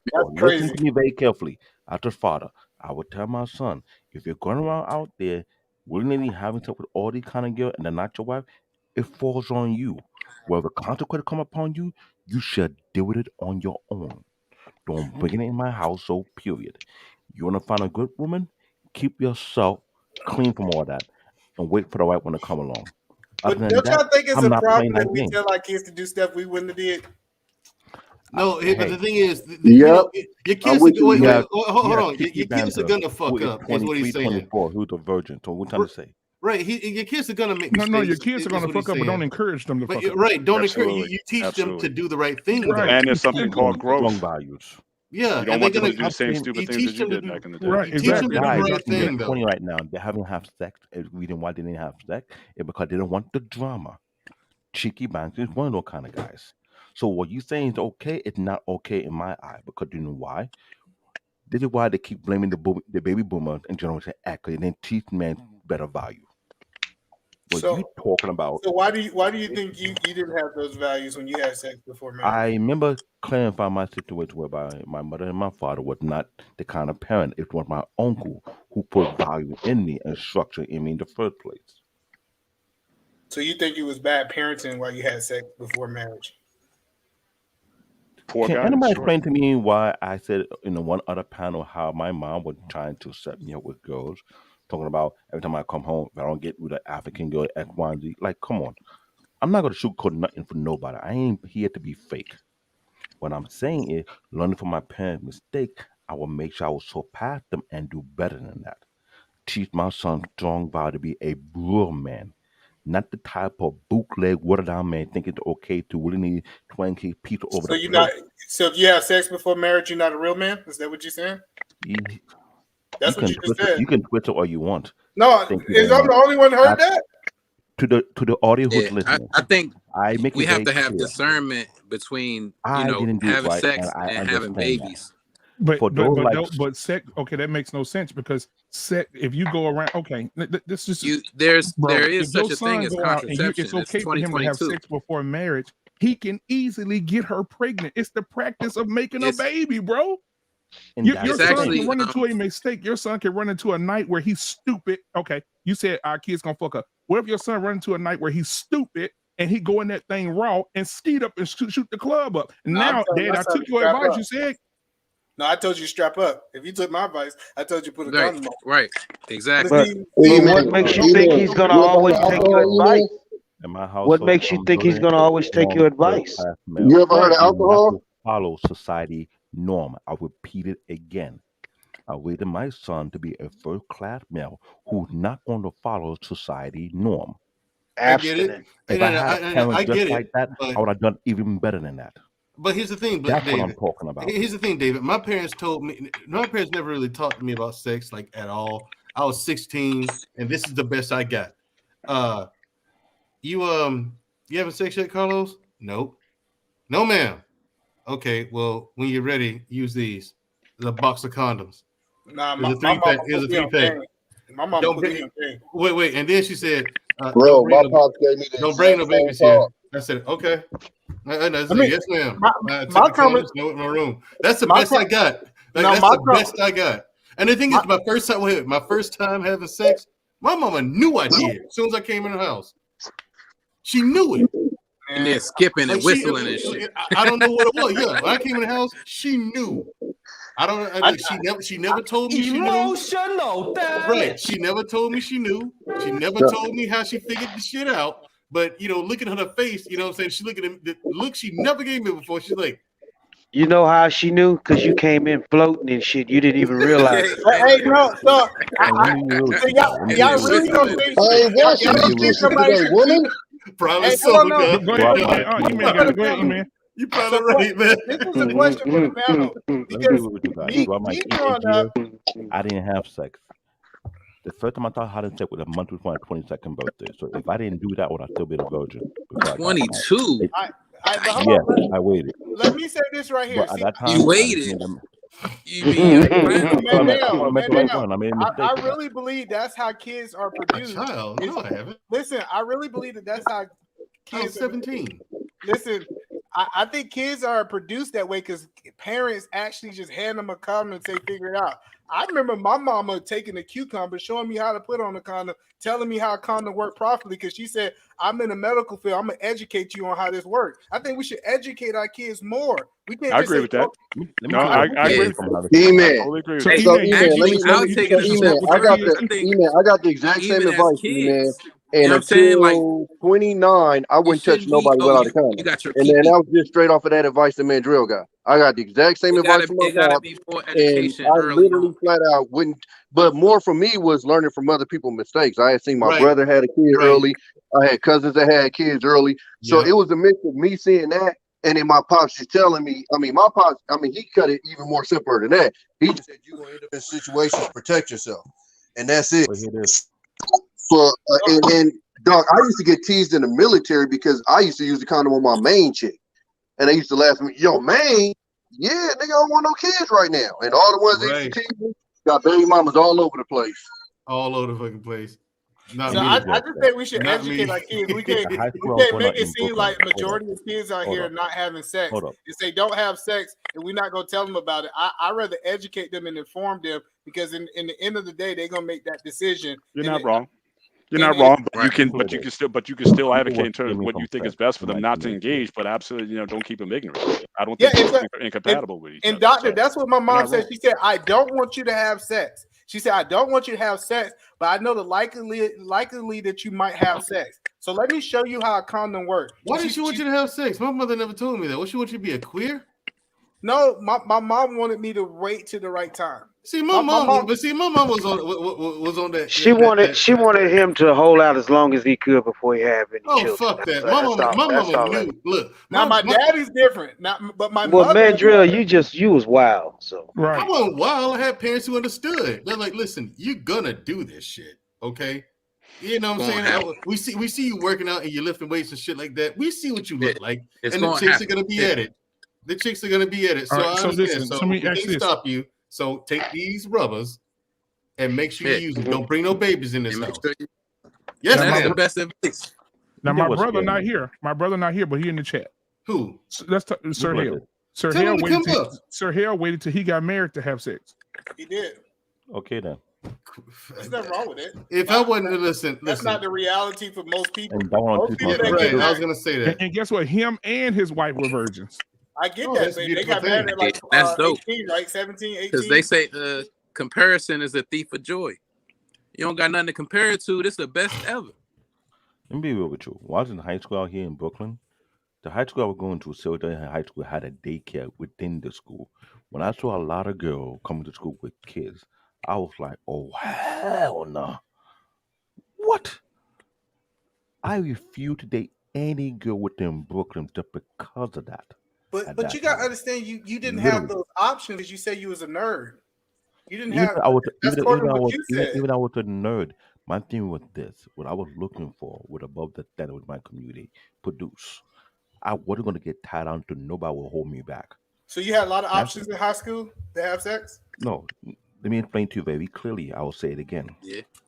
While in high school I was driven and I had a purpose. The girls that were going to high school all about trying to get laid and everything. And I put in the back of my mind, if I deal with some of these chicks, they're going to hold me back. Did you have options though? You didn't option answer my for question. What? See, that's the point. Me being an athlete and a football player, I had a lot of options. You have to exercise them though. But it's a difference. Hold on, it's a difference between if I'm a virgin because I turned down the options and I just didn't have an option. I think most dudes are virgins because they have no option to have sex. 100%. Wow, that's facts. That's facts. So if a dude wait till he gets married to have sex, that means he didn't have options. No, that's not what I'm saying, Black Man Unfiltered. What I'm saying is it's two different types of men out there. It's the one who never had the opportunity to have sex. That's why he's a virgin. And I do think it's some guys that have dick discipline who just have the discipline and they have all the options and they just choose not to. But majority of the people that fall in this nerd category that we're talking about, they never had the option to have sex. So they like, I had all this discipline. You ain't have no discipline. You just ain't have nobody sleep with. What he's saying is, but you're talking about people like Cheeky Banter, right? He's saying they didn't have any game. No, I'm saying you're talking about chicks like talking about dudes like Cheeky Banter, right? No, Cheeky's different. Cheeky got options though. Yeah, Cheeky got options. See, that's what I'm saying. But he got dick discipline though. Yeah, he had dick discipline, but Cheeky got options. That's what I'm saying. But that shows you that he got dick discipline because he has the options. If he didn't have the options, you can't tell if they got dick discipline because they ain't got the options to show it. Exactly. Yeah, and the thing is, I didn't care if I have option or not. It was easy for me to put my hand down on a bunch of girls. Bro, you can't say that until the pussy throw at you, bro. But here's the thing. You're not getting it. He said he had the option at 22. That's when he took it. And I was driven. I did not care about girls at that point. Once he was getting to the bag. I always cared about girls. Now listen, hold on. I get what you're saying, Black David, but again, if the options ain't there, it's easy not to care about girls. If the girls was all over you, I guarantee you would have cared about them. Now that's because like David, it's a difference in what you told. Hold on, David. Let me refresh your memory. Oh, go ahead. When you read about uncles who are multi-millionaire who are driven on purpose, I had to follow their damn freaking footstep. That being said, they always say one thing: make sure you have no Vaughn, what obstacle up? that will slow you down to your dream. Yes. So when I came back, I was not planning to mess with no chick that would slow me down, and I messed up with that. Now so what I'm saying is this right here. If you So ain't what I'm been in trying the to say is situation, clear as day.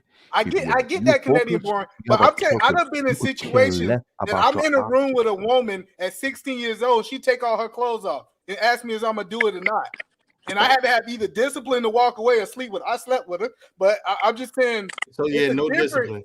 It's like it's like when people talk about fighting. Motherfuckers say, "Oh, I'll beat your ass," and then you ask them how many fights you had, and it's none. How the fuck you know you can fight if you ain't never fought? That's right. Now, David, I'll tell you experience I've had. One of them. This ain't the only one because I've turned down pussy too, right?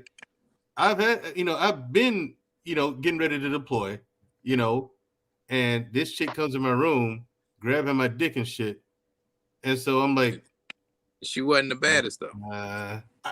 Really, you're about to go and you're probably gonna die in a couple of weeks. Do you care what she looks like? Right. Hell no, because I'm gonna tell you what, I knocked one down before I went on deployment. That was a booger one. Saying, so I mean, but I did turn it down. I'm glad I did. Whew, turned out to be a real good decision to turn that one down. I didn't know it at the time, but nah. You know what I'm saying? So. Oh yeah, she was for the team. Can I ask Dun GQ? Come to find out she was. I didn't know. So Dun GQ, maybe I'm missing it. Come to find out she was for the team. I didn't know it at the time, but I was like, something ain't right. You know what I'm saying? So E-Man got a question for Don GQ. I mean GQ. Go Something ahead. ain't right. Hey, so Don GQ, maybe I'm missing it. Ain't this Yes, sir. different? Is it a difference if a guy have a whole bunch of options and he become a virgin, or a guy who just never had the opportunity? Is that a difference, or all those guys are the same?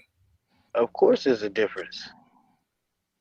So do you believe that do you believe that these people that didn't have options, if they had a whole bunch of options, they wouldn't be virgins? I believe they would have a difference of opinion because, like you say, if it's a numbers game, if you have a lot of girls coming at you, when you're young, then it's going to be hard for you to have dick discipline.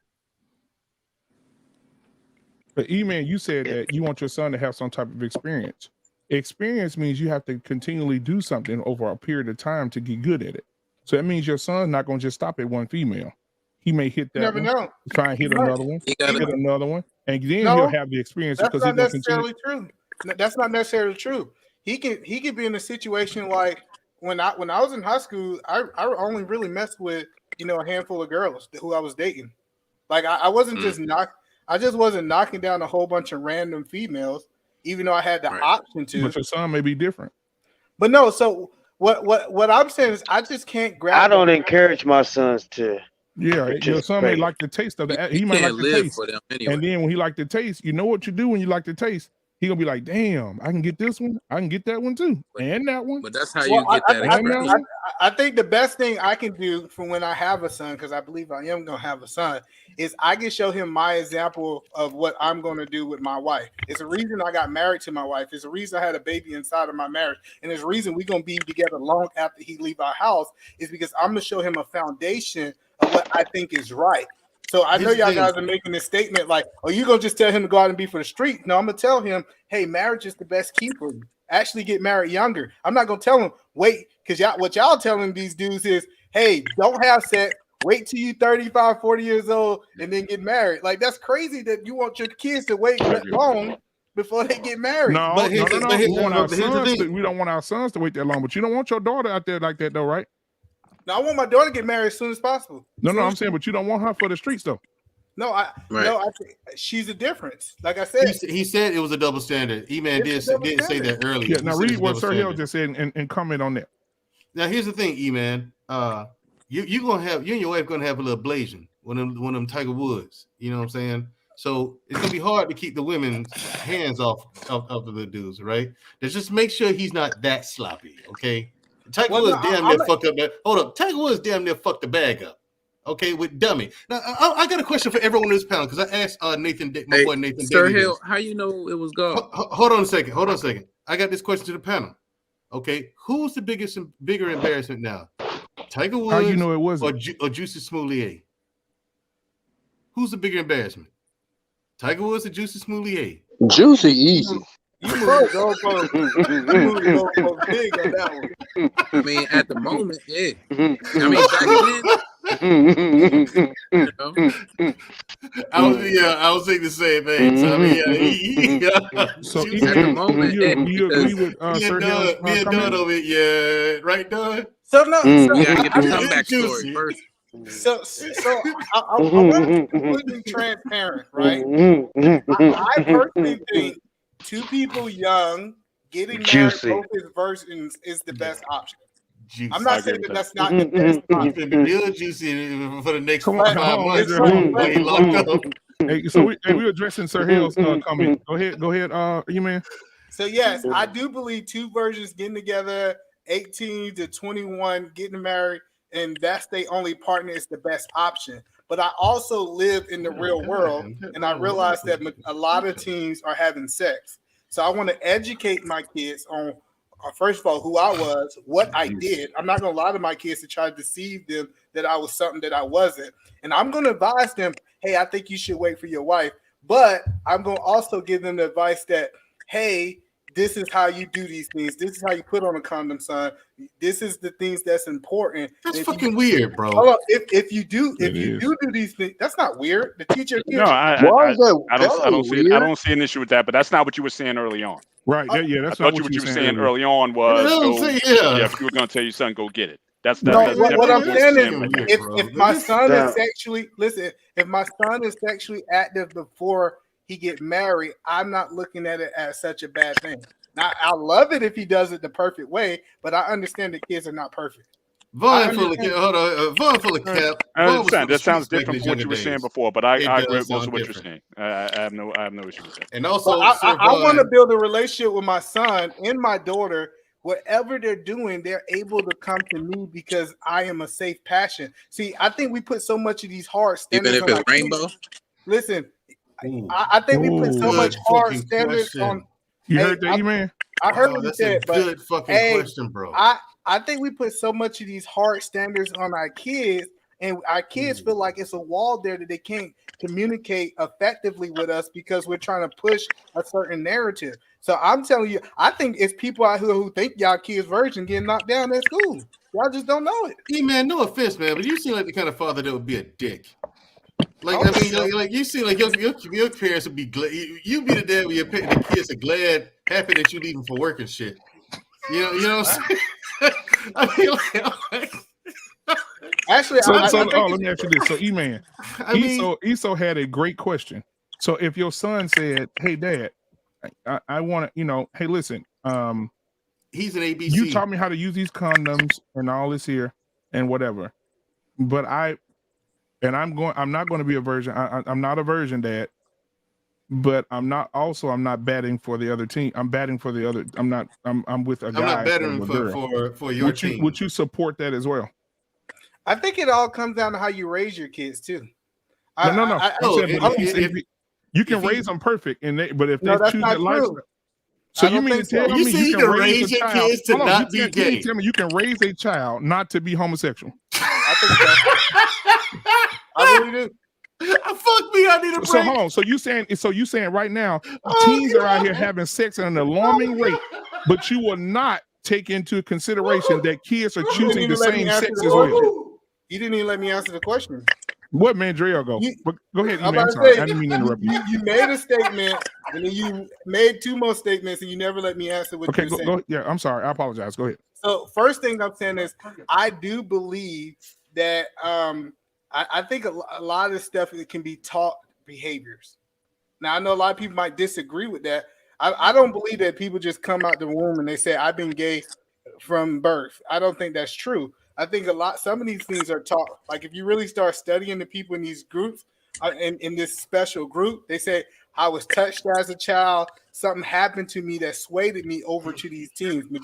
A lot of them says that. So I think you can create an atmosphere for your kids where, an atmosphere through church and through a whole bunch of different other things that your kids see a different values. Like me and my kids, we talk about that community. We talk about why we believe that it's not right. Like we have those open conversations and let them talk too. So to answer your question, I wanted to put that out there first. To answer that question is, if my child tried to say XYZ to me, that's a conversation we're going to have. Like I said, I'm not putting up a wall trying to state that I feel one way or the other. Why do you feel that way? What makes you think this way? Let's have a conversation. Right. Okay, let's role play. Daddy, I'm in love with him. I can't think about nobody but him, girls or my friends, but guys are who I'm in love with. Your son is literally attracted to men. Now that's what makes a person gay, the attraction. Right. Now, so go ahead. Some people who are assaulted, they can't help that. That's a whole nother thing. That's trauma. But a person can be born, but as they grow up and they come of age for whatever reason, because this has been studied ad nauseum, scientifically, it has been studied and clinically proven. Yes, this is irrefutable now. Yes, sir. Now it is, as of last year, it is now irrefutable that when it comes to sexuality and attraction, it is complicated. There is no magic formula. There's no binary thing in your body that's going to predetermine what you're going to be attracted to. Some people grow up attracted to men. Some people grow up attracted to women. And that's just the way it is. Sometimes they're the same sex. Most of the time they're not. Because gay people have been here since time immemorial, since the Bible days, since you're a Christian. Fucking God, your God destroyed 2 cities over it 2,000 years ago. You're telling me there's not in the slightest chance people are born gay? Come on, bro. And you ain't put no thought into this. Hold on, Dr. Bennett. I'm going to ask you. You ain't Dr. put no Bennett, thought into this. Do you think someone, I'm just want to tag on to the question. Do you think someone that can be born that way? Honestly, I do.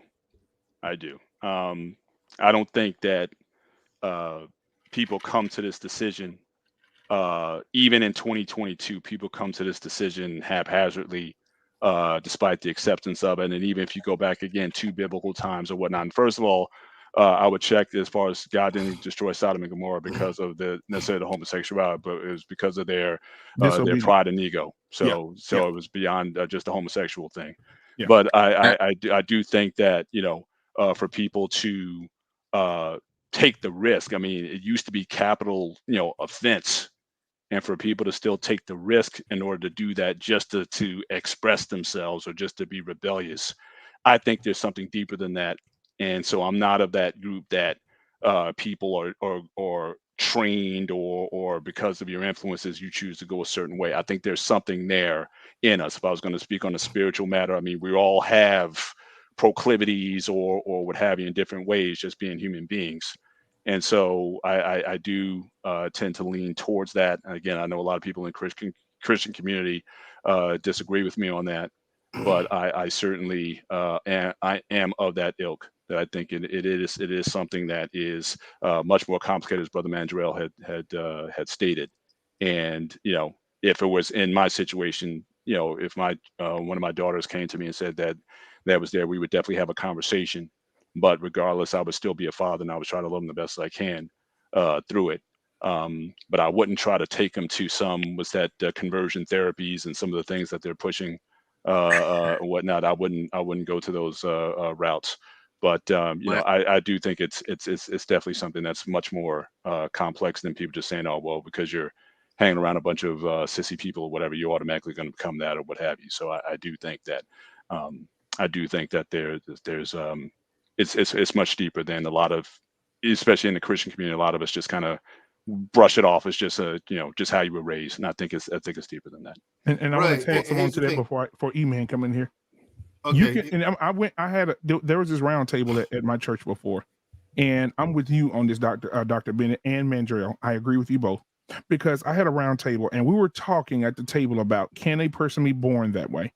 And I said yes, and they said, how could you say that? Because of this. A person can be born with Down syndrome. A person can be born with one arm. A person can be born with blind and deaf at the same time. A person can be born without a tongue. A person can be born with a penis and a vagina at the same time. A person can be born with their heart outside their body. A person can be born with a kidney outside their body. A person can be born deformed. Their eye can be missing or their ear gone. And you mean to tell me all these deficiencies can happen in a child? In their brain, even when Down syndrome, kids can be born with cerebral palsy, and you mean to tell me they can't be born with the DNA makeup that makes them like the same sex intimately? Like I said, E-Man. I mean, E-Man. Come on yeah, now. Like I said, E-Man. Dr. Bennett, am I on to something? Yeah, I agree with you 100%. Yeah. Like I said, E-Man, people who think very linearly like that about this, you just haven't put any thought in it and you haven't read up on it. You haven't read the studies. Now, there's a huge study that spanned years of time. I mean, they spent years on this biggest study, and they pulled thousands of people in it. Thousands of people were in this study. You know, it was close to 1 million people. And even scientists are like, hey, all we know is once somebody reaches a certain age, it could be 2-3 years old. I mean, it varies. Like the age that you find out that you're attracted to something or someone, it varies from person to person. It is just that vast and unpredictable. It's like, okay, some people, they are attracted to the same sex, but they won't say anything because of social norms and social criticisms and the backlash that they'll get. So they hide it. You know what I'm saying? And they'll even date people of the opposite sex to mask it, to escape ridicule. And it's a crazy thing, man. I mean, you can't predict who's going to be attracted to what. Like, that's why when people ask me, what did you think about the whole gays in the military thing? I said, what do you mean? I didn't think about them. I thought the same thing I always thought. What do you mean? I said, I never put any thought in the gays in the military. They've always been in the military. Forever. Always. And we ain't never give a fuck. Right. Nobody ever cared. The media made that more of an issue than we did. We knew who was gay. We didn't give a half a fuck. Right. Now here's the thing, Tommy. You knew what I used and what I did in the Army. And there was a dude who was a flaming. You don't say it. Don't you say it. I know, a flame, but you get me, right? Like super feminine. Like when you saw this dude in the distance, you swore it was a girl. Like if this dude put his arms out to the side like this, he'd float. I swear. He went the smoothest walk, like the smoothest, graceful walk.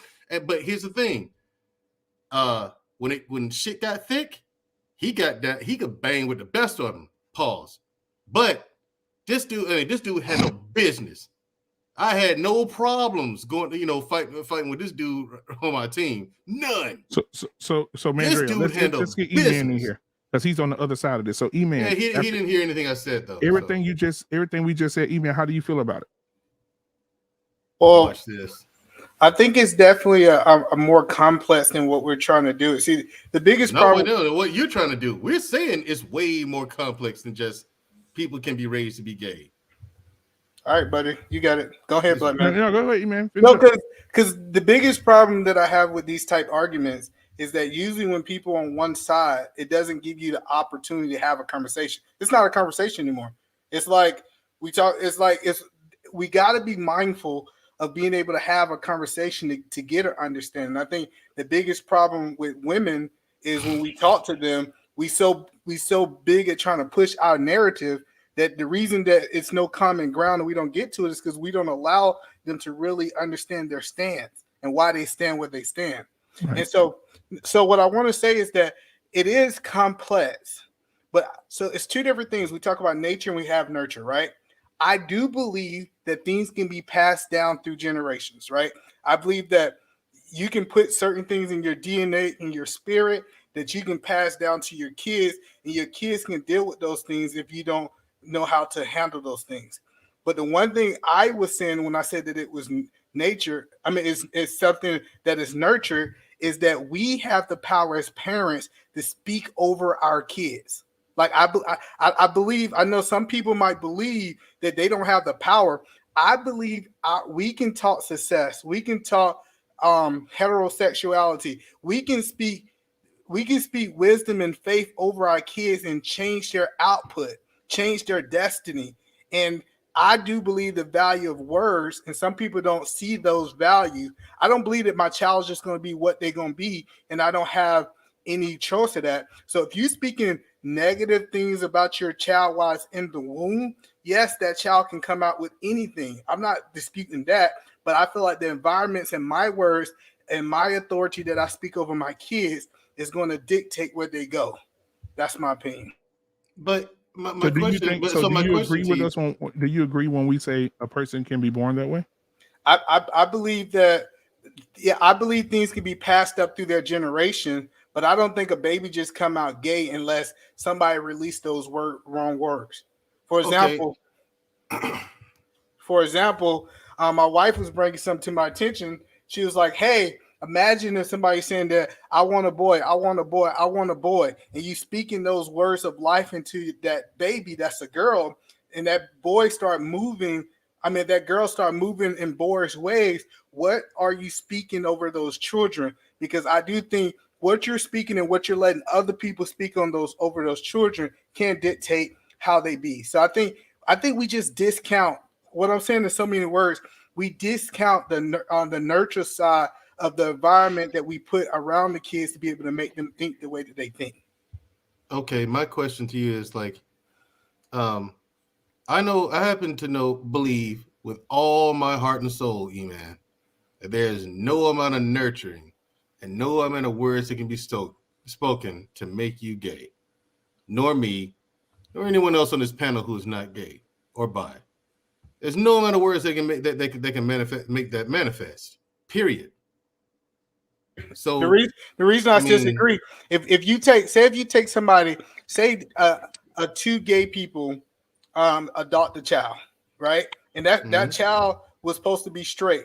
Them growing up in an environment with two gay people believing that's okay and they're being taught those values, it can stray that child to do something different than what they would currently do. So that's why I disagree with you. Your environment. But E-Man, here's the problem. This kind of pushes back on you, and I could be wrong with this, but I believe they had a study, and it's not majority; it's a significant amount of kids that's raised in that situation come out straight. Straight, yeah, exactly. That was a part of the big. That was true.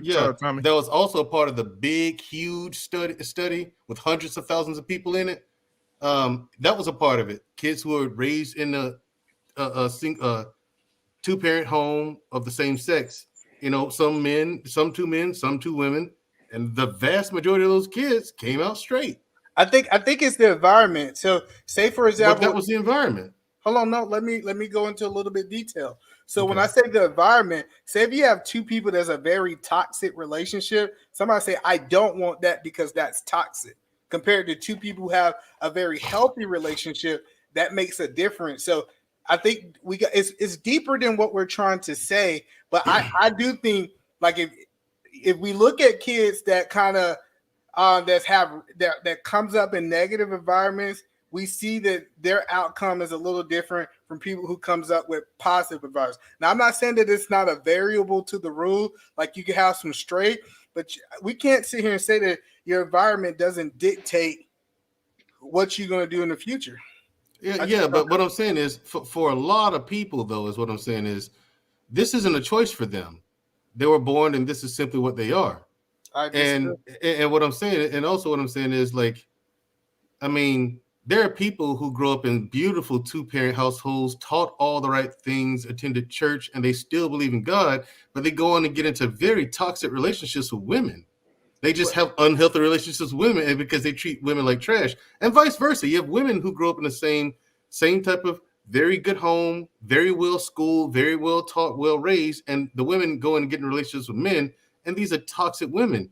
And on the other side of the spectrum, as you pointed out as well, that there are people who grew up in toxic households, and they say, "Fuck this! I am not dealing with this all my life." So when they get married, they do not want a toxic relationship. So let me ask you this: so do you believe that two healthy, say someone who grows up in a healthy heterosexual relationship, do you believe that they don't have more odds of getting married than somebody who don't see it? What do you mean? So say if somebody grew up in an environment with a man and a woman in a healthy relationship, they saw their mother and father in a healthy relationship, do you think that child have better odds of getting married than someone who's raised by a single mom, for example? Well, in these days, I think it's kind of an even kill now. It's 50-50. And here's why. Here's why I say that. See, when in my when I was born, marriage was more so a necessity than anything about love or anything else. It was about love too, but it was more so a necessity in past years. Today, women can make good money and take care of themselves. Men can make money and take good care of themselves. And these people are not looking at things long term, where you're going to need a companion to help you see out live out your twilight years. People aren't thinking of it that way because they get into the bag now a lot more, and so people are seeing less and less value in marriage. So just because they grew up in a two-parent household, the mindset of life has changed, has been altered now to a much more independent mindset and less of a community one. But can't you agree, based off what you said, is that you value marriage because your parents was married, correct? No, not because my parents are married. So you don't value marriage. So your value for marriage is not because of your parents' marriage. It's just because. Why do you value marriage? Let's start there. I value marriage because I don't want to live life alone. I want a companion to live out life together with. And you feel like your married parents ain't have nothing to do to influence that? I don't know. I mean, I grew up in a two-parent household, yeah, and I saw their marriage. I saw some things I loved. I saw some things I just I'm not having that part there. Well, so you know what I'm saying? What I'm saying is that I believe a lot of men and women do not know how to properly to communicate or be with the other sexes because they never seen anything that was healthy. And so I think seeing something healthy, bringing up in that, it influence how you think. We are influenced. We're not. Yeah, it can. I agree that seeing a healthy marriage and growing up in a healthy household with two parents with a healthy marriage, that can influence kids. But what I'm saying is, when it comes to the human psyche, you're giving kids the best chance of giving them a safe environment. I agree with that.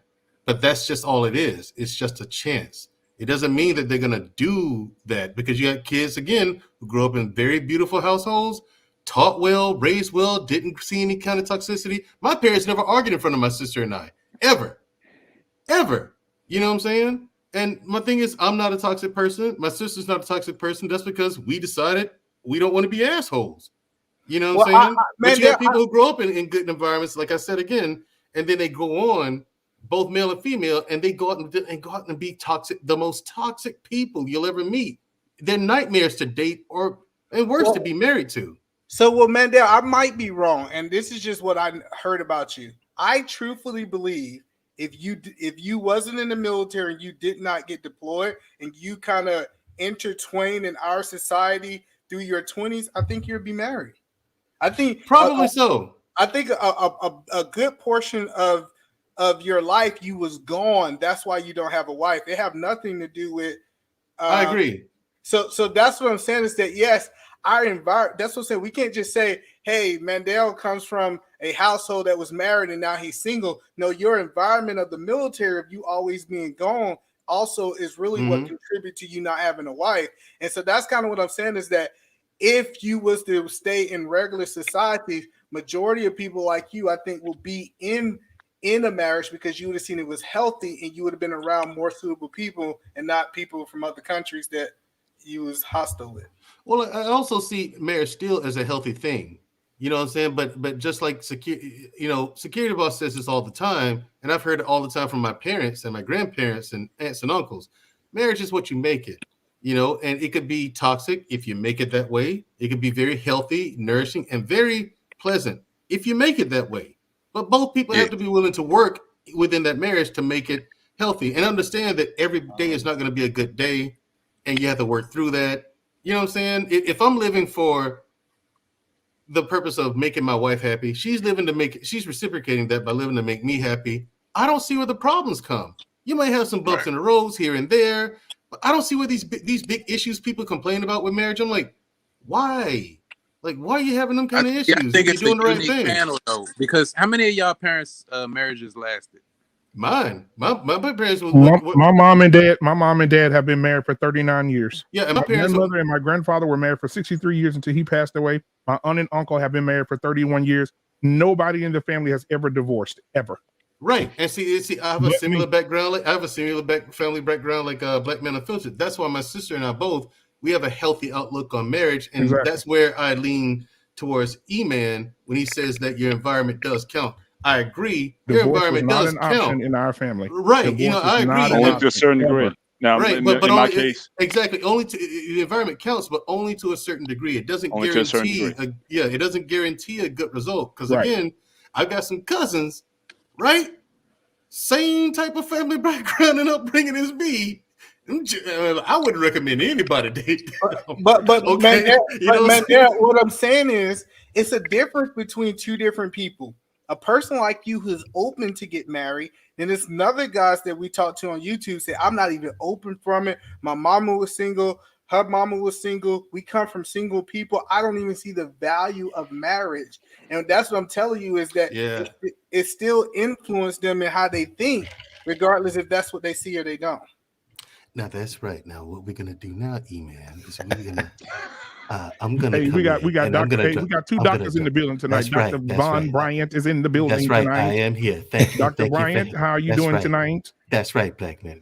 Thank you for having me. I'm here. I'm just gonna step in for a few minutes and give these youngsters some game. Okay, I'm gonna drop this knowledge right quick. Hey, you hear that laugh? His laugh is almost Denzel. Pitch perfect. Denzel.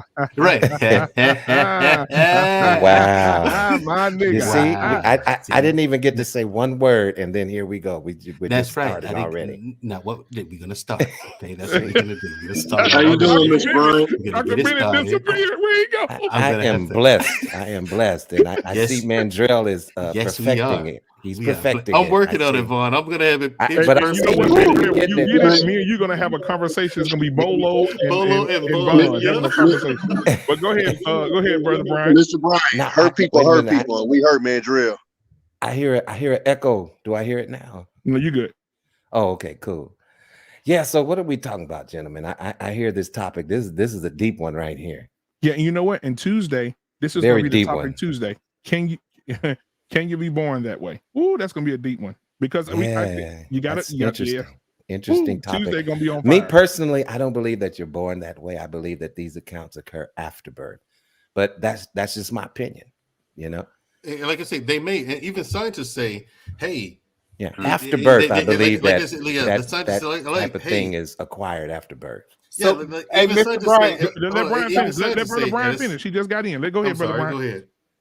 Yeah. So what I was saying is I just believe that these accounts occur after a child is born. Now, I do understand that there's some situations like E-Man was speaking about or somebody else where, you know, there are some deformities that do happen during childbirth, you know.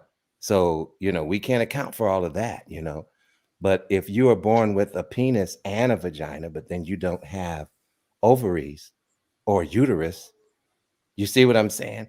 We would have to lean toward that you are a male being. But there's some born with all that. Okay, and so see that now that right there would be testicles and all too, man. Exactly. I mean, testicles, ovaries. Now listen. No, that right there. There's some born with all of it. But yeah, and I get it. Knows that, though. He knows that. That's why he's agreeing with you. He knows that. And I get it. And so that right there would be the exception to me as far as the confusion of the sex or the sexuality of that particular child. I get that. But when you're born normally with the vagina and a uterus and ovaries and all of that, or you just are born with a penis and no female internal organs, you're born normal, then these lifestyles are acquired after birth. That's just my opinion. And a lot of them, I believe, have been influenced on some individuals. You see what I'm saying? So, but I was just going to add that to the conversation. So Vaughn, let me ask you a question. I mean, I'm going to say a phrase here. I mean, a statement here. When I was growing up, I had a cousin, and my mom, we used to go drive down to see my cousin. It was a traditional marriage, right? His dad was hard working, worked in the field every day. They had 4 sons, and We would go down there and he would work them boys. Ooh, they be in the fields, they be milking the cows, they be shooting the deer. They were workers. And one of his sons, the last one, didn't like being outside, didn't like being in the sun. His daddy would stay on him. Boy, you ain't gonna be lazy. You're gonna be a young man, a hardworking young man. Get back out here and work. And he used to go hide, go in the house. He used to be very emotional and cry. And his mom was the traditional mom. She cooked, she kept the house. You know, it was the traditional marriage. And that little boy at 3 or 4 years, my mama said at 3 or 4 years old, they looked at that boy and said, yeah, yeah, that one gonna be, you know, my mom said they knew at a young age. And so as he got older, it started to show more and more. And when I tell you his dad is a stud, ooh, the toughest dad, most hardworking man you ever meet in your life.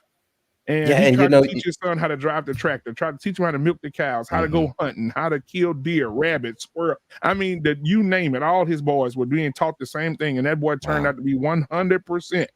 Yeah. Yeah. I think and so at that point, the only thing that you can do is realize that this is your child. And you know, you're still gonna have to love that child. Yeah, I agree. It's no way in the world that I would just throw my son out the door. If he said, well, Dad, you know what, I'm gay. And well, how did that happen, son? You see what I'm saying? That, I thought you were doing this and that and the other. Now, when did this come about? You said, how did that happen? But at the same time, that doesn't necessarily mean that I'm going to agree with the lifestyle. So now that's a whole nother topic that we can have. Yes. So I can also come from that standpoint. Right. Now, I don't judge people or anything, but I don't agree with certain lifestyles. I don't, because of my background and my faith structure. You know what I'm saying? So I don't believe that some of these lifestyles are proper. Right. But at the same time, I do understand that people are living these lifestyles. You know what I'm saying? So that's just my opinion, or that's just my faith. I can't change anybody. I have family members, right? Absolutely, who I embrace to this day. You see what I'm saying? And they're welcome to come to my home. My wife has people in her family. They're welcome to come to our home. But at the same time, my household, I need you to respect that. You're not going to be swapping spit and doing a whole bunch of stuff. Especially if I'm raising young children, because I feel that children are impressionable. Mm-hmm. And I'm going to tell you something. I believe that the agendas that they're trying, this narrative that they're trying to pump off on people, are very unfair to the children. At least let them get to a certain age where they can make up their own mind. Why are you teaching them how to switch so early? Let them figure that out on their own. Now, even at my son will be 17, April the 1st. Thank God he has a girlfriend. And hey, if something else turns up different, hey, that's still my son. You know what I'm saying? See, that's where I am with it, Vaughn. I mean, that's like, if one of my kids turned out to be gay, would I be disappointed? Absolutely. I'm not gonna sit here and cap. And y'all know me. I'm honest. Yeah. I'm gonna tell you the truth, right? So would I be disappointed? Yes. But that's still my son. That's not gonna mean I'm gonna love him any less. You know what I'm saying? Exactly. I'm going to treat him like my son. I'm not going to treat him any different. I think, and you know what? I would rather for if that was the case, I would rather for my son to come to me and feel comfortable enough to say, "Hey, well, Dad, I don't know if you were aware, but I'm gay or whatever." I don't want him to be, trying to hide and be. People go through a lot of stuff going through that kind of stuff. A lot of these young people are taking their own lives. Just because simply they were outed or this, that, and the other. Right. You know what I mean? I got a friend. Now, if I could just say this real quick. Now, as for me, I had a man child, a boy. So guess what? I'm not going to let him play with Barbies. You see what I'm saying? And I see this in the celebrity world. Where they're allowing their sons to wear dresses and skirts. Yeah, I ain't with different that. things. I ain't with See, that. I'm not with that. I ain't with now, that. Here's the deal with me. Here's the deal with me. If you want to wear a dress, skirt, eyelashes, fingernails, you can do all of that after you get old enough to have your own house. But while you're living here, you can't do that. And it's for a purpose. Because once you decide to do that, I want you to understand that this is your own choice and decision. And yes, I do believe that the lifestyle is a choice that people are making. You can choose how you want to live your life. You know, you could have the proclivity to steal. And I can go with the reputation of being a thief. That's the choice that I can choose or not to choose. Now, sexuality, people say, well, that's a little bit different. I get it. I get it. You know, I get that. Okay. So can we also just in the discussion? I don't want to take it too long, but can we also make a distinction, because we're talking about sexuality, but we're also talking about identity. I think those are two separate things. So there's who you're attracted to, and then who you think you are. And I think on that front, I think that's a different topic, and we can certainly talk about. That's there where may you be get an into agenda in mental that. issues. So now I when think you get into that places. Well, But again, we're conflating, because we're talking about the two different things. It's When we talk about a more- person, the way they dress or how they walk around or how they talk, that's an identity issue more so than who you're attracted to. I've seen some guys and women who you wouldn't think that they were that lifestyle, but again, who you're attracted to has no bearing in terms of how you carry yourself. So I think those are two different arguments, and I would just think if we were gonna tackle a topic like this, if not tonight or this morning, I should say, or in the future, that's a distinction that I would think we would like to make. Right. Now, Dr. Bennett, if I do have this show on Tuesday, are you available? Can't guarantee that. I would say send me the link, send me a reminder, and I may be able to join on a little bit later in the show. You're gonna have about the same time, about 9 Central, 8:30 Central Time. Yeah. So Dr. Brian. So I think Tommy, you muzzled real bad, Tommy. So Dr. Brian, quick question. You mean Bennett? You mean Bennett, right? Dr. Bennett, yeah. Okay. He said. Brian. I'm sorry. Don't worry. He jacks my name up too. I'm a surgical tech. I'm not a doctor. Right. Okay. Don't worry. Mr. Brian, he jacks my name up. He jacks my name up too. I thought. I'm sorry. I thought Black Man Unfiltered said we had 2 doctors on now. I call Dr. Brian that because he's a doctor in his own way too. The way he speaks and carry himself, I call him. But yes, I addressed him that way because that's what I heard. Mr. Brian, this is what I'm saying is, even if a person is attracted to someone, I believe that we can influence them to go a different way. I think we as parents, we don't understand how much power we have in influencing what our kids do. That's the kind of the point that I was making. Like, so if you have these conversations at 3, for example, when Black Man Unfiltered was making this conversation at 3 o'clock, when this boy was 3 years old, I think they should have started kind of having conversation with him to understand why he think the way that he think, because you can really be able to. I think we just have a total influence over our kids, and we take that away sometimes. But isn't that why we train the boys to be boys and the girls to be girls, right? That's how we do. But when they come to the age of accountability, now they can make all kind of different decisions about, their own life. When they get to the age of accountability, and they have all of these influences from their peers, your kids learn a lot of stuff, man, when they go to school. Even though you're trying to train them properly at home, they go to school and one of their best friends will teach them how to say shit, and then the next time when they get home, they're saying shit. You be like, where'd you get that from? Well, so there's a lot of outside. There's a lot of outside influences as well. Yeah, and kids are very impressionable. Yeah, the situation with my cousin, they were homeschooled and they lived in the middle of nowhere, so there was they ain't be around. They wasn't around nobody. It was just his 4 brothers and him and his mom and dad. Like that was it. I don't see it. I feel like I feel that like we was talking about, looking at Christian schools and putting our kids in I think if we control our kids' environment, we can control their outcome. Impossible. I don't well, the reason why he's thinking like that, the problem with the guy, the problem that. Go ahead, Mr. Mark. No. Go ahead. Go ahead, Tommy.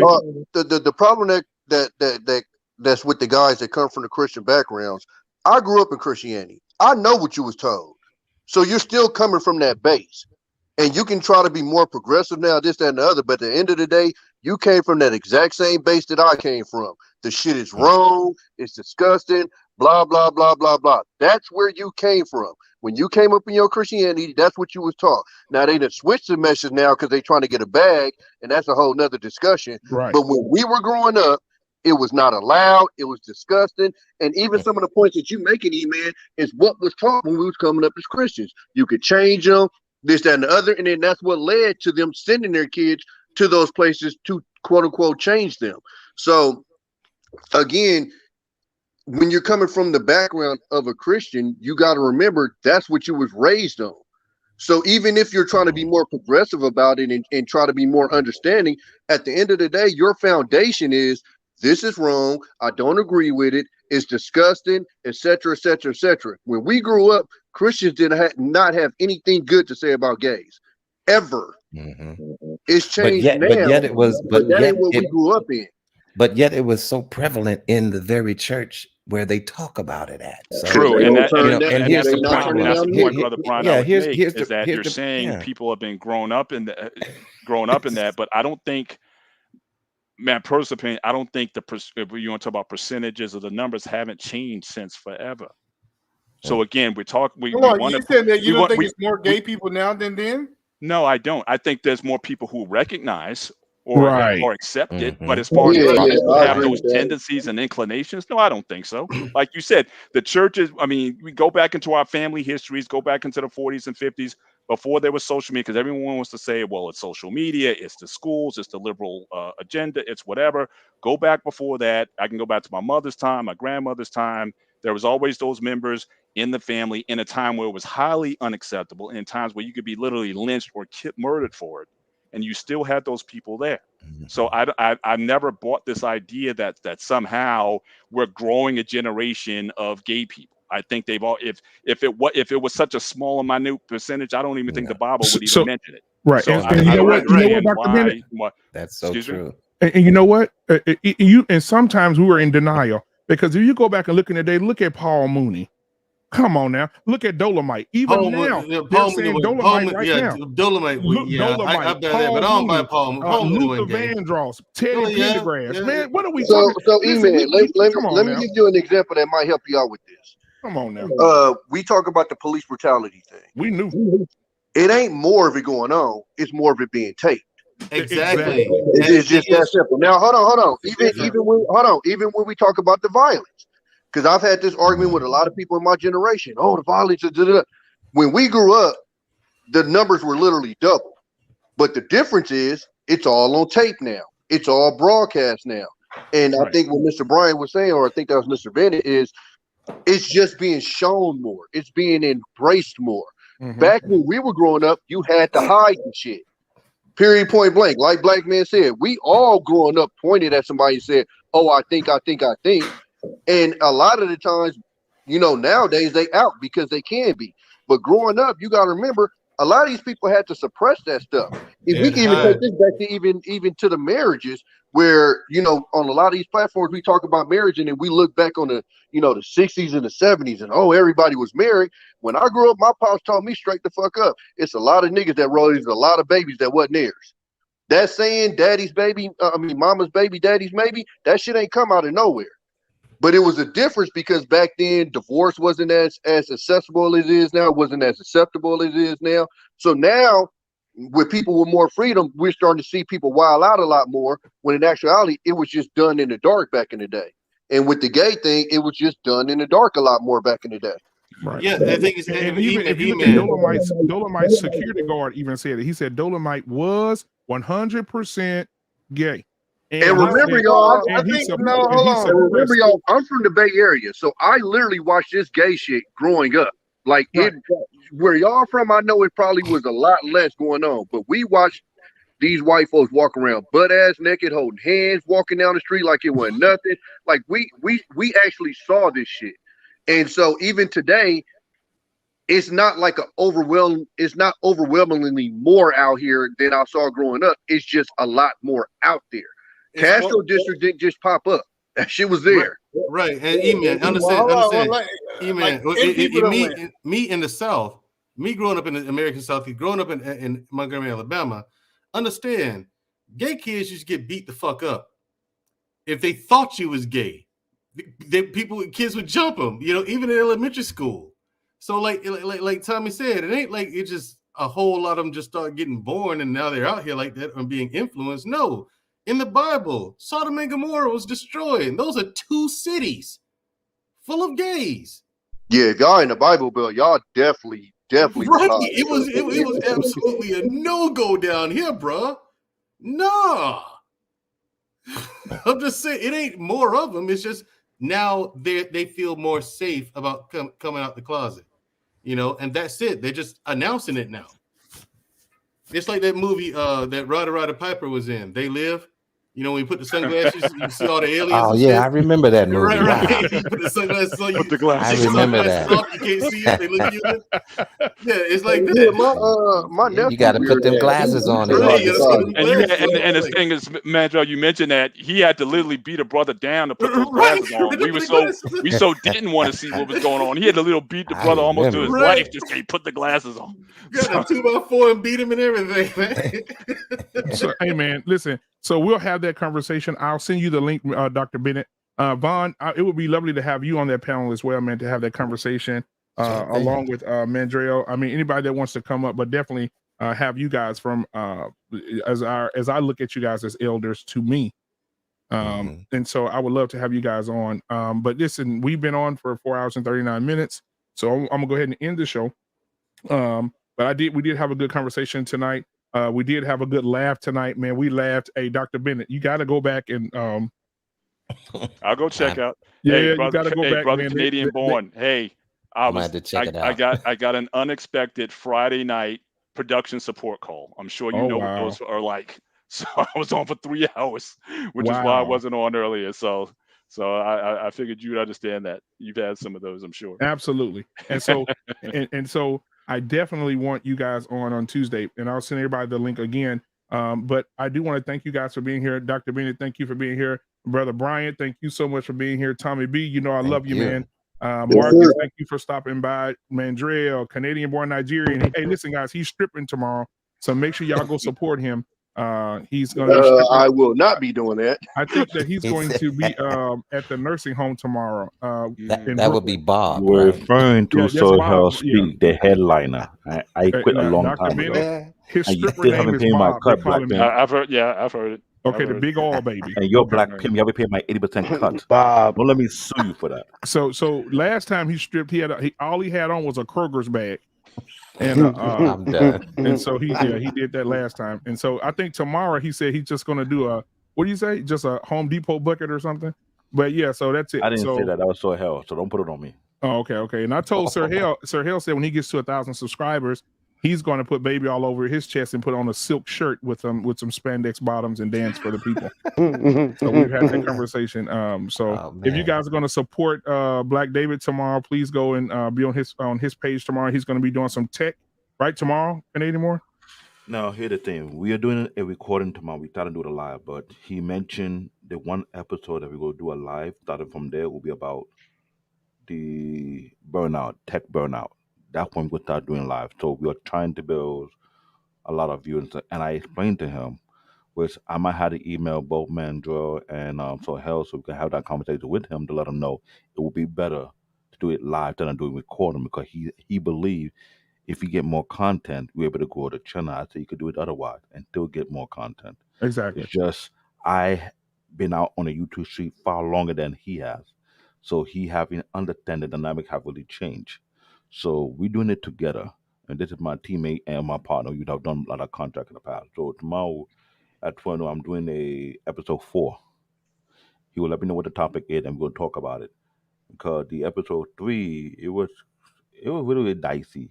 It was all about why New York State is not the place for tech companies. And we really actually going on that because we both saw we were looking at in the corporate America in New York City and was like, this is not a place for tech corporation. They need to leave this city, go somewhere else. Right. So once we get the video uploaded, I'll let you guys know ahead of time, or you may get a notification, because I want to grow this channel where we educate a lot of brothers what's going on in the tech world, what really happened, because trade school don't teach you guys enough. I've seen that. I've been to it myself. Sometimes you need the people who have been in there long enough to give you the inside scoop what's actually going on, what's expected. Exactly. And at the same time, we're trying to broaden it around about the conversation concerning text. The first 2 episodes, I'm sure you guys have seen it. I had to go in and paint a picture because sometimes people are like, no, it's no big deal. The first episode, we talk about cybersecurity. I'm sure everybody been to that fake Microsoft scam and they got a laptop or PC locked down. And it's funny how they got out of it. I don't know. So these are some of the things that we're trying to educate the community because right now, everybody think they're tech savvy. 80% of them is not. They claim I they know are, I'm but they're not. not. I know I'm not. Because you'd be surprised what some crazy nerd can do to your. Like we have all these bots that popping up. These the amateur, the real bot don't even come on the chat room. They're trying to shut down your account. Wow. Real talk. Yeah, I just left Uncle Stu's Because all these platform. one are I was on jokers there now. and they had If I problems. had a, if I was a Yeah, they had a hacker, lot of bots. if I Yeah, was a something popped up. hacker, Something popped up there, man, and he did something to reset something, but it's some new stuff popping up on there, man, It that I just haven't happened to even me seen. tonight, Vaughn. It Is happened to that me. I right? had to go to subscriber mode only because it got bad. Wow. It got bad. Yeah, we just experienced the same thing with Uncle YouTube Stu's knows what's platform. going on, but they have not put no mechanism to prevent it from happening. Now, if I was a hacker, I would have told leave them alone. All I have to do is trace the IP address to their personal PC and know the actual location. And all I got to do is drop a nasty ass file that will completely wipe out the whole hard drive. Like nothing's in there at all. But listen, man, stop That's telling people that. what to do to us. But That's that anyway, nerd. That's that nerd Okay. tourism right there. exactly, Mr. Black Bennett. David's about to start some stuff, I'm trying man. to tell you, we're gonna all be up here. Page is just gone. But Dr. Ben, I want to have a conversation with you, so I'll email you and we can have a conversation. I want to Yeah, ask you and about something. and Behind email the me scenes. too, brother, because I never Yeah, did get Vaughn. the email. Yes, I'm going to email. You know what? Tomorrow is going to be my day of emailing. I'm going to email Vaughn. I'm going to email Dr. Bennett. I'm going to email Canadian-born Nigerian. I'm going to call Mandrell, Don GQ. I got your number. You in my city, so we definitely got to hook up Don GQ. And thank you for being here too, brother. First All name, right, last man. name, Mandrell, Yahoo. and so All hell right. either tonight or tomorrow because Matter of fact, Vaughn, I while you want up here, put your email in the back chat. I Okay, want my everybody to have a computer's group kind of chat far, so but we I'll can try. convince my partner the next episode we should try and do a live because when you're doing a live and people are coming in to ask questions, it make it better for him and us. Yeah, because that's a much better experience too. So, Absolutely. Mr. Bennett, Dr. Bennett, again, thank you for being here, man. You got any last words you want to say before I ask first of all, everybody hey Tommy, when you gonna be on again? Because I know you had some words about that Philly Brooklyn game last night. So when you on I think my next one's gonna be Sunday or Monday. It's gonna be one of those 2 days. I was expecting you to just have like a impromptu session after that one because I think I'm about to start doing that. Cause dude that I'm doing it with, he kind of slacking because he got real estate stuff that he doing. So I think that's what I'm about to start doing. And then just when he can hop on, he can hop on. Because I've been trying to kind of wait for him and this and I was telling other people I wish I just started by myself and then I could be on my own schedule. But I think I'm gonna start doing that, just kind of popping up just to keep content that one coming. I would have loved to have gotten your perspective from last night because And let me ask you this real quick. Who do you think won the trade? I don't want to get too deep down the rabbit hole, but who do you think won that trade out of the Philadelphia and Brooklyn? Honestly, it's too early to tell because it's like, you got Harden at the gate, but then Harden's showing who Harden truly is, especially in the big game, and we don't know what Ben Simmons is going to be like when he actually takes the court. So, but it don't matter though because Ben Simmons is number 3, Harden is a number 2 to Embiid, and we know what Harden is. Like it ain't no secret of what Harden is. It's the same shit. It's the same story, just a different script every year. So I think with Ben Simmons is gonna have the least amount of pressure he's had in his whole career. If he just focus on just play defense, just guard the best guys on the floor and just accept his role, that he's not going to be a major star. If he could almost be like a Draymond Green or what have you, he'll be fine. 100%. But I don't know where his mindset is right now. So I can't say who won because I haven't seen him and I don't know what's going to happen down the line. But I was just saying that game last night, I was just shit. New Jersey got some. Brooklyn got some picks out of there too. So and this is a big one that you're missing too, Mr. Bennett. Seth Curry and Andre Drummond, and Seth Curry played his ass off last night. Well, I always knew Seth. It put him in the right situation. I mean, he's not as as good as his brother necessarily, but I mean, he's dangerous and he's perfect compliment to you guys, to your starters. So I have no. So I knew he would be valuable, but I just still on your own court. I was not expecting that last night. I was deeply disappointed, but it shouldn't. It's like I'm like Charlie Brown with the football. I should have known better. But I mean, you know how Philly fans is. I just we gonna win the chip until we don't win the chip. I want to ask you guys this too, man. How do you feel about Garoppolo going to New Orleans, Wentz going to Washington, and do you think that Aaron Rodgers deserved that money? Wait, they already pulled the trigger on Garoppolo? Oh yeah, well they pulling it now. I'm gonna go back to ESPN real quick. Oh, I'm like, what the fuck? What I missed? Shit, they had to cash Aaron Rodgers out. That was either do that or trade him. So I mean, is he worth that? Huh? Is he worth that kind of money? Yeah, he just won back-to-back MVP. Shit. Yeah, I would say yeah. I think. But I mean, what else is there in Green Bay? Russell Wilson to the fucking Broncos is about to give me gray hairs, bro. I'm so sick of these goddamn quarterbacks in my division, dog. The AFC West is going to be nice, man. Woo! That's going to be. You got Khalil Mack. You're going to have a lot of 8-8s in that division. So now Khalil Mack is going to be Khalil Mack on one side and Bose on the other side. So yeah, that's great too. And so think about this: who you got? Who in the AFC West right now? The quarterbacks: Russell Wilson, Derek Carr, Russell Wilson, Pat Mahomes, and old boy for Los Angeles. What the fuck is it? He's new. Justin Herbert. Herbert, yeah, that's nasty. Man, although I would still put San Diego at the bottom of that division because they can't D up anybody, and their coach he goes too many of those fourth downs too much. But again, that defense, even with Mac, you know that defense is very suspect right now. So I don't know. Yeah, but Mac and Bose on both sides, that's ugly. That's some problems. If Mac plays up to Mac standards, that's some problems. I don't know who you double because you can't double both. Or your inside's gonna get gutted. Yeah, it's gonna be interesting to watch. I ain't happy about it. It's gonna be very entertaining watching the AFC West for sure. It's gonna be nice. Well, again, man, I appreciate you guys, man. Thank you guys for coming tonight. Tuesday, 8:30 Central Standard Time. Wednesday, we got a sports show. If you're not doing nothing, Tommy B, man, come over with them guys, man. Mandriel, they was on there talking about. I missed this last one. I'm gonna definitely get on there though. Yeah. Mandriel was on there. Him and Marcus got on for a little bit with those guys because that was their first show. They was nervous as hell. But but they talked about boxing for a little bit. Mandriel was talking some crazy talk about boxing, but we'll talk about that. You're in my wheelhouse now. All right. Yeah. Love me some boxing. So. And so, Dr. Bennett, if you're not busy on Wednesday you're gonna be on your platform all week. You got me Tuesday. You got me Wednesday. No, I'm saying if you want to watch. All right, I hear you. Yeah, if you want to watch or come up, either one. You know, I love you, man. I feel you. But yeah, man, on Wednesday at 7:00 Central Standard Time, those guys go on for the sports show. They do an hour, and then Mandriel comes on at 8:30 Central Standard Time. Right after them, he comes on with his show Unapologetic. So, man, we look forward to them on Wednesday. But guys, again, I appreciate you, man. Thank y'all for coming. It's been dope. I love each and every one of you. Be safe out here in these streets, Vaughn. I'm going to email you tomorrow, Dr. Bennett, you as well, because I have a question for you. And shout out to the brother who was on earlier, the E-Man. I know I didn't necessarily agree with him on everything, but I appreciated him being on. I hope he definitely comes back. I thought, Oh, he'll be back. Oh yeah, he'll be back. Okay. That's the first time I saw him.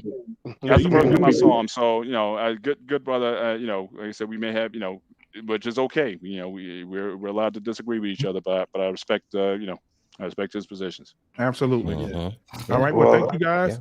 And I appreciate you, brothers. Peace. Okay, no problem. Take care. Good night, y'all. Talk to you soon, bro. All right. Tommy.